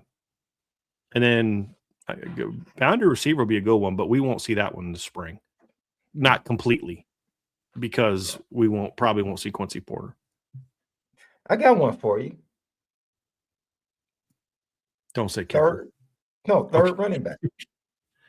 Yeah. I think third running back could be. I think second running back could be a bad. Yeah. Both those running backs behind Aeneas Williams could be very interesting and intriguing in the spring and fall. Defensively, like you said, the defensive tackle, I'll throw one just out there. Just, if Keon Keely, could he push Bryce at the opposite edge, to a point to where they're sharing a lot more snaps than we would think right now? I don't think he overtakes him, because I just think Bryce Young is on the precipice of just being absolutely fantastic. I really do. Other than that, well, what did you forget? It's not Leroy Brown that he's making fun of. It was Show Nuff that he was making fun of, and it just hit me that Eddie Griffith was making fun of. It wasn't Show Nuff. Okay. Yeah, it was Show Nuff he was making fun of. Sorry. Yeah. Same movie, but different. I don't think the tight end room is really. It's the most random thing ever. The tight end room is interesting. I think we know that one of the freshmen, when they get there, are going to be really good. I think the tight end room is about the starter, though, Sean. Yeah. Yeah, I but think it's James health, right? Flanagan's going to get a chance to push for one of those top 2 spots. Yeah, Even if everybody's healthy, I think he yeah. could. But I think health is going to be really key, right? Big Because time. what we've seen is that you have to be, if you're extremely talented, you'll play at tight end, but they like to lean on their veterans in the tight end room, especially when it comes to blocking. And before the injury, Cooper Flanagan was a pretty good block. Hey, like you said, James Flanagan was blocking his tail off at the end of the year. Sure. So, and Ty Washington came along. He really did. He did. As Had the a season solid went year. on, he came on. He did. He did. So that top 3, and then Jack Larson, is right there in the mix as well. So I guess, yeah, that's going to be interesting to watch how it plays out. If they stay healthy, they're probably going to have more depth than they've had in that room in a long time, Mm-hmm. which is absolutely amazing. Yeah. For a 12-year-old, wouldn't you say go to a game? Would you go to a hotly contested game or one of those early games? Totally forgot about that one. Yeah. Well, to me, I look at it one of 2 ways. One is the opener, or one of 3 ways. Pick an opener, pick a rival, or pick the big game. And I don't think there's a wrong answer. Yeah. The answer, honestly, is going to be determined by what you're willing to spend. If you're willing to spend what it would cost to go to the Miami game, that'd be an amazing first game to take your son to. But I don't think it's the only awesome game. I think going to see a rival play, so like Michigan State would be a cool game to take them to. It's a rivalry. But I also think home openers are also pretty awesome. There's Yeah. just it's not a better or worse buzz. There's just a different buzz on campus for the home opener, especially if Notre Dame wins in Lambeau. So that's kind of where I'm at. I think those are 3 ways you can go that make for pretty awesome game day experiences. And that's kind of where I would go. So if I were to rank them, I'd say Miami 1, home opener 2, that'd be Rice. And then I'd probably say Michigan State would be my number 3. But that SMU game could end up being a huge game on senior day. See, and senior day is also a pretty cool deal if your kid knows the players. Like if your kid's really locked into the team, like if he's as big of a nerd as at 12 as I was at 12, where like I could tell you the whole Reds roster and what country they were from, you know what I mean? Like I just was, I could name you the whole Broncos or Notre Dame starting lineup and where they're from, and the Broncos starting lineup and what round they were drafted in. Like I was a big dork when it came to sports and stuff like that as a kid, still am. But if he's like that, then senior day can be a pretty cool thing because you get to see a different side of players that you really only ever see on TV. You get to see them running out, hugging their mom and hopefully hugging their dad. And so, I mean, that's a pretty cool experience if your son's locked into the team. If he's not really locked into the team, that can be boring. That can be a boring part of the day. But it's also going to be a much better senior day opponent than we've seen in past years. So honestly, I mean, I've heard people say the home slate this year is not good. I disagree, Sean. You get an old rival back, and you get 2 teams at the end of the year that have been in the playoffs the last 2 years. I think this is a pretty quality home schedule. It's not a great home schedule. It's a pretty good one, in my opinion. I still think people are living in the world that SMU is not really good. I think some Notre Dame fans just see SMU and they don't think, oh, big-time opponent, when in reality, you could argue the last 2 years, SMU's been better than Michigan the last 2 years, if you take them combined. Mm-hmm. So that'll be a pretty good game. I forgot about that part of the question, Justin. I'm sorry. Thank you, Sean, for remembering that. Sean saved the day. We were going to answer the most important part of that question. Hey, I will say this really quick for Justin. We're going to definitely do a tailgate for Miami. So that's definitely a game where you'll get a chance to come meet some IB people also. We'll probably do one for Rice or Michigan State. We just haven't determined that one yet either. So if you do bring him on one of those games where it's going to be we're going to be tailgating, make sure you bring him by campus. But the biggest advice I could give you is the first time you take your kid to campus, don't just go for the game. Like make it a day. Like, or if even possible, make it 2.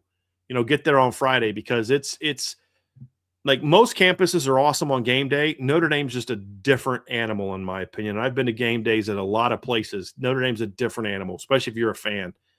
and just take them around. Go to the bookstore, go to the grotto, walk by the Basilica, walk by the Golden Dome, and just enjoy being around campus.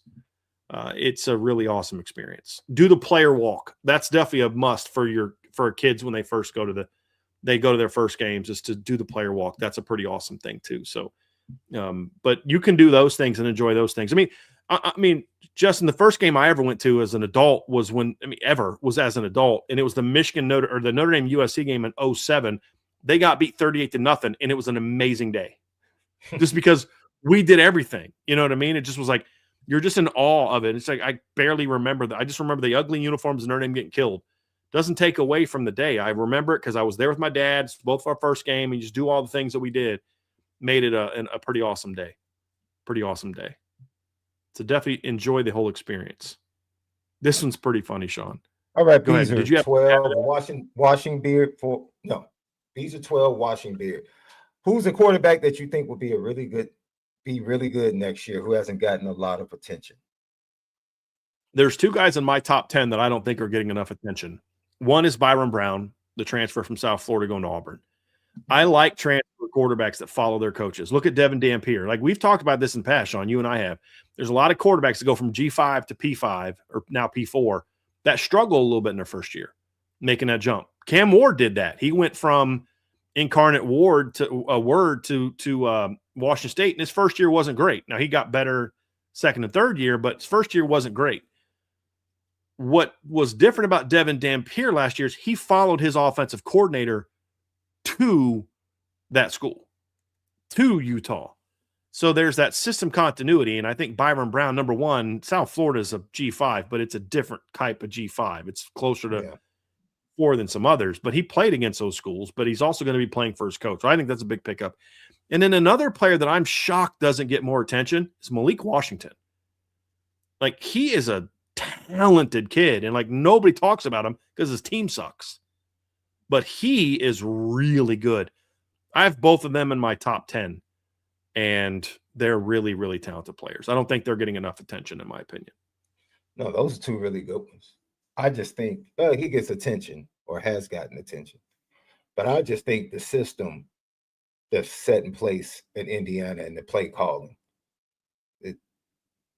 you have to be really bad not to be successful as a quarterback in Indiana right now. And I think Josh Hoover is really going to be much more efficient at playing the position than he has been.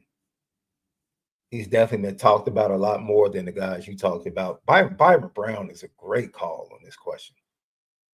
Great call for the reasons you pointed out. Very overlooked. Yeah, absolutely. Great leader, tough as nails. Yeah, I like that kid. Yeah. The reason I disagree with Andrew Gilmore's comments is I say Bear Bachmeier, the guy did a heck of a job as a true freshman. He gets talked a lot about, though. The submission was, what quarterback's not getting enough attention? I think Bear gets a lot of attention. So I don't necessarily disagree that Bear is not going to be a good quarterback. I think he gets a lot of attention. That's the thing that I would push back on a little bit. This is the one I was laughing at, Sean. This one was pretty funny. If you were being recruited by, I'm sorry, Brandon Gilbert. If you were being recruited by Notre Dame back in the day, which pitch would have closed the deal? You have a scholarship offer. It's a wrap. I'm committed. Let's go. I mean, that's it. And I don't even know if I would have let him finish the sentence. You know what I mean? Like, yeah. Do you have an offer? I got offered. Do I have a committable offer? Yes, I do. Cool. It's a wrap. That would have been it. That's all it would have taken a little bit more for me, but that banquet weekend was legendary in my mind from reading Loose Emoji's writings. So yeah, if they had made me a part of the awards banquet weekend, yeah, I would have been done for. I'd have been the committed kid there trying to convince you to jump on board, Sean. I'd have been the first commit in the class. I'm done. What? Yes, I have an offer. It's committable. Cool. Let's go. Yeah. You got to call everybody and don't worry, it's already done. I just sent a text out to everybody. You know what I mean? Yeah. Like, I'm done. It's a wrap. Stop calling me. You know, it'd have been over. It'd have been over. Yeah. Domer Grizz, I'm watching the mid-zone run breakdown video. Great if you haven't been on the IB board, please go watch this. Not only that, but the run game breakdown that he did in totality. I'm hoping to have duo and inside zone out there, duo out this weekend, but we'll still work on that one. Join the boards, everyone. I agree, Doma Grizz. And curious if you agree. Emil Wagner bends, leans too much at the waist. Also, do you expect an upgrade at right tackle this year? Yes, he does. And he did a better job of that, Sean, I felt at the Shrine Bowl in the clips I saw. His just overall body positioning, his base was better. 100% agree with that. No question. Do I expect an upgrade at right tackle this year? It depends on who plays, but I believe yes. I mean, if Will Black is moved to right tackle and they leave Gerby at right guard, and let's say Jagasol's playing left guard or something like that, and we don't know what they're going to do there, which is possible. I don't know that Will Black will be an immediate upgrade, but if they kick Gerby out at right tackle or put Charles Jagasol at right tackle, I think it would be an upgrade. Or put Anthony Knapp at right tackle, it would be an upgrade. Yeah. For me. I would be okay actually with Anthony Knapp at right tackle more so than left tackle. But I'd still prefer him inside. But it just depends on who plays right tackle. There's a chance for there to be an upgrade. We hope so. Yeah. We hope the entire offensive line is upgraded, just how they play. So, yeah. Yes. I think when I looked at PFF, the 3 returning starters averaged 66.2 in pass block rate. And I was talking about how you would like to get the entire offensive line up into the 70s of that. If they could be a 70, have one guy. And then the question, like, how many tackle to tackle good offensive lines have you seen? Just tackle to tackle, these guys are just, everybody individually is really good at running. Talking about Notre Dame?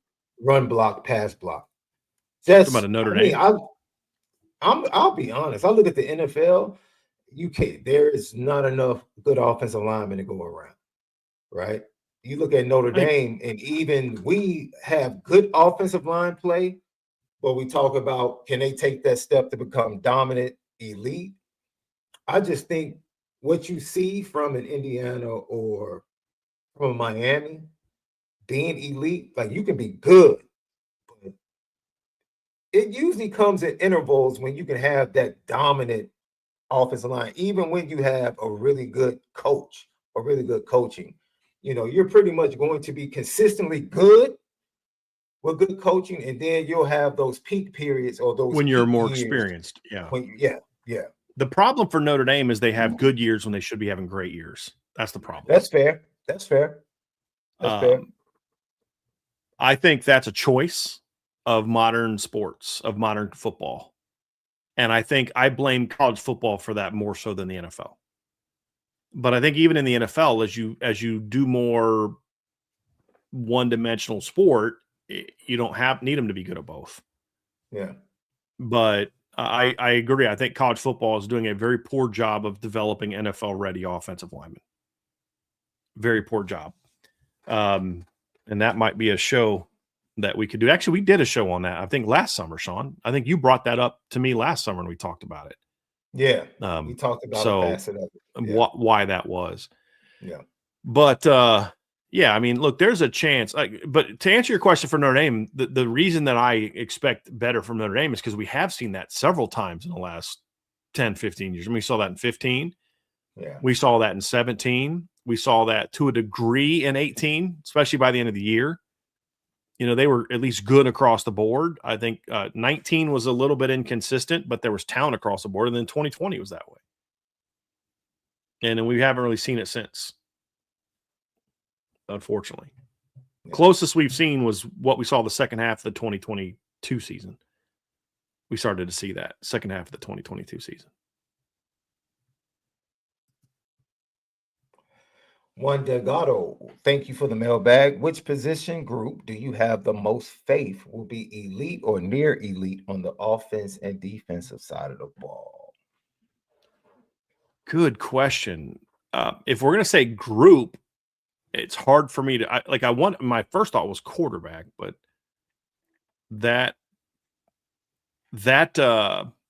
group is a bigger question mark than the starter. And honestly, Sean, what's interesting is I don't know that right now there is a position group on the Notre Dame offense that I think will be elite as a group. I think Notre Dame's offense right now, my expectations is more about the sum of the individual parts.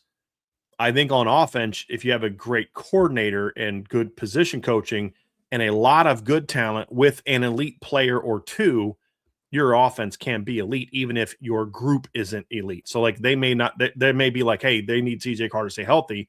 But if he does, you have an elite quarterback, in my opinion. Of the group that I have, this should be an easy answer, Sean. The answer should be offensive line. I mean, how many more 5-stars do you want to pile onto this roster before we start expecting it to play like a group with a bunch of 5-stars? And I'm not talking about what the recruiting services. I'm talking about what we view as the 5-stars and the 5-star upside guys. Even if you don't have Jagasol, you've got Gerby Lambert, Will Black, Anthony Knapp, Ashton Craig, Sullivan Absher, Chris Tarrick, Matty Augustine, Owen Strebig, your incoming freshman class, Cam Herron, Joe. I'm sorry. That should be a top 5 to 7 offensive line minimum next year, even without Jagasol. So if I had a little bit more faith in Coach Rudolph to do a really good job next year, it would be the offensive line. I think Joe Rudolph can do a good enough job for them to be good enough to make a deep run next year. You can't, I've had people tell me this, Sean, Notre Dame can't win a championship with Joe Rudolph as the offensive line coach. I'm like, didn't they just play for the title 2 years ago? Even if he does that same coaching job, but you give him better players, that's good enough to win it all. Like, what are you talking about? But is it because they're the reason why you win the championship? That's the question. And the talent is there, and I'm hoping that Coach Rudolph, at the end of this next season, gets my number from somebody, and he's like, "How you like me now, Drisk?" I hope make that call after winning the title. I'd love to be like, "Yeah, I was right. You were right, Coach. I was wrong. You're the man." You know what I mean? Like, I would love that. I would love that. That's the group that should be. The next group that could be and should be is the receivers. I'd go, as far as the group, I'd go O-line, receivers, quarterback, because CJ's that good, running back, tight ends. That's my order of odds to be elite next season on offense. What say you, Sean, on offense before we answer defense? Yeah, offensive line, like you said, the quarterback, you're mainly dealing with the starter. That's an interesting question because from a production standpoint, you look at the 2 running backs that are leaving or that are going to the NFL, but you look at the production, can it be matched by the collective of the running back room next year? Especially if we expect the O-line to become elite. That can be an elite running back room as a collective. Maybe not elite players, but collectively as a running back room, there's a chance they could be elite. Production-wise. Defensive side of the ball, I think the defensive line definitely can be elite. I think this is the year where we start looking at Notre Dame and that elite tag defensively starting and going front to back instead of from the secondary down. I think it can kind of flip this year. So defense side of the ball, I'll say defensive line, yeah. Because the linebackers are just going to continue to be what they've been. Secondary is the one I'm most confident in because we don't know where Kingston will be at the beginning of the year. Yeah. If I knew that Kingston was going to be 100% healthy when fall camp started, I'd say linebacker could make a run at secondary. But right now you have one proven star in the secondary in Leonard Moore. I think Drake Bowen is really good. I don't think Drake Bowen has been a star yet. He's been really good, not a star. Kingston, really good, not a star. So I got to go there right now. If Kingston gets back to 100%, I think the linebacker room will also be elite. And I honestly, Sean, they can be elite on all three levels. I don't know that they will be, and they don't need to be. If they're just really good on the front seven and really good at linebacker and elite at secondary, or elite on the D line and really good at linebacker and really good at secondary, or really good on the D line, elite at linebacker and really good in the secondary, that's an elite top 5 championship caliber defense. But there's a chance, there's a world in which certain guys step up and Chris Ash does what he needs to do, that this defense will be elite on all three levels. It's possible. It's a lot of ifs, but it's possible. Do you think it's possible? Yeah, I do. I think it's possible. But for me,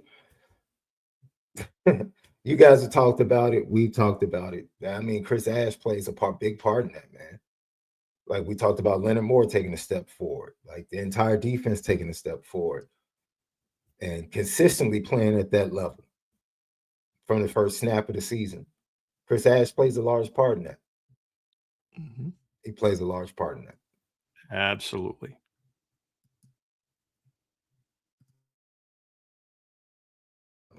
Is that Ian Leighty? I think it's Ian Leighty. Yes, I think Ian Leighty. I'm sorry. I think so.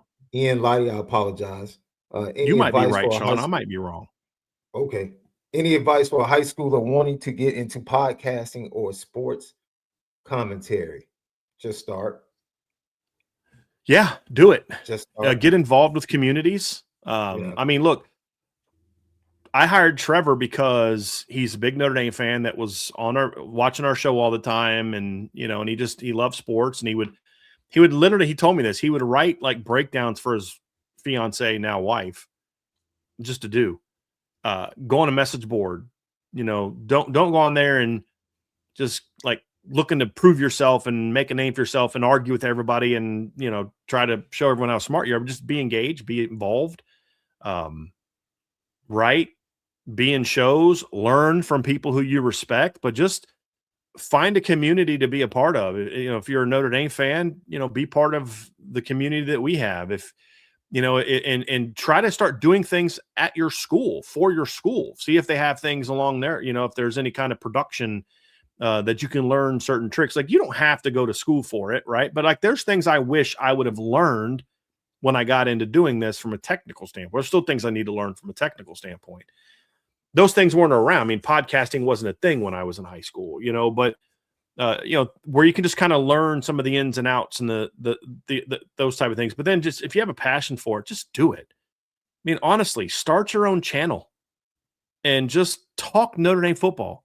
Have some structure, be professional. I mean, but like, do you remember how janky our first thing was? Like, I had a pool table in the back and a fan, and it's like, it's like, I wish looking back, I'm like, man, we should have been so much more professional. But like, I didn't even think about it back then. Just do it. Oh, but only 10 people watch. So you're getting great experience. And here's the thing. It takes that one time for somebody from our message board to send me a video saying, hey, man, did you see this? I'm like, wow, this kid's pretty good. I'm like, let me get to know this kid. And all of a sudden, next thing you know, you're coming on with us one of these days or something like that. You know what I mean? Just do it. Have fun with it. Learn it. And somebody's going to see you. Somebody's going to find you. And then as you get more comfortable with it and you get a little bit older, when I mean older, I mean like out of high school, like, be willing to send your work to people. Because here's the deal. If you sent your work to 100 podcasters and you say, that's want to be part of your team, I want to learn, I'll be part of doing this, and 99 people tell you no, but one tells you yes, you got your foot in the door, brother. Foot in the door. And that's the big thing. But like, for us, we just started doing it. I mean, it's literally, we just started doing it. I just said, you know what? I have a way of, I think things should be done. I didn't go to journalism school. I don't subscribe to all the things that the journalists say how you should or shouldn't do things. We just said, look, man, I have a thing, something I believe in, something I'm passionate about. I just started doing it. Like, I'm going to start my own business. I'm going to start doing this. We're going to start doing podcasts. We'll start doing this. We'll start doing that. I didn't know it was going to turn out like this. I didn't know that I didn't even know there were companies out there like Believe and that would like sell advertising for you. I mean, Vince and I are trying to like, how, could we get subscribers to subscribe, pay $1 a month? Like how are we going to turn this into revenue? But you know how it was is we were just doing free shows. Just put them out every week. And Blue Wire came across our show. Said, hey, we'd like to sign you. And I was like, well, what does that mean? I want to be independent. I don't want to be with anybody else. Well, we just sell advertising. Bet. Let's do it. You know, and now look where we are. You know, I mean, in 2020, our YouTube channel had about 100 subscribers on it. And now it's over almost 21,000 because we just did it. You know, and here's the thing. It's not so much about your experiences.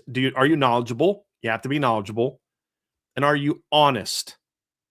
That's what I think that's what I think's really worked for us, Sean, is we'll criticize the coaches when they need to be criticized or players. We'll praise them when they need to be praised. And now there's always people, oh, you're a hater. That's fine. Whatever. That says more about you than it does us. But I think people want honesty. And people want to, you know, hey, look, whether right or wrong, you're getting my honest opinion. Right or wrong, you're getting his honest opinion. Right or wrong, you're getting Trevor and Vince's honest opinion. And I think that matters. But just do it, man. And if you've got the chops, somebody will find you. You know, and just but I would really encourage you to get involved in your in your high school. If they have a school paper, I mean, you know, if there's different things that they do where they do some kind of broadcasting. If you choose to go to college, I would get involved in your school, depending on where you go, you know, doing play-by-play, just getting used to commenting and on a sport. But then also if there's a team you'd like to cover, get involved in communities that cover that team. And then people just get to know your experience. Trevor did 0 like school studies to be able to be in a position where he got hired. Ryan Roberts didn't do anything like academically in high school or college to prepare him to do what he's doing. I didn't. I was a history major. Sean didn't. Well, Sean, actually, what did you study? Actually, you kind of did, right? I went the journalism route in high school. I worked for the school newspaper. I started out covering the soccer team, and then eventually, and then you've done column. Production and different things like that. And now you're so like the point is there's so many different routes to go if you have a passion for it and if you're willing to stick to it and if you're willing to connect with people. Because how did Sean and I meet? We met through him doing what he does. He was doing production was ESPN, right? And he saw you saw my show. You reached out to me and said, "Hey, man, we'd love to have you on." And then over time, Sean and I would do that a few times, and we started connecting off air and became great friends. And then now Sean's doing his own thing, I do my thing, and then we come together and we partner together. So, but it was through that community thing where I was just doing it. Sean, I think, liked what I was doing. I hope he liked what I was doing. Had me on, and it's just kind of it's kind of there. So just do it, and don't let anybody tell you that there's one way to do it. You have to go to do this way. You have to go to do that way. He went to journalism school. I didn't, and look where we are. We're both doing the same thing. So that's what I encourage you to do. Just do it and find a community that you can be a part of. And here's that last bit of advice. Be okay with being told no. Because in this type of thing, you're going to get told no a lot more than you're going to get told yes. If you don't like being told no, you're not going to go very far. If you can't deal with rejection, you're not going to go very far. And that's true for a lot of different things. But be okay, be okay being told no. Because if you have a passion for it and you really love to do this, keep working at it, even if things get tough at times. But find a community to be a part of. I hope that helps, Ian. I hope you got the chance to see that answer. So before we dive on to the next topic, Sean,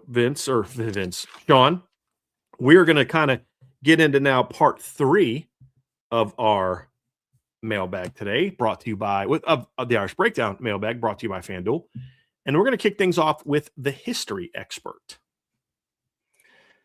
If you had the power to make the decision, what game would Notre Dame play in green jerseys in the 2026, 27, and 28 seasons? Ooh, that's a good question. Well, they couldn't do it versus Michigan State, could they? No, with that road. well, technically they could if They can Michigan, make because them I was wear the actually home.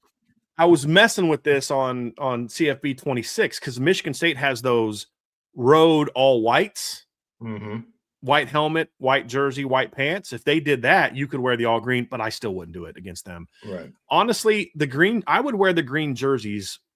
So the Notre Dame will be considered the home team for the Wisconsin game, or will Wisconsin be considered the home team? It's at Lambeau, right? It's a Shamrock game though, right? You might be right.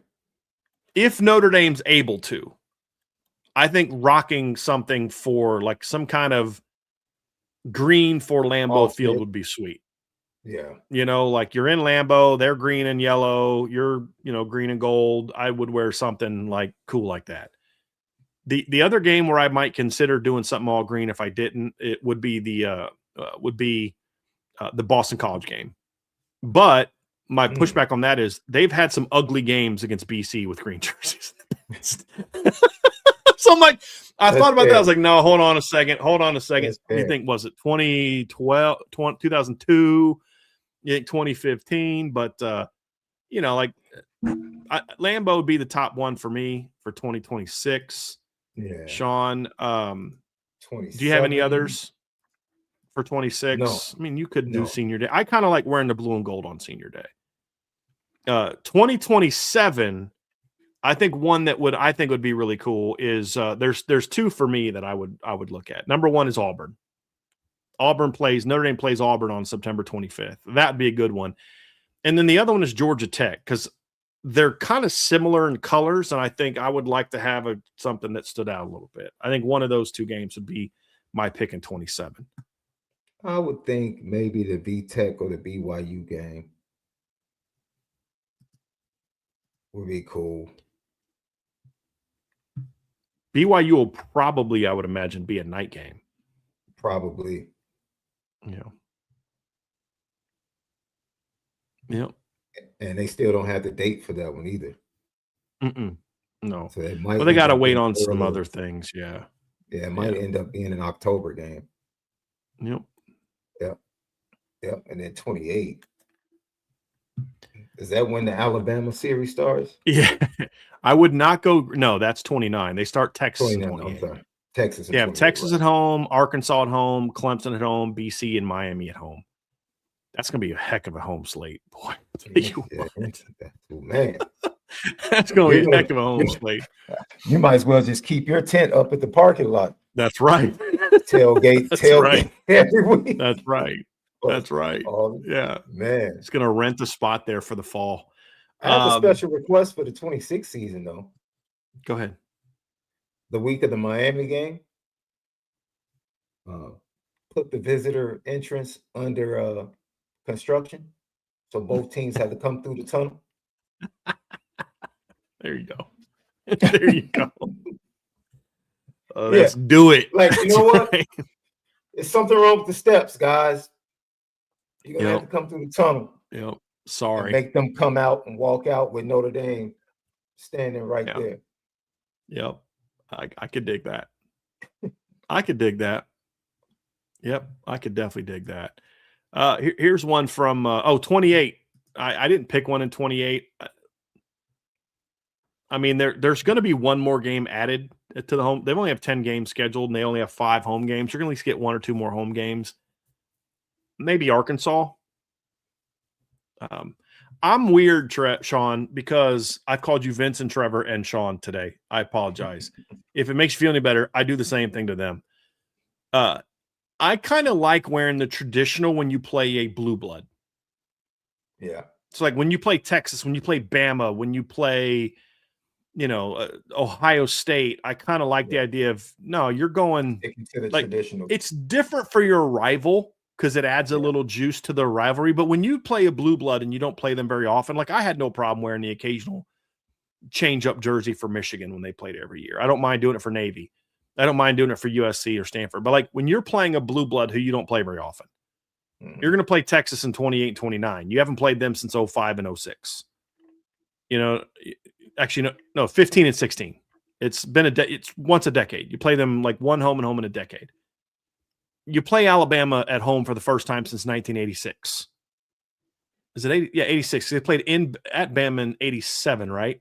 Actually, am I wrong on that? Did they play Bama at home in 1987? It's 1987 or 86. They played them at home, right? Yeah, they played them at home. Yeah. Was it 87 or 86? They went on the road to Michigan that year. Yeah, it was at home. 87. Yeah, it was 87. They played at Michigan that year. They played Bama at home that year. Beat number 10 Bama 37-6. That improved Notre Dame to 8-1. They jumped up to number 7 in the rankings and then lost their last 3 games. Yeah. But so 87. Yeah, I played Bama since 1987. I want to wear the traditional uniform the first time. Like, that's just kind of, I'm weird like that. So I wouldn't want to do it for one of those games. Here's one.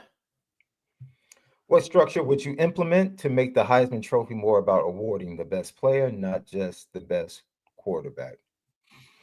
One is be more clear in your directions on what you're voting for. Number 2, you need a purge and a restructuring of who's voting, to be honest with you.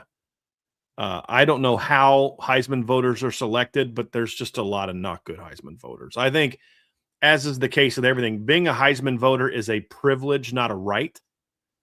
If you're not honoring that privilege, then you should have the right to have it revoked. The only people that shouldn't have their votes revoked are former winners who are in good standing. So, like, if a former winner is like doing something that's like messed up, then, he's selling his vote. You know what I mean? Like, hey, $1,000 and I'll vote for whoever you want me to vote for. I'd get rid of that. But otherwise, I'd say be more clear in the directions. Let people know this is for the most outstanding player, regardless of position. Clean up the voter rolls, honestly, and have, honestly, I kind of wish there was the idea of more dialogue amongst Heisman voters, or at least maybe you could do kind of like regional chairs or things like that. But I just think cleaning up the voter rolls is the biggest thing.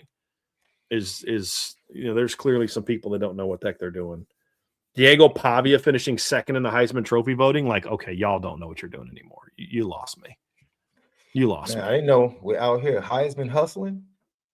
Yeah. Hustling Heisman votes. That's wow. Yeah, no. Like, that's the kind of thing you'd have to do to lose your vote if you're a former winner. Hey, I'm doing a fundraiser, and if we raise $1 million, what's the funds going to? Me. I'll vote for whoever you got. You know what I mean? Like that. You know what I mean? Like, you kind of lost your privileges. But other than that, they, let them do what they need to do. But they need to clean up the voter rolls and have. Hey, look, man, if you don't take this seriously, then, I also think that anytime you vote for something like that, Heisman, Doak Walker, Maxwell, top 25 rankings, you're on the CFB committee, your vote should be public. If you're not willing to stand behind your vote, then why are you voting? Mm-hmm. You should stand by your vote. It should be publicly. Hey, here's an email with who all the people voted for. I'm like, hold on, this clown had Jeremiah Love 7th. Cool. Now I know who to talk to about this. You know what I mean? Yeah.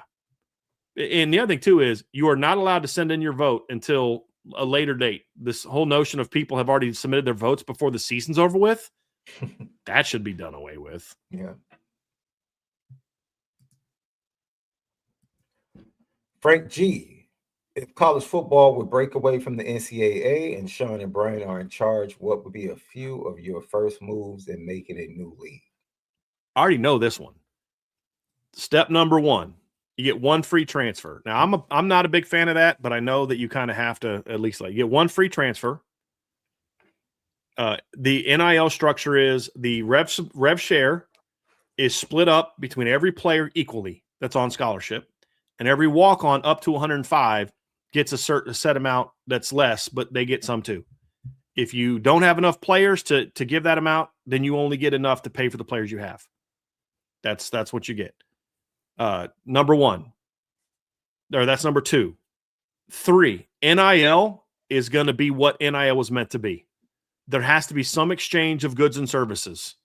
There has to be a set standard minimum of what you have to do. And there's no cap on it. If a local business thinks it's worth for him to give $1 million for you to only do 2 things, but he views it as you just being at Notre Dame and leading Notre Dame to a championship is going to be enough of a financial windfall for me that I don't necessarily need you to do 15 car commercials. You know what I mean? Like the community will make a lot more money, which means more people are going to come buy cars from me, blah, blah, blah, blah, blah. Okay, that's fine. If that's what he chooses, that's his business. He should be allowed to do it as long as he's meeting the minimum standard of what a player should do in order to do true NIL. No more pay for play, and none of this nonsense. Put caps on it. Don't tell me as a business how much that I can't pay a kid what I value a kid to be. Number 4, all the TV deals are going to be different.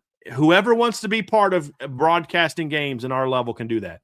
Fox, NBC, CBS, whatever. You can give whatever amount you choose to give to host whatever. Hey, we just want the Big Ten, man. That's all we want. We just want Notre Dame. We just want Alabama. Cool. You pay X amount of dollars. But all the TV revenue is going into one pool and being split up amongst teams evenly. The only way you can get additional money is you can get an extra piece of the playoff pool. Just like NFL teams, you get rewarded for making the playoffs. You get rewarded for advancing to each round. So you win, you make more money. But as far as just the base TV revenue, the Big Ten is not making more than the ACC or the Big 12 and vice versa. That's going out to everybody. That being said, if you are able to accomplish that, there's no more need for these massive conferences. There's no more need for 16-team leagues. There's no more need for all this stuff. And there's no and Michael Parks, I love you, but I also don't want to hear anything else about everybody needs to be independent. No.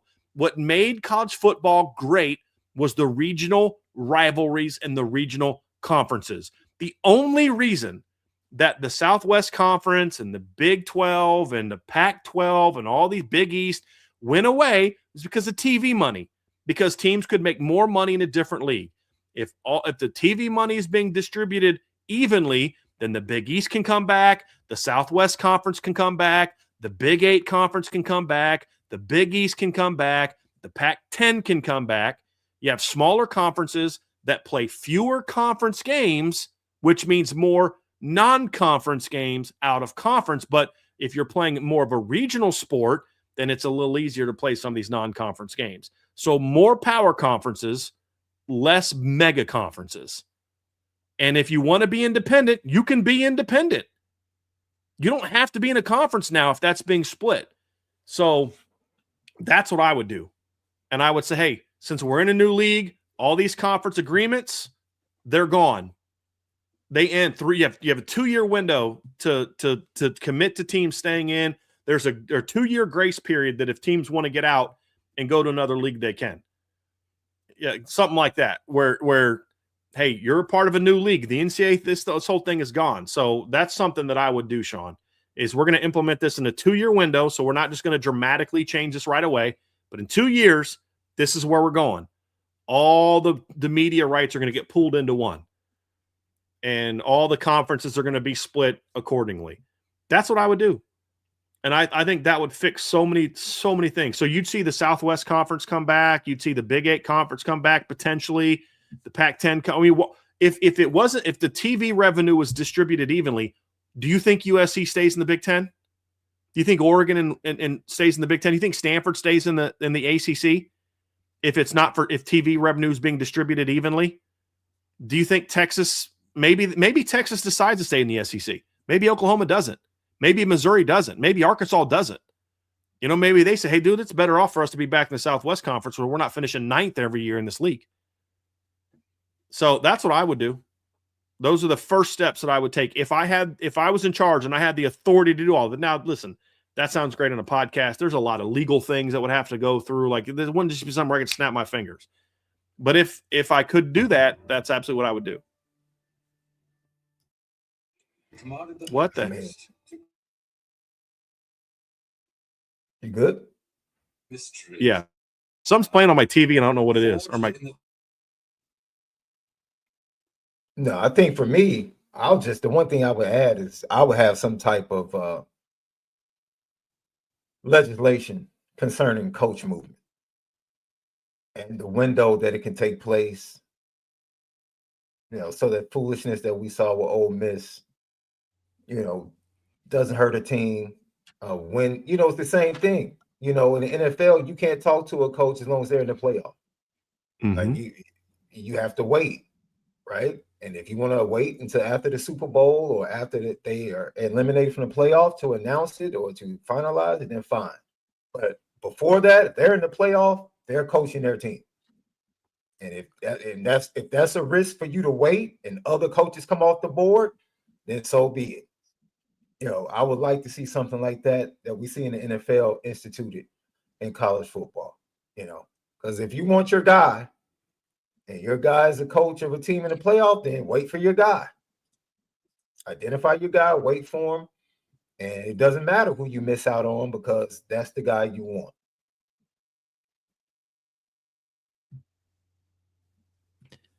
Yep. All good stuff. All good stuff. I think one thing I would do also is in the NFL, you can stop a team from taking one of your assistant coaches unless it's a promotion. I would consider trying to come up with rules like that. I would also come up with a matching opportunity for a school, for head coaches. Hey, you want to hire a guy, the school that he's staying at has a chance to match. Okay, but my contract includes this and revenue, and it includes this, and includes this, and includes commitment to sports. It includes commitment to, facilities. It includes all these type of things. You have a shot to match. Yeah. Kind of like they do in, they used to have that in Major League Baseball, right? I don't know if they still do. The NFL used to have that too. Remember remember they had, was it restricted and unrestricted free agents? They still have that to a degree, but what was it? Remember when we were kids, like in the 80s, there was that different type of free agent. I'm trying to remember what it was. Well, I know the NBA had it where a team could sign somebody to an offer sheet, and then the team that had their restrictive rights, could match the offer or just let them go. And so if you had a good agent, an agent would actually get a team that really had no interest in it. Kind of backfired because a team could say, if an agent has a relationship with the front office, they could say, look, we need you to make this offer because we really want the team that he's with to come up to this number. Sure. So we need but hey, you know what? Like so what? If you want a guy, exactly. And if you want to keep a guy bad enough, then you commit to making that. Yeah. Just know, but if you make a coach that offer, then you gotta pony up if the other school doesn't match. Plan B free agency. That's what it was. That's what I was trying to remember, Sean. It was Plan B. You remember that? Where you could protect a certain number of players, and then the guys that you didn't protect could they were gone. It was only like around for like 3 or 4 years. Sean was looking this up. It was around for like 1990 to 1992. Yeah, I remember that. But yeah, so those are some different things that I think you could do. But you got to fix the coaching calendar too. You got to change recruiting. I'd bring back a true early signing period, like preseason, before college football season was played. Yep, absolutely. Johnny, if both Matty Augustine and Will Black end up being the starting tackles, all O-line healthy at season start, what confidence level would you have in the line going into game one? If they are the starting offensive tackles and not because of injury going into game one, I'll be super fired up about the offensive line going into game one. Because it tells me that they're both talented guys. They both had big time breakouts. And there's a world in which Matty Augustine and Will Black are starting tackles, and you've got Jagasol and Gerby at guard and Anthony Knapp at center. That's not a bad offensive line. If they won starting jobs because they earned it and beat other guys out. So, I mean, Will Black was a 5-star for me. Matty Augustine was a 4.5-star upside guy for me. I'm actually pulling up my evaluation of him now. I believe I want to take that back because I think I had him as a 4.5-star, but I don't want to say that for sure. I just want to go back and make sure that I actually did. Yes, I had him as a 4.5-star player. Yeah. Yep, I said his length, athleticism, and punch project very well to pass pro. There's no doubt he has to keep getting stronger, and his game needs a lot of technical work, but Augustine has a lot of tools to work with. So if those two guys fill out and beat people out, and you can keep Gerby inside and you can keep Jags inside if he's healthy, or Knapp inside, or if Ashton Craig comes back and he's healthy and you've got Knapp and Craig inside with Lambert and with Gerby because Charles isn't healthy and those two guys are at tackle. I mean, either way, that's where you want to be, Sean. You want guys to be starting because they beat people out. Now, you'd also have to understand there's going to be some September growing pains with those two kids, but I'd much rather have September growing pains when you're playing Rice, Purdue, Michigan State than Miami and A&M out of the gate, or Ohio State in week 1, or Texas A&M in week 1, like they did, past years. This schedule's much more conducive to, hey, you can take a couple chances on guys that you think by middle of the season are going to be better because you don't have to win game 1 the way that you had in recent years. Well, let me rephrase. You have to win game 1, but the margin for error won't be as great in week 1, in 2 and 3 as it was, or as narrow as it was the last couple of years. Yeah, my confidence in short yardage in the power game would definitely go up if that took place. You talk about Anthony Knapp now, who's one of your better run blockers going to the inside. And he now becomes by far your smallest player. Yeah. Yep. That ain't bad. No. That ain't bad at all. Yep. All right. Let's see here.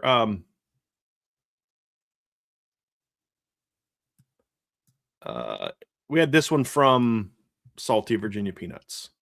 Do Notre Dame players have any input into decisions on which players to pursue in the transfer portal? Well, I mean, there's always input from the standpoint of, if you're going to pursue Francis Brew, hey, hey, Gerby, hey, Sully, hey, Joe, what was it like blocking Francis Brew? That was a factor in Notre Dame going after Riley Leonard. Was they talked to the defensive staff and they were like, dude, we hated preparing for this kid. It was a nightmare to prepare for. That factored in. So yeah, you'd want to talk to them, but like they're not going to have input from a decision-making standpoint. But yeah, you would always want as much data as you want. I mean, you're going to recruit in a corner. Let's say Notre Dame would have played Colorado the past couple of years. Talk to your receivers about what it was like being covered by him. DJ McKinney, or if you played Michigan, Jaden Sanders or whatever. So you absolutely want to have that input. It's not in the top 3 or 4 things you're going to consider, but it's definitely like, I'd want to know from Joe. I'd want to hear from Joe Rudolph. Hey, what'd you think about preparing for Francis Brew? What was it like breaking down the film? How did he perform, against you guys? And I think you'd be silly not to have those conversations with people that coached against him and played against players when they have. And then also, if a kid knows a guy, hey, I went to high school with that guy. Hey, coach, man, that guy, that's not a good dude. Or, man, that's a great guy. You definitely want that guy. I think those things are where you have input. Certainly.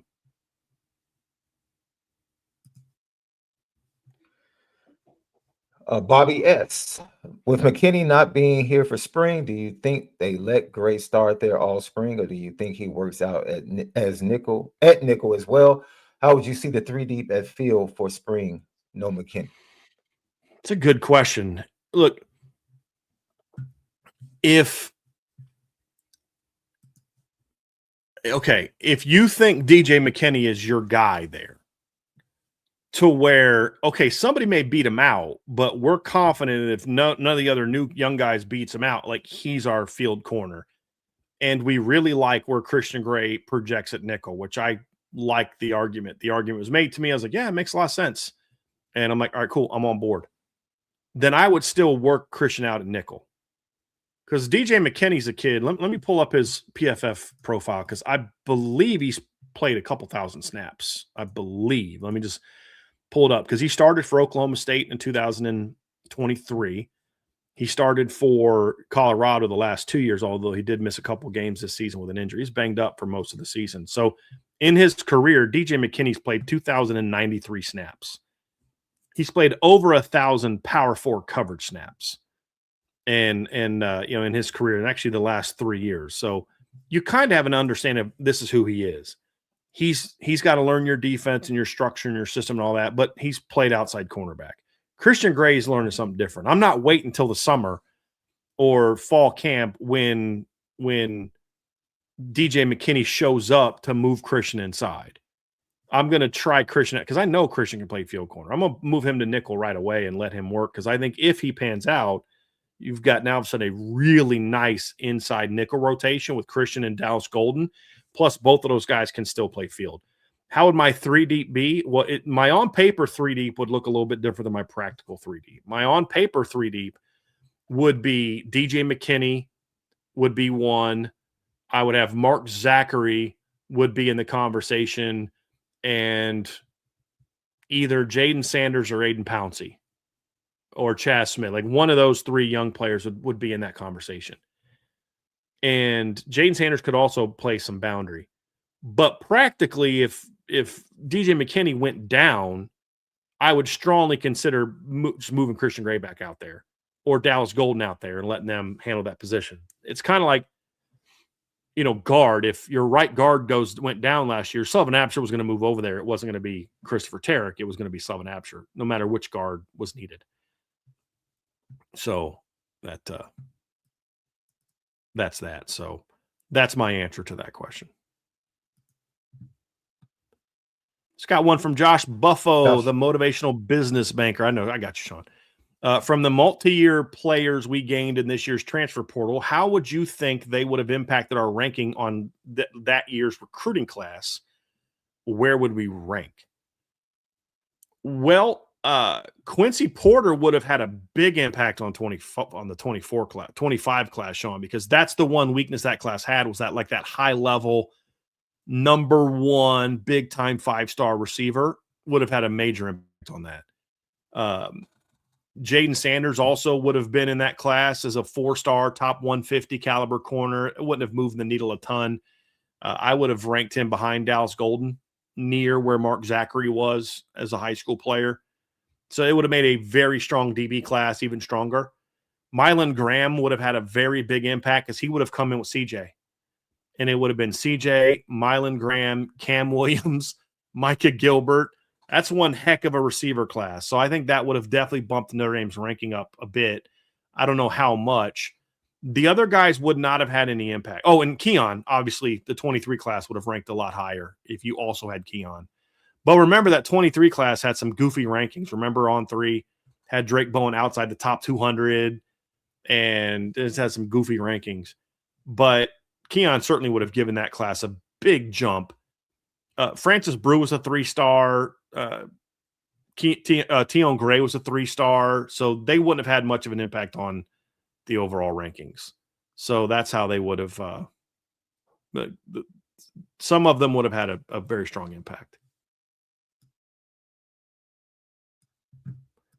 All right, let's go to the next one. We got one from Jay Melvin. This is kind of similar. It says, Brian, how high were you on DJ McKinney? Can he be elite player opposite Moore? Elite, no. Very good, yes. He plays like it. Sean, I don't know how much film of him you watched in 24. He's a pretty good player opposite Travis Hunter in 2024. Very good player. If he was banged up all, because I actually asked a Notre Dame coach this, said, why was his film so much worse? He goes, he was hurt all year, and he never complained about it. They didn't say anything about it. He was banged up all year, and that's why he missed the end of the season. But he was playing with that injury all year. The 24 version of him was very good. I'm going to have a breakdown some point in time this offseason of his 24 film and show why. He was very good in 24. Yeah, I agree. And the breakdown, you talked about why it would be beneficial to go ahead and just move Christian inside. When was the last time the best trio, including boundary, field, and nickel? Was it probably 22? What was the best trio? Yeah. I'd say 23. Thomas Harper, Benjamin Morrison, and Cam Hart. And then you had Christian Gray coming off the bench as a freshman, Jaden Mickey coming off the bench as a freshman. That Harper, Morrison, Cam Hart trio was really good. Yeah. That's probably the best so far. Yeah.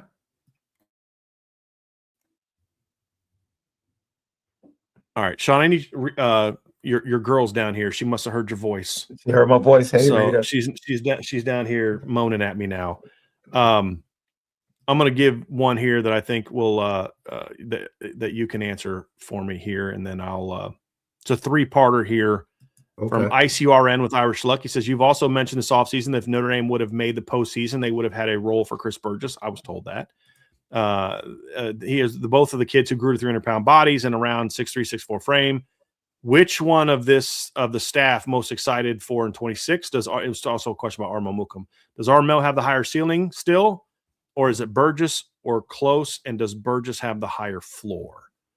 So that's the three parts, is between Armel and Burgess, who has the higher ceiling and who has the higher floor?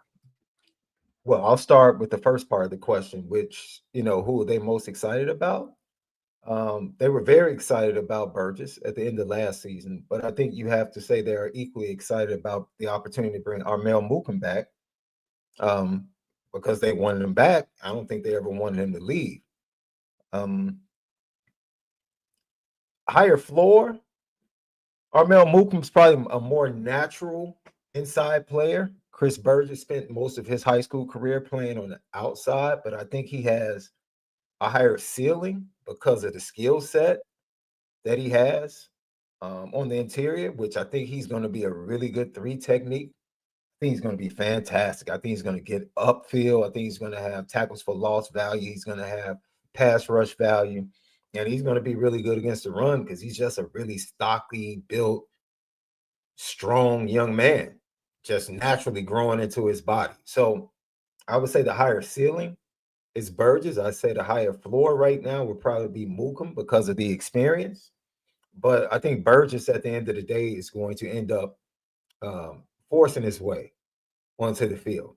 He was on the path to forcing his way on the field last year at the end of the season. So I definitely look for Burgess to kind of do that. That's a really good problem to have, though, because I think when Brian went through his 2 deep, especially on the interior, I think Burgess was kind of outside of that. But I think Burgess is, and I think I'm excited for everyone on the interior because there are really no preconceived notions, which is like great for your mental going into like a spring. It's great. It's like almost like clean slate, new coach, possibly learning new things, even the excitement of having new drills and doing things a different way with different expectations. And now the camaraderie in that group can kind of grow from that. And I think you're going to really see the best of a lot of guys across that defensive line, but also a different view of how does it impact a guy like Brendan Vernon? Charlie Partridge coming. How does it impact him? Is he now motivated? Yes, I can actually answer that question. I'm not going to say Brendan for sure, but I know of at least 3 or 4 players, at least on defense, that were going to transfer this offseason that decided not to because position coaches were changed. And that's not because they didn't like the position coaches, but it just is kind of like when there's a returning coach, it's like, dude, that's his guy. And you know what I mean? Like, yeah. I'm not, but now that there's new, hey, you know what? I got a chance to compete. Mm-hmm. And that's all I want is just a chance to compete. And some guys stayed because of that. And so certainly now that doesn't mean Brendan Vernon all of a sudden becomes an All-American. I don't know it, but maybe that is something that gives him life because look, like, okay, I have a lot of respect for Al Washington. Think he did a great job. So don't take this as bashing Al Washington because I think he did a lot of really good things in Notre Dame, but every coach makes mistakes. Me, Joe Rudolph, Harry Heastan, Al Washington, everybody. And one of his was he just did not think much of Aiden Keonana. Flat out told him, you're not going to play for me. You're not going to play for me. Well, that turned out to be a pretty bad decision because Aiden Keonana went over to Cal and was a pretty darn good football player the last 2 years. A 6'3", 322-pound kid who played over 500 snaps this year for Cal. Had 11 pressures, 2 sacks, and 24 run stops for Cal this season. The year before, he had 18 pressures and 20 run stops on 120 fewer snaps. He was a pretty good player for Cal. You don't think Notre Dame could have used that the last couple years? Mm-hmm. If things were different and a different coach came, maybe Aiden stays and he play. Again, that's not meant to bash out Washington. Every coach kind of goes through. Everyone makes mistakes. He did a lot of really good things during that stretch as well, but that's just one where you kind of miss on. Yeah. And every coach has had those moments. So there is always that. And that can be something that maybe overcomes the lack of like, hey, there's, new coaches have to learn play. That's true. And that's something you got to get used to. But Sean, I think you're making a great point, because the counter is there's ramped up competition now. Yeah. If the coaches do it right, hey, listen, obviously we're going to have certain guys starting in day one, but listen, I have no preconceived ideas of who will or won't start or who will be leaders. That's going to be earned from this point forward. Yeah. And that could be something that maybe creates an even more spirited room and even more competition on the roster. There's nothing wrong with that, in my opinion. Yeah. It's a perfect time for it, too. Mm-hmm. Irish Guy 99. How important was Parker Kingston to the BYU football team? A pretty terrible situation all around, and hope justice is served. Well, first of all, he's innocent until proven guilty. And you will let the process play out. It's an unfortunate situation, but he was very important. He was like in the passing game, he was really the main cog in their passing game and deep threat. I mean, you ask Bear Bachmeier how he's feeling about it. I guarantee you, Bear Bachmeier's like, oh man, like he's 67 important. catches, 928 yards, 5 touchdowns last year. Yeah. Chase Roberts was their number 2 receiver. Parker Kingston was their number 1 receiver. Yeah. Most likely, Sean, he's done at BYU no matter what. Probably. Because he has admitted that the relationship happened with this girl. He just says it's consensual. She says it wasn't. And beyond that, I don't have a lot to say about it, because it's an ongoing case. Yeah.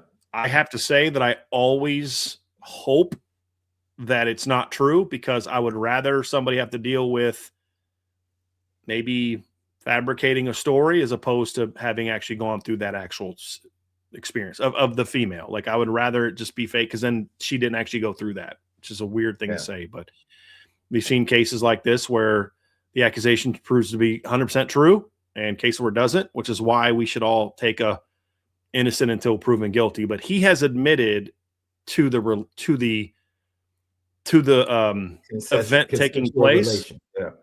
Correct. That's exactly what happened with Jake Retzlaff last year. Mm-hmm. And that's an automatic suspension, and I think a dismissal at BYU. Whether you agree with it or not, whatever, they've been consistent. Remember the really good basketball player? Was it Brandon Davies or something like that? That got kicked out of BYU a few years ago for that. Jake Retzlaff, that's what he went through last year. He ended up, I believe, the case got dismissed, I believe, but he still got booted because he admitted to the encounter. Right. And that's what Parker did as well. So, I mean, based on the BYU honor code, he's done for this season. So, and that's tough, man. Because I'm just hypothetically saying, if you have someone disgruntled that knows that that's the code, and they can just blow your career up by just. But hey, there's a way to solve that, Sean. Don't do it. Abstain. You signed up to go to BYU. You know what the rules are. I have no sympathy for people that go to a religious school and then get mad when they get kicked out for things you knew were true when you went there. Yeah. Like, it's one thing to be accused of something that you didn't do. That's a terrible thing. But someone said something happened that they're saying it's worse than it was, but a way to avoid that situation entirely is not put yourself in that kind of situation. Yeah. I'm talking about the guy. I'm not talking about I'm not one of those blame the victim people. I'm saying, like, as a man, don't put yourself in that situation. And I'm not talking about the felony part I'm just talking about it's his responsibility part. Yeah. You know what the rules are. You go to Liberty, you know what the rules are. You go to BYU, you know what the rules are. And if you don't like them, don't go to that school. Go to Utah. Go somewhere else. So I don't have sympathy for that. Like, you have a way to prevent that. You can't prevent someone from accusing you of something, but you can prevent engaging in an act that when the truth comes out. Let's say he didn't do it in this case, and the truth comes out he didn't do it, but he admits that but based on the BYU honor code, you are still guilty of that, and you are out. At least you're not going to jail, though. You can go play somewhere else. Right. But if, let's say, he didn't engage in it at all, and it was completely made up, then he could find recourse. Say, look, you did nothing wrong. You're good to go. Everything's fine. And I'm using hypotheticals here because I don't know what happened between the two of them. And I'm not going to be passing judgment on either one of them. I'll let the court case play itself out. And then we can, once we know the truth, then we can, we can discuss what actually happened. But he did admit to the thing that will likely result in him being kicked out of BYU. Yeah. And it was a rule that he knew. And from what I read today, he was with the girl he's engaged to at the time. So I have even less respect for that part of it. So yeah, it's my 2 cents on that. But that part of it, I'm staying away from. But that's a huge loss for BYU on the football field. All right, couple more, Sean, before we get out of here. Let's see here.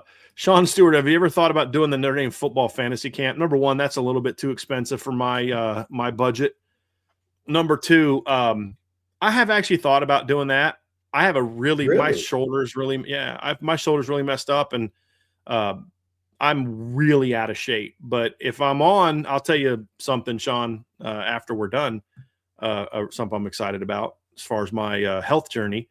If I got to where I wanted to get to and I could get my shoulder fixed, I would consider doing that to some degree. But I'm at the age now where I think I've missed my window for that.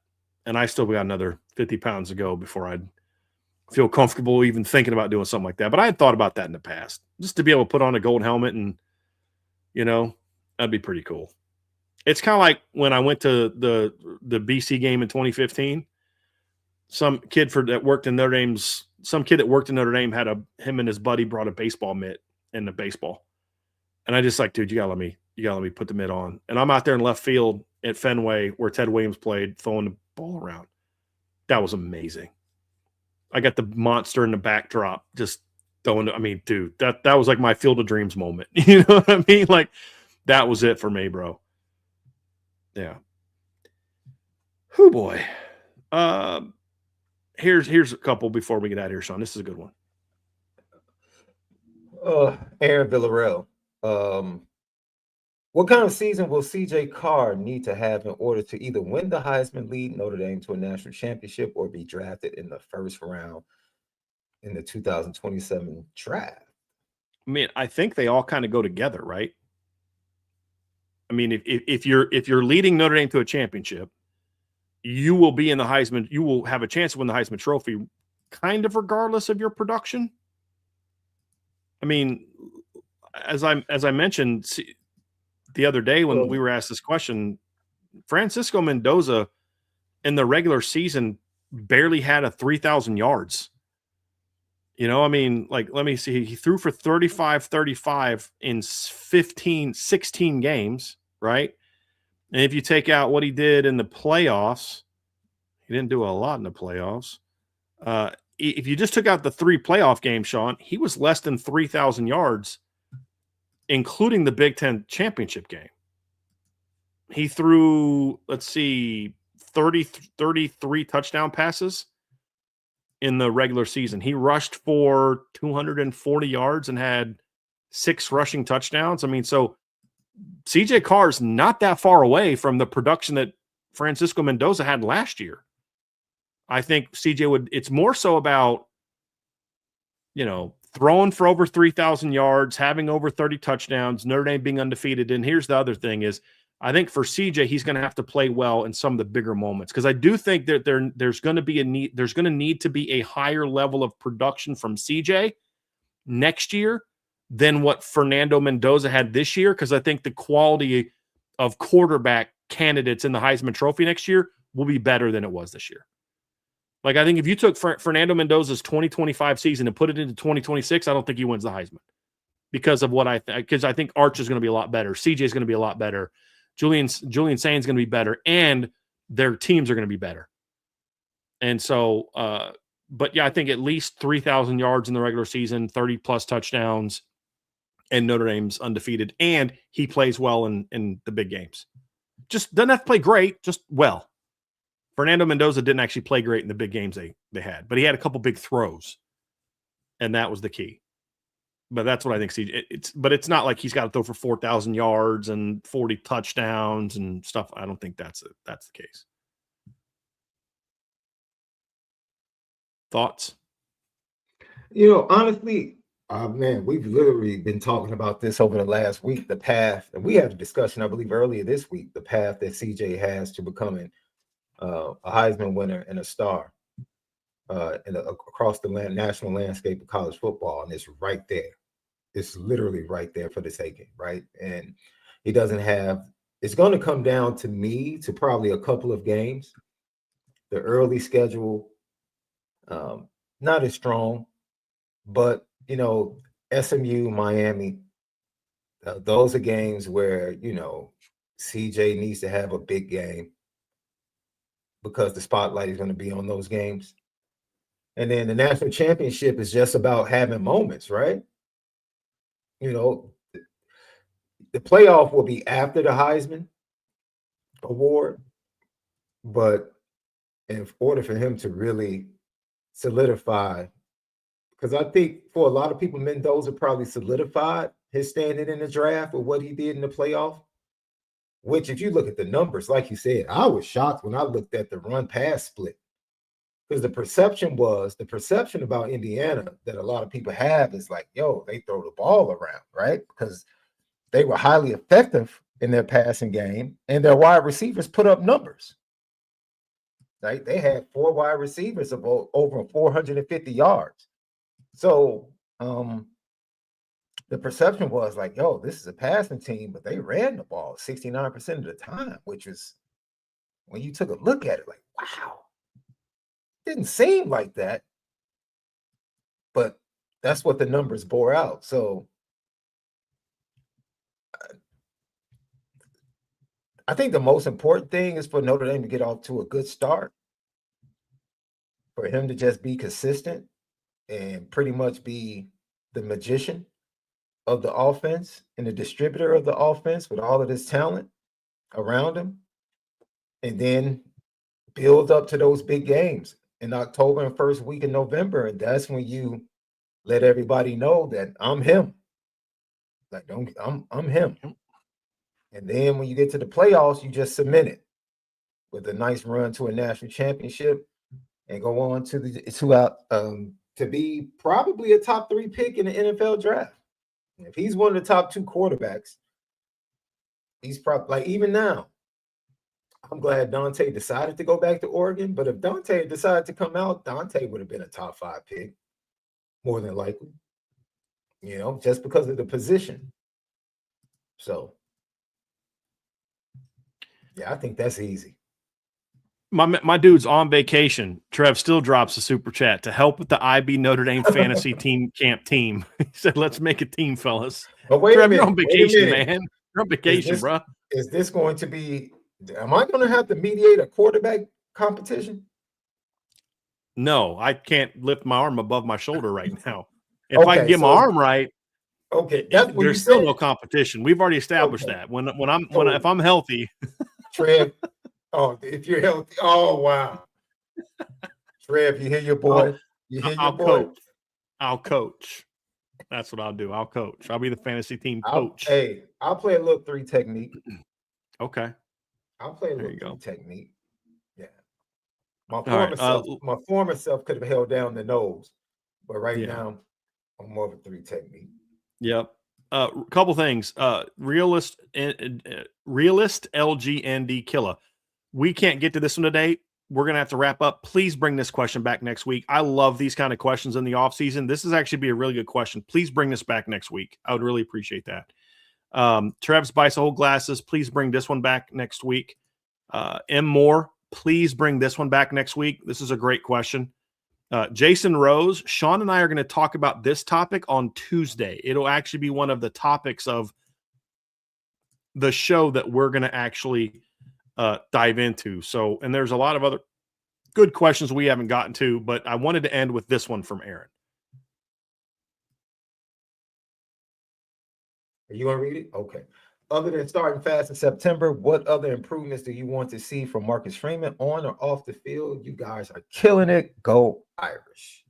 Thank you very much for that. I think the biggest thing is going to be getting more physicality from your lines. I think that is something that Marcus Freeman has talked about, how he wants his team to be line driven, but I don't think they have been. I think they've been good in the lines. I don't think they've been line driven. And when you look at some of the bigger games they've played the last couple of years, they've gotten beat in the trenches. They got beat in the trenches by Miami. I think you could argue A&M this year was a wash. I think they got beat in the trenches against Ohio State. They got beat for a half in the trenches against Penn State. I would argue they won the battle in the trenches against Georgia and Indiana, and also in Texas A&M at Texas A&M the year before. But they lost in Northern Illinois. They got whooped in the trenches by Northern Illinois.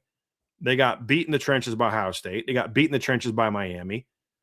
And that's happening too much for a team that's supposedly a line-driven program. I think part of it is I just don't think the lines play with the maximum level of physicality that they're capable of. And I think that's something that I would like to see him get from this football team. And I think this team was better prepared in September this year than they were last year. They just played better teams. But I think that'll be part of it. There's some things that I don't think Freeman and the staff did well last year that I don't blame them for because it was new territory. I think it's not a shock that the two guys they held out of competition in the spring and parts of fall camp had dead legs in the game against Miami, Knapp and Wagner. Well, it was the first year coming off of a 12-team playoff. Who were you going to call to try to figure out how to handle the offseason in that regard? I think they made some decisions that looking back, you're probably like, yeah, we probably shouldn't have done that. I don't fault them for that because I didn't know if that was going to be good or not. I mean, I don't try to fault people for things unless at the time I felt like, yeah, it was probably not a good idea. But you don't have to worry about that. Like they're not going to be holding those guys out if they're healthy from fall camp like they did spring practice like they did last year. But I think just this team needs to be more physical in the trenches, in my opinion. I really do. Beyond the September start. Because look, what we've seen the last 2 years in October, November, I mean, Notre Dame is what? I mean, they're undefeated in October, November the last 2 years, right, Sean?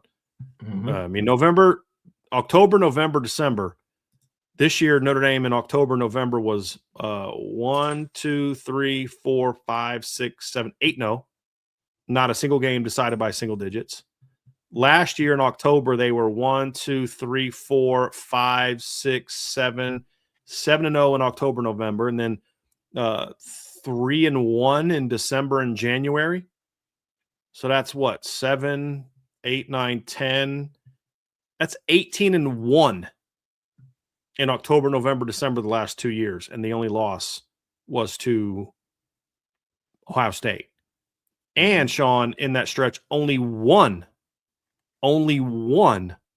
of those 18 wins in October, November, December, the last 2 years, only one was decided by fewer than 10 points. One. Penn State. And I will argue if Riley doesn't get picked off by denied Dennis Sutton on that wheel route, that's a double-digit win for Notre Dame. That's a double-digit win, yeah. They were on the verge of running Penn State off the field that day in the second half. Penn State was cooked until that moment.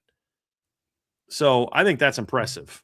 So we know he's got that down. He did that 2 years in a row. Now it's, I think, getting your team to be truly line-driven with how they play. Demanding that from your position coaches is going to be the key to this team's success. That's what I think. My wife said something to me recently from her experience and what she does. And she said, you don't understand how frustrating it is for people to come in wanting help or saying they want help, and then you give them the information that can help them, and they're not inviting to that information, right? You talk about what Marcus Freeman wants this program to be driven by.